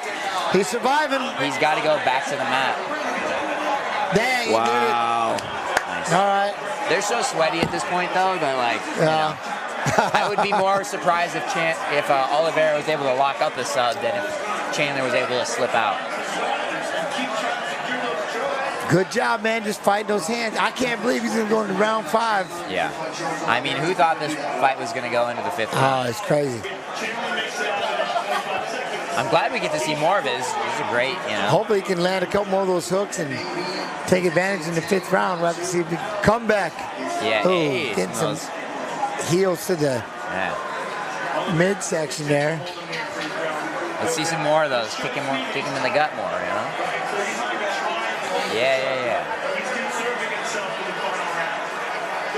Dang. Chandler's breathing heavy. Yeah, he is. And again, you know, credit the durability and tenacity of Michael Chandler, but he's had nothing really. He's landed a couple good punches, but this is all Charles Oliveira. Yeah. Is his hand bothering, or no, he's all right. Okay. That's a rough spot to be in. It's hard because once again, he just sitting. It's like, wow, I just got to go out there and he's gonna take my back again. Yeah. And we got to go through all this. It's like all I have to do. You just all right. If this choke gets on any tighter, that's it. He's still looking for that KO shot, though. Yeah, that's what I mean. You just hopefully in his head, I just need one shot. Just give me one moment. Yeah. Do you think there's been at least one 10-8 scored in this fight? Have to have been, yeah. Have to. If the score is 50-45, if this goes to a decision, I'm going to be disappointed in the judges. Yeah. I can't say enough about the composure of Charles Oliveira, though, man. Just what perfect form it's tonight. Routine. I feel like like Oliveira, I believe, went 5-5 in his first 10 UFC fights. Like that. That's crazy. You're getting the fear beat out of you. Yeah. You know, like you don't really feel that anymore after that point. And I don't even know how many fights he has now. 20, 30. Oh, it's ridiculous. Hey, Chandler though, Chandler's bouncing. Yeah. I mean, he's in shape. I'll give him that. Yeah. Oh, he's gonna eat that knee right up the middle. See, that's what I'm saying. Just throwing all these things up the middle. One shot, Chandler. Let me land one heavy shot. Uh-oh. Wait till the 5th for that one. Oh, bad shot. Bad shot. Got stuffed. Chandler didn't hold the front headlock. Didn't capitalize. Eats the right hand. Moving on the outside. Brutal. Boom, that kick on the thigh. Yeah, I don't like guys bringing it up that to the hip like that. Not this one. I feel like you're gonna get knocked out. It's not a side kick. Big right hand lands off. He's talking about an eye. It's not an eye. Here comes Chandler swing. He went swinging for the fence and fell over. Be a wrestler. Oliveira. There you go. Be the wrestler. Be the wrestler. Start hitting him with punches. Those are back of the head. Back of the head. Heavy shots. Heavy shots. He's you hurt. Can't stop that, Keith. Chandler might have him right. Back of the head. Back of the head. That's back of the head, dude. Come on. Oh, Chandler was getting some shots. I can't believe they almost thought about stopping this thing. Look at Chandler trying to grind with that elbow. Oh, my God. Gotten it out. Get back up. Get back up. Baby Panda, Charles. Baby Panda. Do that, Charles Michael Chandler. got a body lock holding on right now. I cannot believe that the referee didn't say something about the shots in the back of the head. There you go. Sits up. There you go. Big elbows. Ooh. What a comeback this would be. Wow. Ozempic Keith is allowing a little nonsense. Finger in the cage. Stepped out, tried to go with the big elbow. Dang, this kid just doesn't. He just won't. Chandler's something wrong with that kid. That's his Rocky moment. Toof. Yeah, it is. That's his Michael Myers moment. It's a horror story. Look at those legs coming high. The guard's coming high. We're playing with arms. We're swiveling hips down there. Chandler, you better out to free up. Free up. Oliveira looking for a triangle. See, then he turned around and he threw off a triangle. He's got good posture, though. He just has, What's Chandler gonna do? Look how hard he's breathing. What's Keith yelling at? Oh, he's in the glove. What is he doing? Yep. Keith. Oh, he's in the glove. Why so much nonsense, Keith? Oliveira in the glove. Peterson did say something, but Keith's nickname has been revoked. Yeah. Heavy on the glove. Chandler, you got to get out of that. Posture up. There you go. Peels inside. There you go. We're up on our feet. Yep. All right, here we go. We're on our feet. Chandler walking him down. Big shot, Chandler. One big overhand. Chandler has slipped a few times. I don't think he likes his footing. To start the last round, he was trying to get the bottom of his feet wet and get some traction on the canvas. And Lands the left hand. Oliveira, let's go. Oliveira trying to throw the right. Egging him on is Chandler. That's what he needs. That's what he wants. He went to throw a right hand and he ducked underneath, took the back, slid it in. He's without faith. This could be it. No shame in that. No, you need to do it. I've been doing this the whole time. Yeah. Why would I give you a chance? Yeah. He gave him a chance. And he did for a minute. This might be the end of the fight here with Oliveira just holding on to this position. I mean, he can ride this out. I feel like this was a beatdown until this round. And of course. I feel like it deserves fight of the night now. No, dude just took it. It's not over yet, too. Oliveira trying to get this. He's going to squeeze on the chin. It's going to be uncomfortable. I mean, who knows how much Chandler has left in the tank? Like, he really thought he was going to finish him. He almost had it. For sure. That and like, how hard can Oliveira squeeze right now? He's been back there hand fighting for 4 rounds. Yeah. Look at Chandler's going to stand up because he can't help himself. He's Jason Voorhees. He starts laughing. He limps across the cage and falls backwards. So dumb. See, he should have tried to hula hoop him. Look, here he goes. He's going to do it Going back up. Again, guys. He's got a hula hoop. I lost this fight 4-1, but is he doing it? You gotta love it. Look at it. Oliveira's loving it. Big hugs, good fight. There we it go. is. What a fight. You're right. I think fight of the night. You're right. Fight of the night. That was great. fun. That was needed. That was needed. Man, you know, Oliveira was hurt bad, getting hit to the back of the head. Chandler got away with some nonsense from the ref that doesn't normally allow nonsense. Ozempic Keith. Ozempic. Some nonsense. I love it.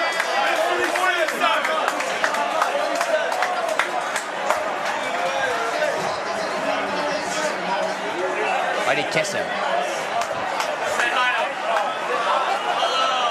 Oliveira walks right by him. Why does he care? I know. You know? Love it. He lives in Brazil. I love it. Chandler, now here's the deal with him. I just keep letting him fight, man. 2 years, he hasn't changed anything. Yeah. It's awesome. I mean, look at those 2 slams that he finished out on. He's like, I saw Kid Rock cheering him on. Ooh, yeah, that was brutal. That had to hurt. Look at that. He looked at it. Decided to kick that knee. Boom. Oh, there's the right hand. Almost. All I had to take was one. Inward is what? MCL? Something like that? Yeah. Oh. Yeah, that was a nice high poke on the shove.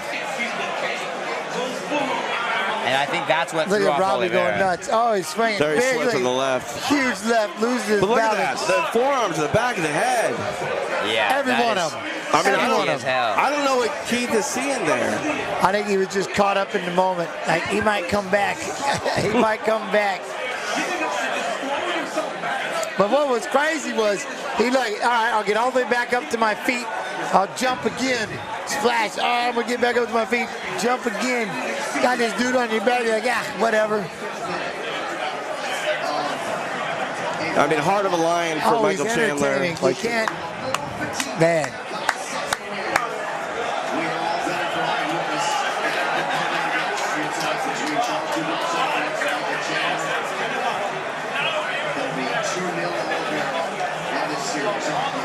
Charles Oliveira. Now, after this fight, we are left with.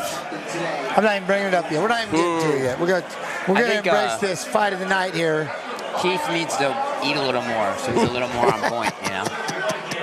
It's on. It's getting on. It's clear. Look, it's getting on here. 25. 49. 49, 45, 49, 46. There we go. Carlos Oliveira gets his hand raised. Hell of a fight. Still loves it. Yeah. GG. Banger. Tough kid, man. Really tough kid.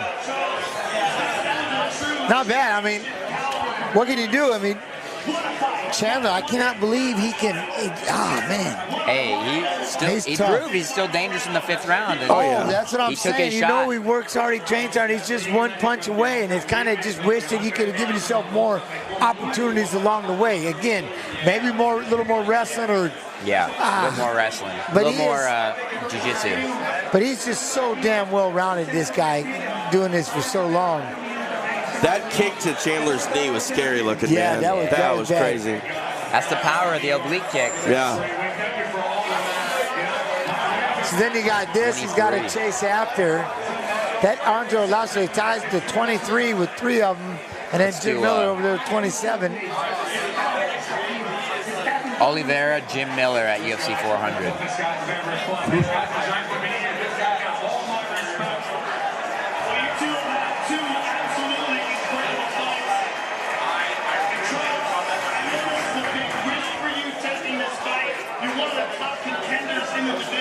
What a rally. So if you put a hundo on that fight going to decision, $1,200 in your pocket right now. Yeah. Damn.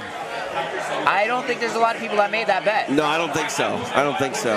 Especially after how the first one ended, and you know these guys are both just finishers, you know. And yeah. I mean, credit to Chandler for surviving and not mentally checking out because he was. I mean, I like the mental side. Yeah, I mean, Oliveira had his back 3 or 4 of the 5 rounds. You know what I mean? Yeah. Like just tough spot to be in. And again, we almost saw Chandler do the unthinkable and steal it at the end. And he gave himself the opportunity because almost there at the end, like he had these moments. Yeah. I just got to land one. I feel like if I'm Oliveira, I'm not throwing down with Chandler after that. I'm like, dog, glove grab, cage grab, back of the head. What are you doing? Yeah. 100%. Eye pokes. He ran the gambit.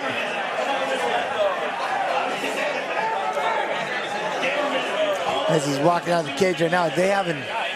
Oh, see, they're talking to Chandler.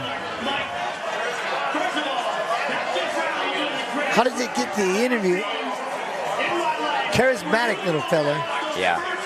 I mean, he's got promo skills. That's why he's getting the interview. Absolute cheater. They call it veteran moves. Yeah. I mean, he didn't get a point taken away, Chase. It's fine. They didn't take away a point. No. They didn't. It's not illegal unless they call it.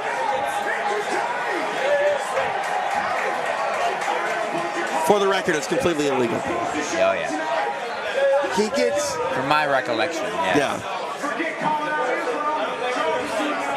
It's crazy. He gets to sit here and do these. He gets his promos.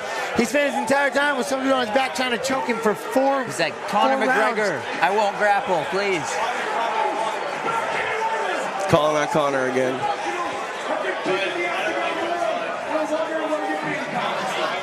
Because he still has that whole thing. We just watched the entire Ultimate Fighter second. I mean, I get it.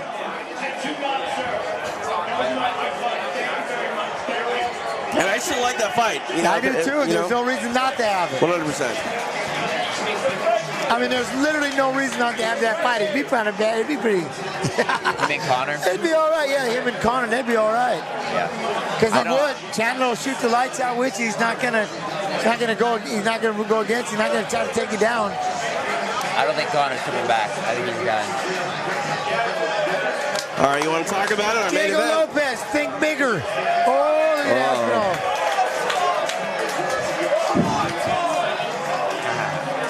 I like it.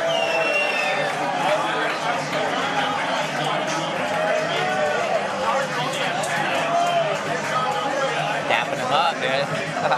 That's cool. It's cool. Oh, so now what we have, I know we'll have a video here in a second, but we've got the UFC 5 Ultimate Edition. Look at Bones Jones. We're about to see Bones Jones fight. You do know this. You see this. He just you know sold his this. pad guy on a feint. Pad guy got popped in the grill. But we're about to see Bones Jones. Yeah. Anybody else? You good? You excited for that? Yeah. I'm I saw his excited. last fight. But then we got Stipe. I don't want to be the downer here, but Former two-time UFC heavyweight we champion. really could be seeing both of these guys for the last time. Don't rule it out. You know? It's kind of like I honestly don't know if this fight's going to live up to Oliveira Chandler. That fight was just so good. It's hard. It's hard to live up to that. It's so tough to be in that main event spotlight, especially going on after a co-main that surpassed expectations in a lot of ways. We knew it was going to be fun and exciting. I didn't think it was going to go 5 rounds and have entertaining moments all throughout. But it's going to be real interesting to see how these guys shape up. Because again, I still feel like we don't know what Jon Jones is at heavyweight. We're going to find out. Yeah, and I like it. And one of the things is we got the Black Ops 6 just dropped, not bad. But they got the. I want Stipe. What are you going to do? Like, what are your plans with Bones? I think again, a couple failed takedowns and stuff like that. Be the bigger guy, be the heavyweight. You know what I mean? Yeah. And Bones has to struggle a little bit in there. Then you can definitely hit it. 42 years old, but I love it. I mean, he seems like he's ready to go. But it's Bones. It's Bones Jones. I love him. The over-under at 2.5 plus 115. You think it's over under 2.5? What do you got? Over, under? I'd say over. Over? It'll go. Yeah, it'll go over. Like John go over. plays his time. Plays a little slower. Yeah, he's got nowhere to go. He's all right with it. But, if it's under, it's a Stipe win, I think. If it's under 2.5 rounds, because Stipe pulls off something big. I want to see the difference in the physical stats. I want to see the reach difference. The height has got to be dead even. Unless somebody lied about their height. I don't know. Man, I'm stuck looking at these two right now. 20-4 plus 455. 27-1-1, no contest. Cyril Gane is number 2, so it's Sergey Pavlovich, Curtis Blade. So Jelton Almeida, there he is. Spivak over there. Tabura, did he have a big win today? Rosenstrike. All right, Stipe, so Spivak, but Jelton, again, he's a 205, can be a heavy. He can go all over the place.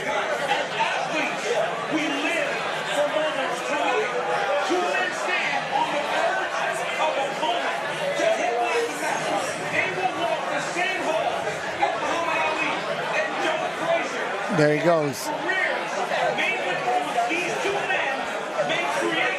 Is he setting up the video right here? I think so. My man is setting up the video. We got a heavyweight video. DC in the cage. How much is DC hyping up both these guys? It's got it right now. Especially as they sat there and had to watch these fights with the right. Did Stipe get the win back from DC? Yep. Okay. Look at this. Look at him. I like this promo. Yeah. DC standing in the cage right now saying 2 of the best of all time. I'm going to walk down this. I like this lead up, DC. I hope they make DC interview Jon after the fight. All right, we'll see what happens, but hey, so see what he was talking about. We got one more video. We got one more fight. Heavyweight fight's coming up. Check out this video. We'll see you after. What will my legacy be like when people will look back and talk about old Mr. Bones?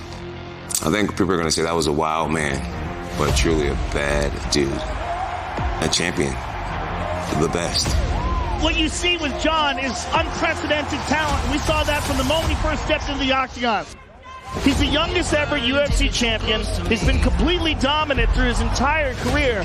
Faced the cream of the crop. Avoided no one. Dominated everyone. Cormier is down. That's it. Jon Jones has done it. This fight means finishing what you started. Remembering why you're here. Remembering your dream.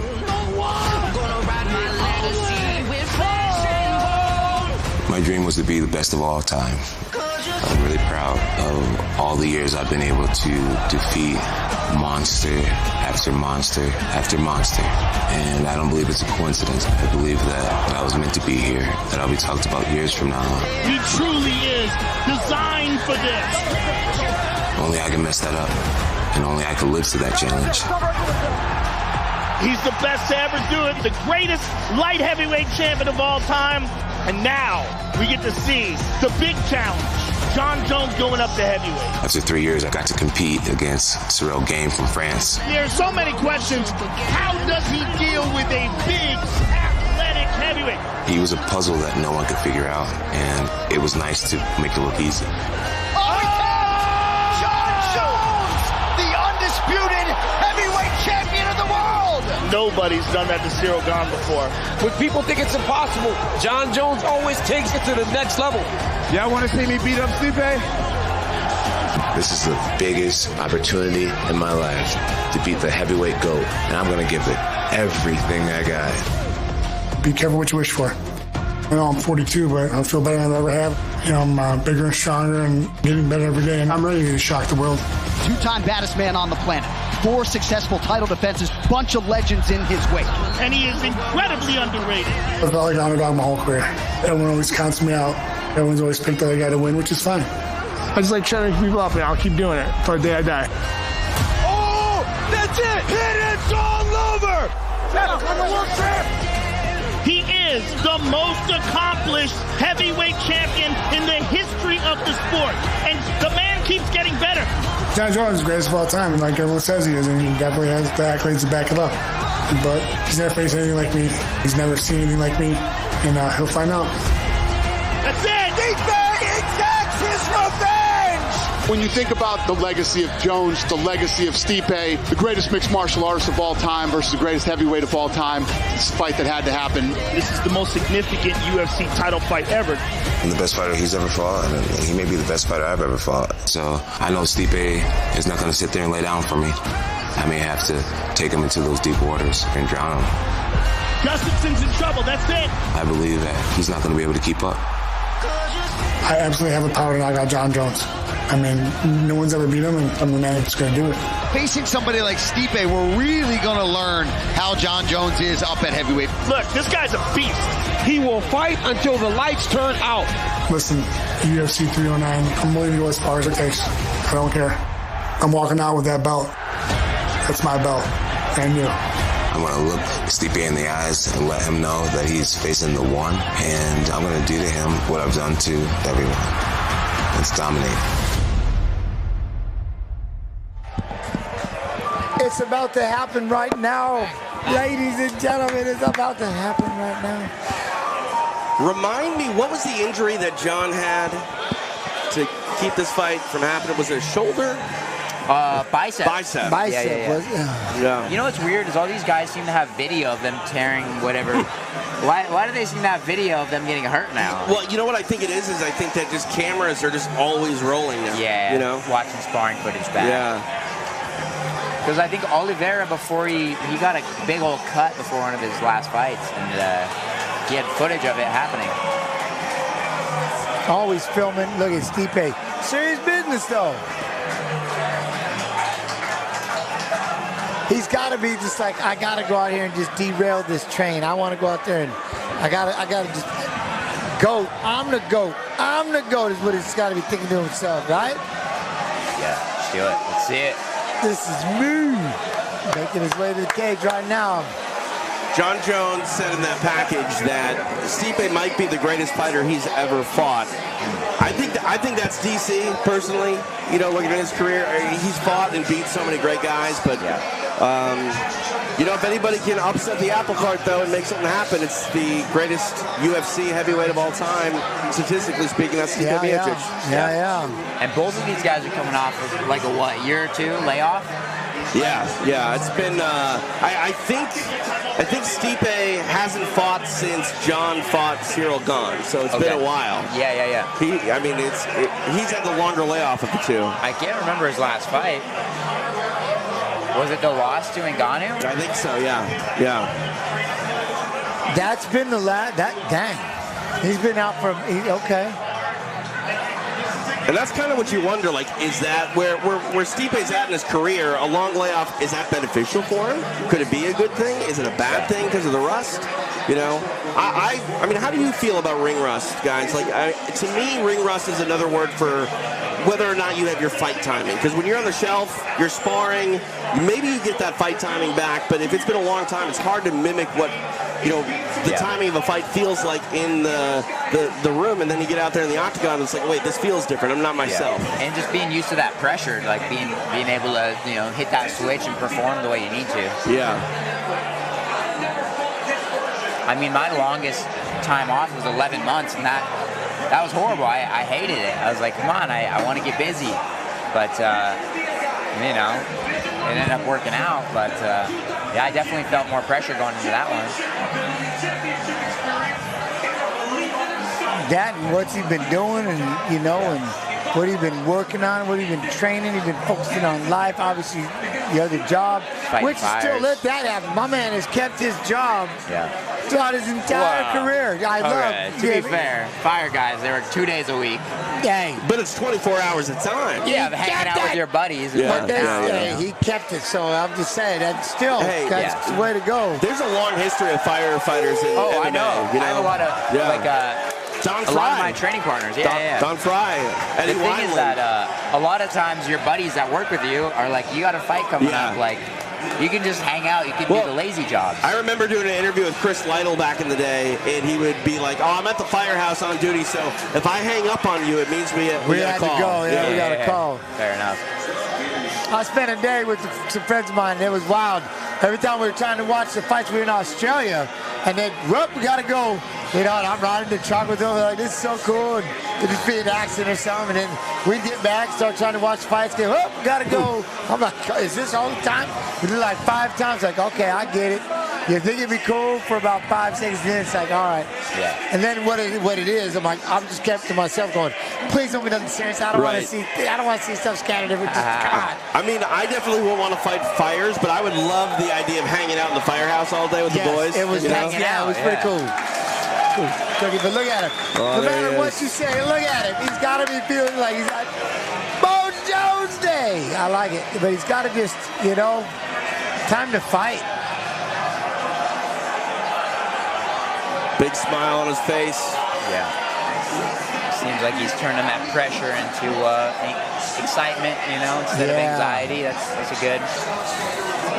So let's not forget Johnny, you know, an Endicott, New York guy. This is his, you know, original home state. Big moment for him fighting at Madison Square Garden. Family over there. Yeah, his brothers. Big moment for them, you know. What a ride, what a career. It's just been insane. This is Johnny Bones Jones. I mean, we talk about him becoming the youngest UFC champion now in his mid to late 30s. It's like he's been in the UFC competing at the highest level his entire adult life. Gordon Ryan looks massive. Oh, yeah. I didn't think he was that big. Well, and that, again, you got, that's one of your partners every day. Fix them shorts, Johnny Bones. That's what you need a corner. Your corner needs, that's their job. Hey, I know how we got it. Let me roll them for you. Yeah. You can't leave them unchecked. I mean, it ain't for him to know.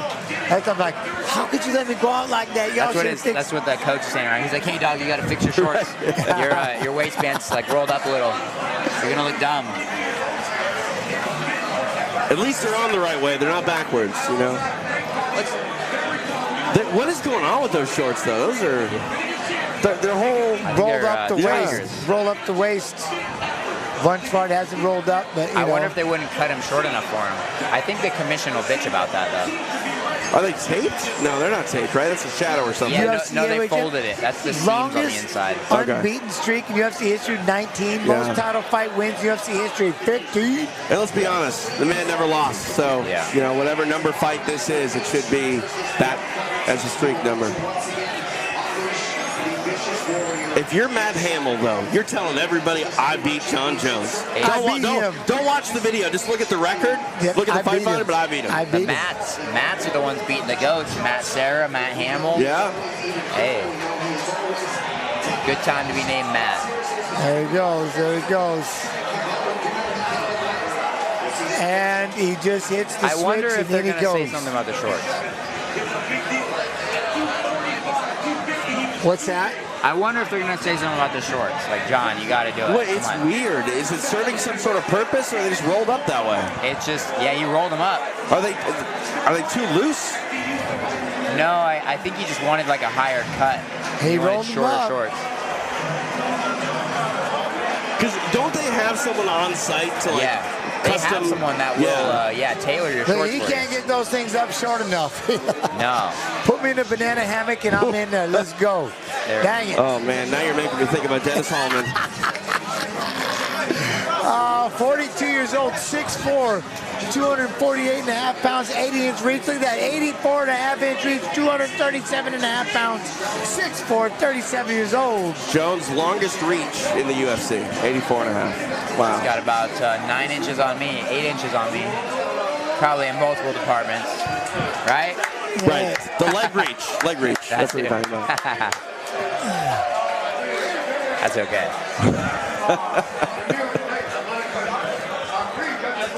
Oh, here we go, guys. Let's get ready. I'll be curious, man. Herb Dean, we got Herbert.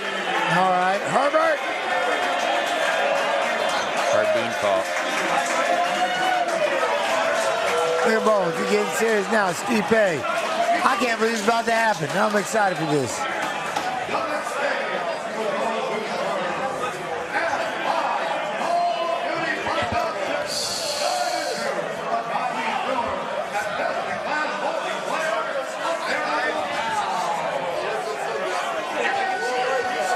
2 shots in the can. Buff, we're listening to the Buff right now. I know we got to get a bunny hop. 2 feet in the air, bunny hop. Yeah. This is the Garden. He's jumping.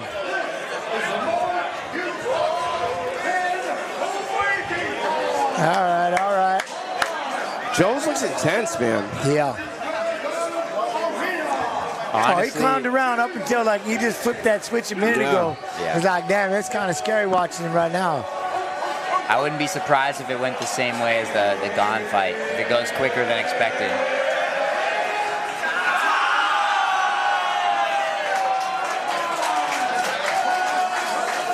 All right. I mean, it could. You're right, Chase. It really could. I was saying if it ends under 2.5, it's a Stipe finish, but it really could be a Jones submission as well. Yeah, I mean, what's Stipe's wrestling? Not.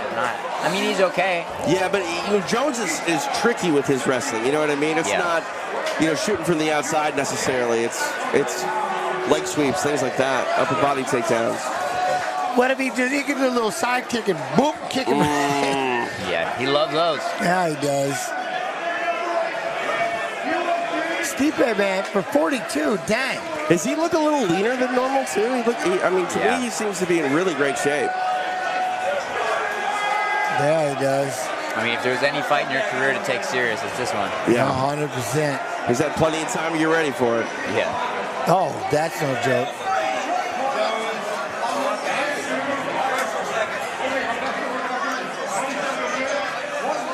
At heavyweight. 27-1. What was the no contest? Was one of the DC fights, right? Yep. Which is how DC got the light heavy belt. Yep. And then Johnny Bones came back. Insane.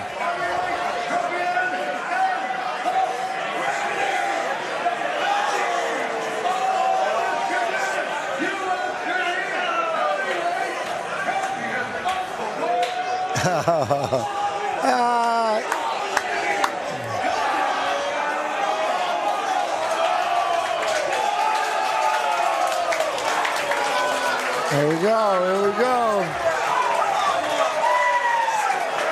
Oh, we're lighting up. We're lit up in here. Let's get it. Size of Stipe, because he's athletic. If he could impose, well, I would say size. Well, he still got size. Oh, Johnny Bones already threw the first punch of the fight. There it is. 1-0.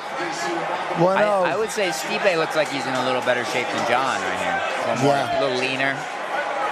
Oh. I feel as though rolling the shorts does not help the muffin top situation. John's not crawling out in the bear crawl style like he normally does. It's interesting. Here we go. Interesting. The stalking. Bones, look, he's just slowly stalking his way in there. Boom, lands the left hand. But Stipe fired the right hand back. That was all right. That'll be it, too. Just counter shots of Stipe. He's keeping the shorts like that. All right. Respect, dude. Kick up the middle. See, and you got to keep an eye on that hand. They're cheering for Stipe. That righty versus lefty, jab hands. Yeah. John switches a lot, right? He's not just a... They let him keep the tape on his toe as well. But he's busting that. He kicked the inside of the leg. Ah, I see. Whoop. Oh, right up the middle. Stipe trying to throw a 3-4 shot. John, get out of the way.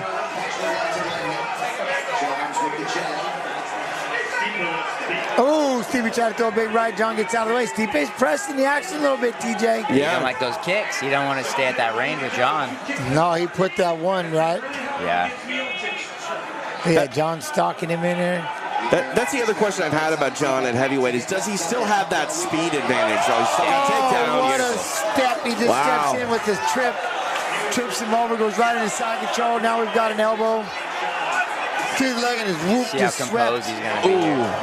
Elbow on the inside. Another elbow. He's going to get into this half guard on Stipe. Yeah. Stipe does a good job of getting guard back. Nice bows from the bottom. But look at that, Bones gets back in the half guard, gets up heavy, starting to throw some left elbows. He's got phenomenal ground and pound, underrated ground and pound for Jon Jones.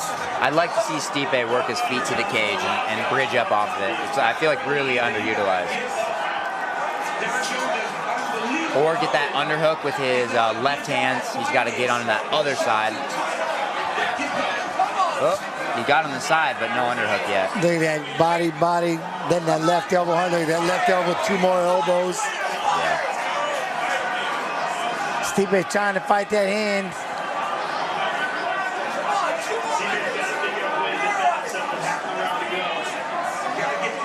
Look at him using his head to clear things out of the way. Nice, working back. Bones trying to get heavy up on the shoulders of Stipe, trying to rip those left I'm really surprised elbows. that one didn't cut him. What is Stipe's skin, you know? Now he's over to side control, and he's going to try to turn into Bones. Underhook, Stipe. Underhook, my friend. Right back in the half guard, TJ, just letting that left elbow go. Yeah, these elbows are bad from Johnny Bones. Look, there goes Bones. He's on him. Stipe kicks him away. It's a hard position for Stipe, though. Hard to move out of. He has to kind of stay in a safe spot. 100%, 100%. I mean, he's kind of stuck. Yeah. I mean, you can't really control the posture of Jon. He's whipping elbows. You got to try to counterblock, but you got to be intelligent about it. You know, because he'll stop it if you sit there too long. Well, you can't get wrist control on Jon because he just comes over the top with that elbow too. Like, you got to get overhooks or underhooks and get a guard and get back to your feet if you can. Yeah, so he has that half guard right now, and he has his feet towards the cage. I would like to see, either walking the feet in, bridging off the cage. He's so heavy. And now he's going to get a knee on the arm. He's going to try to crucifix. Stipe is able to push back up. Wow. Nice job, Stipe. Got a guard. Gets guard back. Little can opener. Open guard, though, here for Stipe. Yeah. Little, got the grapevine going on. Yeah. Stipe's baby toe is bleeding on his right. Oh, it is. Yeah, weird. Very weird. I wonder if it got caught between the cage. That's my guess. Jon Jones knows a thing or two about toe injuries. Oh, yeah. Oof. Trying to pass it by, pass the guard with the side control for Bones. I mean, I think we're going to see a second, obviously. Yeah. Which is good. I want to see Stipe back on the feet. You know, trying to push aside, trying to get that guard back. Bones moves out to the side control. Gonna start going with some elbows. Stipe still turning into him. Yeah, burying the head.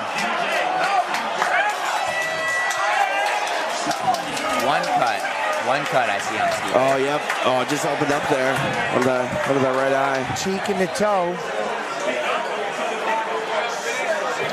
Oh, dang. Well, Stipe doesn't look too tired or too, like he felt a lot of that pressure. Frustrated, I feel like Stipe always looks tired in the face. Yeah, that's true.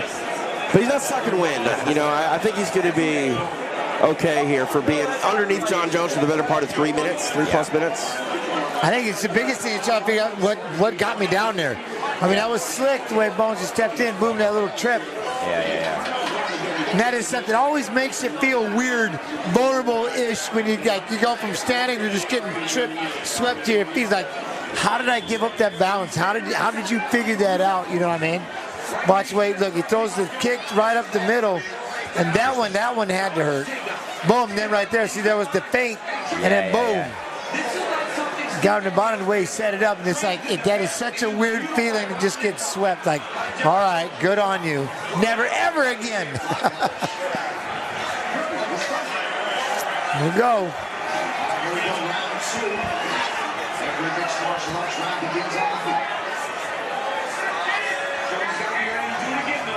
Double jabs. All right. Double jabs. I do want to see Bones get in a little trouble. I want to see if Stipe can push him. 100%.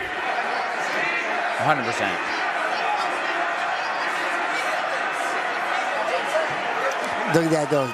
Bones just staying in front of him, just inching his way closer. Push on the face. That's how them eye pokes happen. Stipe trying to get that lead hook in there. Maybe you watch the Chandler fight. You saw they ain't calling him. Go for the eye pokes. Look at that, popping that jab. Oi, because the eye pokes are legal for Jon Jones. Changing the gloves, changing the rules. Stipe trying to do 1, 2, 3.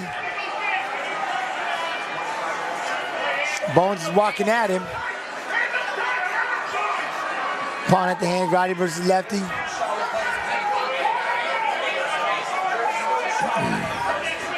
I don't know. We got to see, like, being patient. Neither one of them really trying to do anything too crazy right off the bat.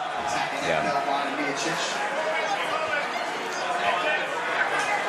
Stipe, I'm trying to figure out. He's trying to figure out how to get inside. It's more of a Bo Nickal, Paul Craig pace than a Oliveira Chandler pace. Very true. Very true. There we go. Now he tried to go with the left to the body, right to the head. See, those are the kind of things I was saying. If Stipe can do that, get inside and push him off him, like, you don't get to take me down. Make him struggle a little bit. And Bones just walking at him. Oh, he tried to fire a left hand back. Stipe had a right hand. There it is, right there. Look at the way he does it. Kick that toe right up the middle. He hated it. Changed the man instant. I feel like when I feel guys starting to kick up the middle, I start like kind of like torquing those elbows together. Yeah, yeah.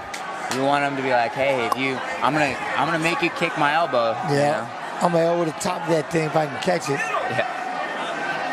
Yeah, he hates me. Look, it gets him flinching like he's sitting there. He's backed up against the fence. Bones is just taking his time. He's not doing a whole lot. He's throwing that one to kick up the middle. Yeah. Back to the leg kicks, which again, Stipe didn't like. See, Stipe trying to load up that right hand. Clean hook. The feint will work. What are you thinking, TJ? You know, I mean, I think it's a better round per se for Stipe, but man, I don't feel like the momentum's on his side by any means. Yeah. 100%. And then right there, he plumbed the head for a minute, fired the knee. Bones is just he's just fighting at Bones' pace right now. One shot, look at hitting him in the jab, walking him down. Yeah. I mean, this is, I think, a lot of what we expected to see from Jon Jones in the striking department. Ooh, nice right hand by Stipe. There's the right hand, Stipe. I think it's the hardest Jon's been hit at heavyweight thus far. Fair enough. I mean, I don't think he even took a strike from Ciro Gane. No, nothing. See, I wish he was doing a lot more pressing. If I was like Miocic, press this a little bit. There you go. There's stepped in, lunge hook. You know what I mean? He's got to try to change his pace up a little bit.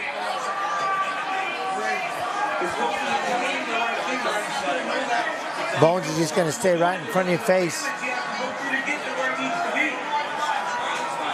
Try to throw the left leg kick. He's working that kick up a little higher, though. I could have went head if he wanted it to. Yeah, I mean, this is back and forth, Bones to a jab. He's keeping it really slow again, and it works in his favor, throwing that inside leg kicks. Yeah. Best kick so far has been that kick up the middle, yeah? Yeah. And then see, Stipe just seems so lost. Like he's trying to chase after him, Bones able to just paw himself away and keep the distance. Spinning back kick for Bones. All right. End of the round, why not? Lead hook, there's the jab.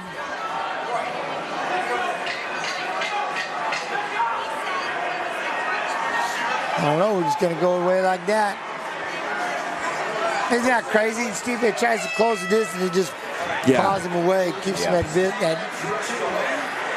It feels very similar to the striking, though, between Oliveira and Chandler.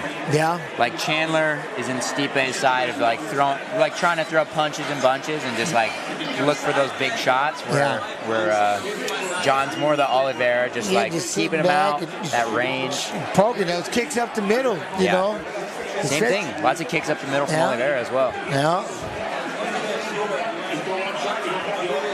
So I mean, Bones just keeping it composed, and that's why I wish that Stipe would got to get out of this comfort. He's got to get out there, push him a little bit. Yeah, 100%. Because like I said, it was a better round for Stipe, but I don't feel like he stole any momentum back. I mean, he wasn't fighting his fight necessarily. And yeah. He had 1 or 2 decent exchanges. Oh, that kick was perfect right there. And see, look at that. It just stunned him. Yep. Right in the bladder. Boom, nice knee.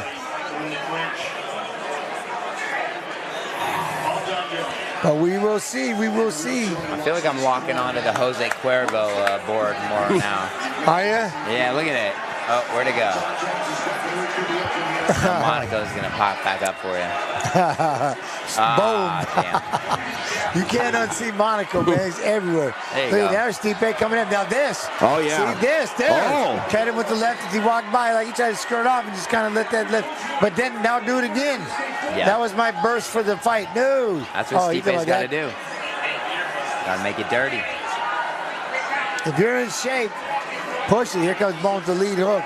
See Bones getting away with 1 shot at a time.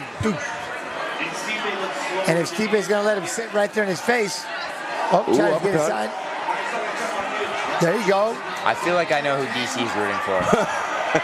He's got to be a Stipe fan. There was the lead hook, Stipe. See, these are the things I'm saying, though. If these things are failed and he can't take you down, hit him with those big shots. It's time.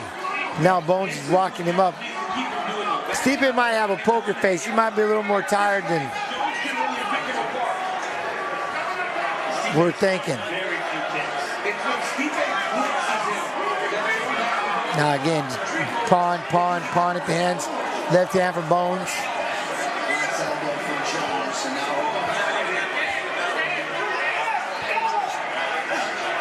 Steps into the kick. See Stipe just.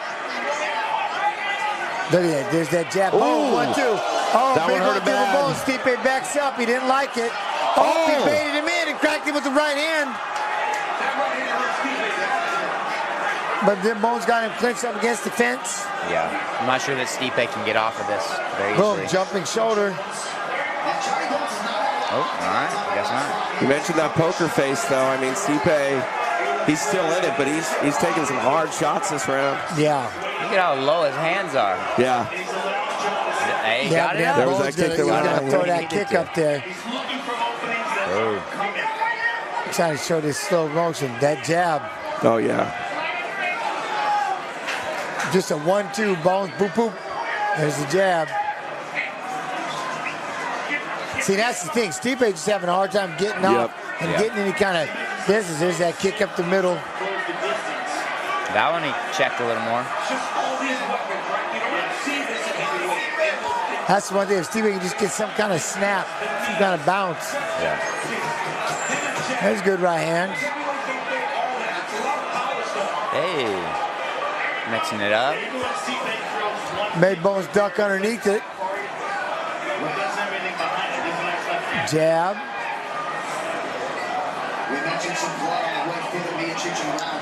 There you go, pump that jab. Not sure the extent to which it's having an impact, but he's not moving well tonight. Walking him down a little bit. So the go ahead. I was going to say, the fight's gone to over. We're over 2.5 rounds. See, now we're pretty slippery, so Bones can't get that body lock.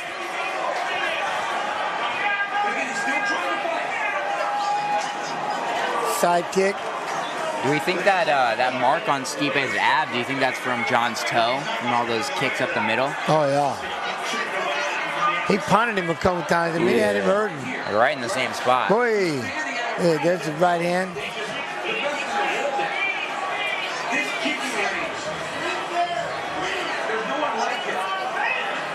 Oh, good left hand lands for Jon. Stipe trying to fire a right that misses. Looking at the striking stats, basically 2-1 head strikes in favor of Jon Jones.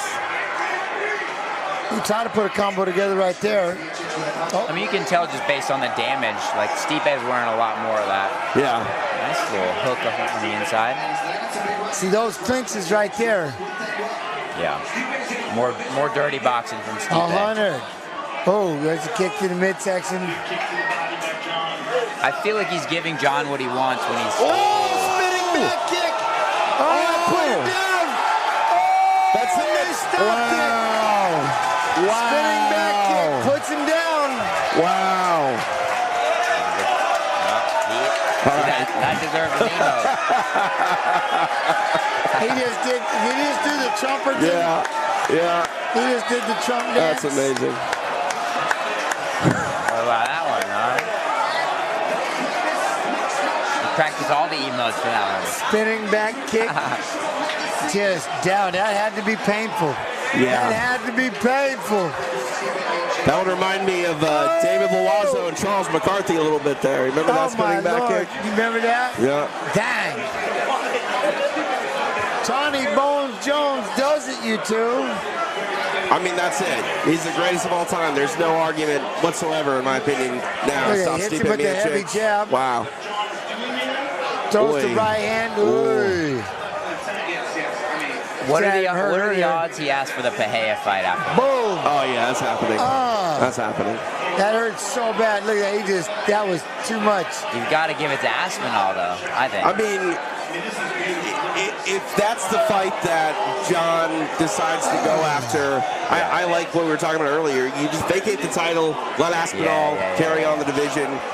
Go fight Paheda, and if you want, the other side of that, go back and fight Aspinall. Damn, That's that was got a to shot. have broke a rib the way that landed. Yeah, that had to hurt bad. That heel landed flush. Flush. I mean, that was beautiful. So let me ask you this, guys. Jon Jones beats Stipe Miocic tonight, lorded over the light heavyweight division forever. Do you think Jon could have done this at heavyweight much earlier in his career? Would he have been able to take out those guys, when he was in his 20s? I don't know. I mean, I don't know. Probably. Right. Yeah. Probably. I mean, he was just, I mean, who is at the top for Stipe? I mean, let's see here. Stipe beat Verdum. Verdum beat Velasquez. Yeah, Kane would probably be his toughest fight, I would think. Yeah, that would have been a good Kane fight. would be a Prime tough one. Kane. Kane would be horrifying for sure, Let's make it happen. And that's the other thing is, but I do think that fight with Paheda, I know That's people, a fight. and That's a Aspinall, that Aspinall fight, the thing is with Aspinall, I don't want to see it because that's bones. Okay, but you know what? Maybe do it. And that'd be taking on Goliath because that Aspinall is something. Let's do the Paheda fight, though. That's a fight you want. It's a fantasy fight. Let Aspinall. I've been saying it. Let Aspinall become undisputed. Go be Aspinall and dominate that entire thing. They're going to have to go find people to try to get them to fight you, Yeah, and that's the thing, too. I don't know how much Jon necessarily wants to continue fighting. He's talked about, maybe this is the last one. I think the Paheda fight, if he really cares about legacy, that's definitely something he would care about. That's a hard one to not. That's one that you get up and go for. Someone who's trying to win a third title, 3 divisions, knocks out everybody. They can both be essentially at 215 pounds. And I think Jones is someone who does care about legacy a lot. He trained with George St. Pierre. GSP was all about his legacy. So, I think that makes sense for Jon. One of 4 UFC championships to defend championships in 2 divisions. Manu Nunes, Andrew Cormier, Henry Cejudo. 9 win against the former UFC champion. 9th win. That teep up there, but that was it. So that'll be it. I don't know what we do, what we say, or what's going to happen on the what he does next. I know we're kind of just listening right now to the interview. I mean, I would be surprised if Aspinall came in. I don't think they're going to let Aspinall come in and call out Jon or anything. I think we're waiting to hear what Jon wants to do. And I think with everything that he's done in his career, you got to let him maybe have that choice, especially if that choice is Alex Paheda. To say that he's earned it. Yeah. You know what I mean? Paheda's earned that shot, too. And that's the thing. Paheda has earned it. And see, but Aspinall's too big. You can't give Paheda Aspinall. Everybody's cheering and so happy. I want to acknowledge Jesus Christ. right. Okay.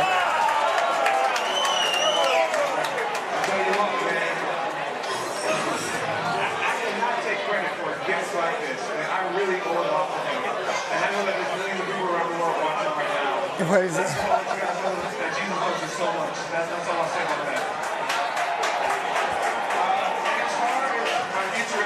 I'm waiting to see if he says this.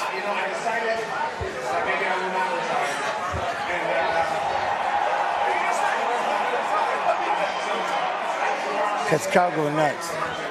And we have some negotiating to do. And if everything goes right, maybe we'll give you guys what you want to see.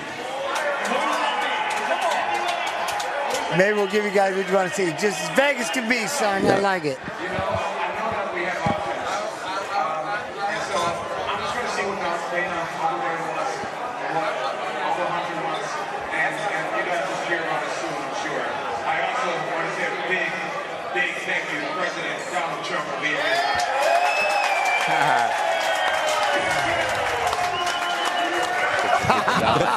He only does that. I love it.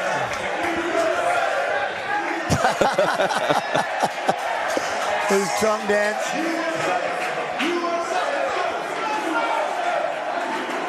That's all right there. That is all right. I like it. I like it. For the time being, it's all that's needed.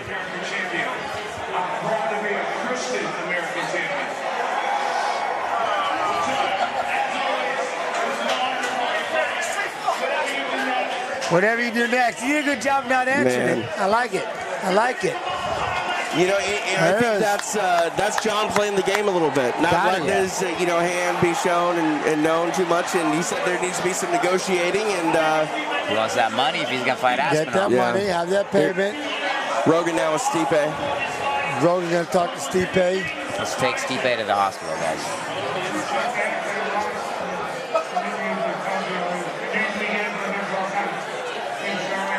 Just, man.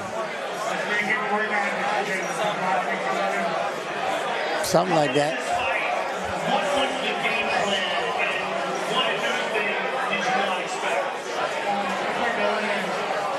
I don't know. Valiant effort by Stipe, you know. I think always. He did. I mean, yeah, just like you said, the biggest thing is just looking. He had a hard time closing that distance to land. And look at his belly good too, shots. man. And I mean, that's like, man, Bones wants to keep you at range. He's going to keep you out there. There's not a whole lot you can do. And it just looked, you know, maybe 42, maybe there wasn't the same kind of jump or snap or whatever it was to get inside there. I don't know, but you know that won't happen. But that you two. All right. Didn't retire, did he? No. Oh, now Trump's got the belt. I love it. Love it. Gave Trump the belt. I love it. All right, guys. There it is. But that is our time. Van Chase. My partner, appreciate you. Thank you very much, TJ. It's always a pleasure. It's always fun, isn't it? Hey, I love it. And this is one live from Legends, New York City. It's been a lot of fun. We'll be back normal time next weekend. You're always streaming, aren't you? Yeah, fights at Fighters Fighting and Saturday's fights. Saturday we'll have to watch long. As long as there's fights, I'll be doing it. But I'll be back home, and you know this has been a lot of fun to be able to. I love when we get to go do these things live. Yeah. Every now and then, but I'll be back at home. Wrestling season starts on Monday. Well, you got to do something to stay out of the cold. Trying to be a coach, you know what I'm saying? I love and appreciate it.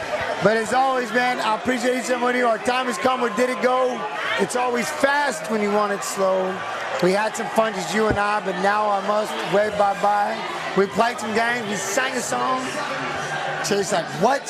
Sorry, Sergeant, come along. I'm off to the airport here in a couple hours. He's off to the airport in a couple of hours. Good luck against the Carpenter coming up here in about 3 weeks. Yeah, looking forward to seeing that. Thank you for your time as always. Hey, y'all be real. Y'all be good. Y'all be real good. I'll talk to you real soon. Love and appreciation. It's easier said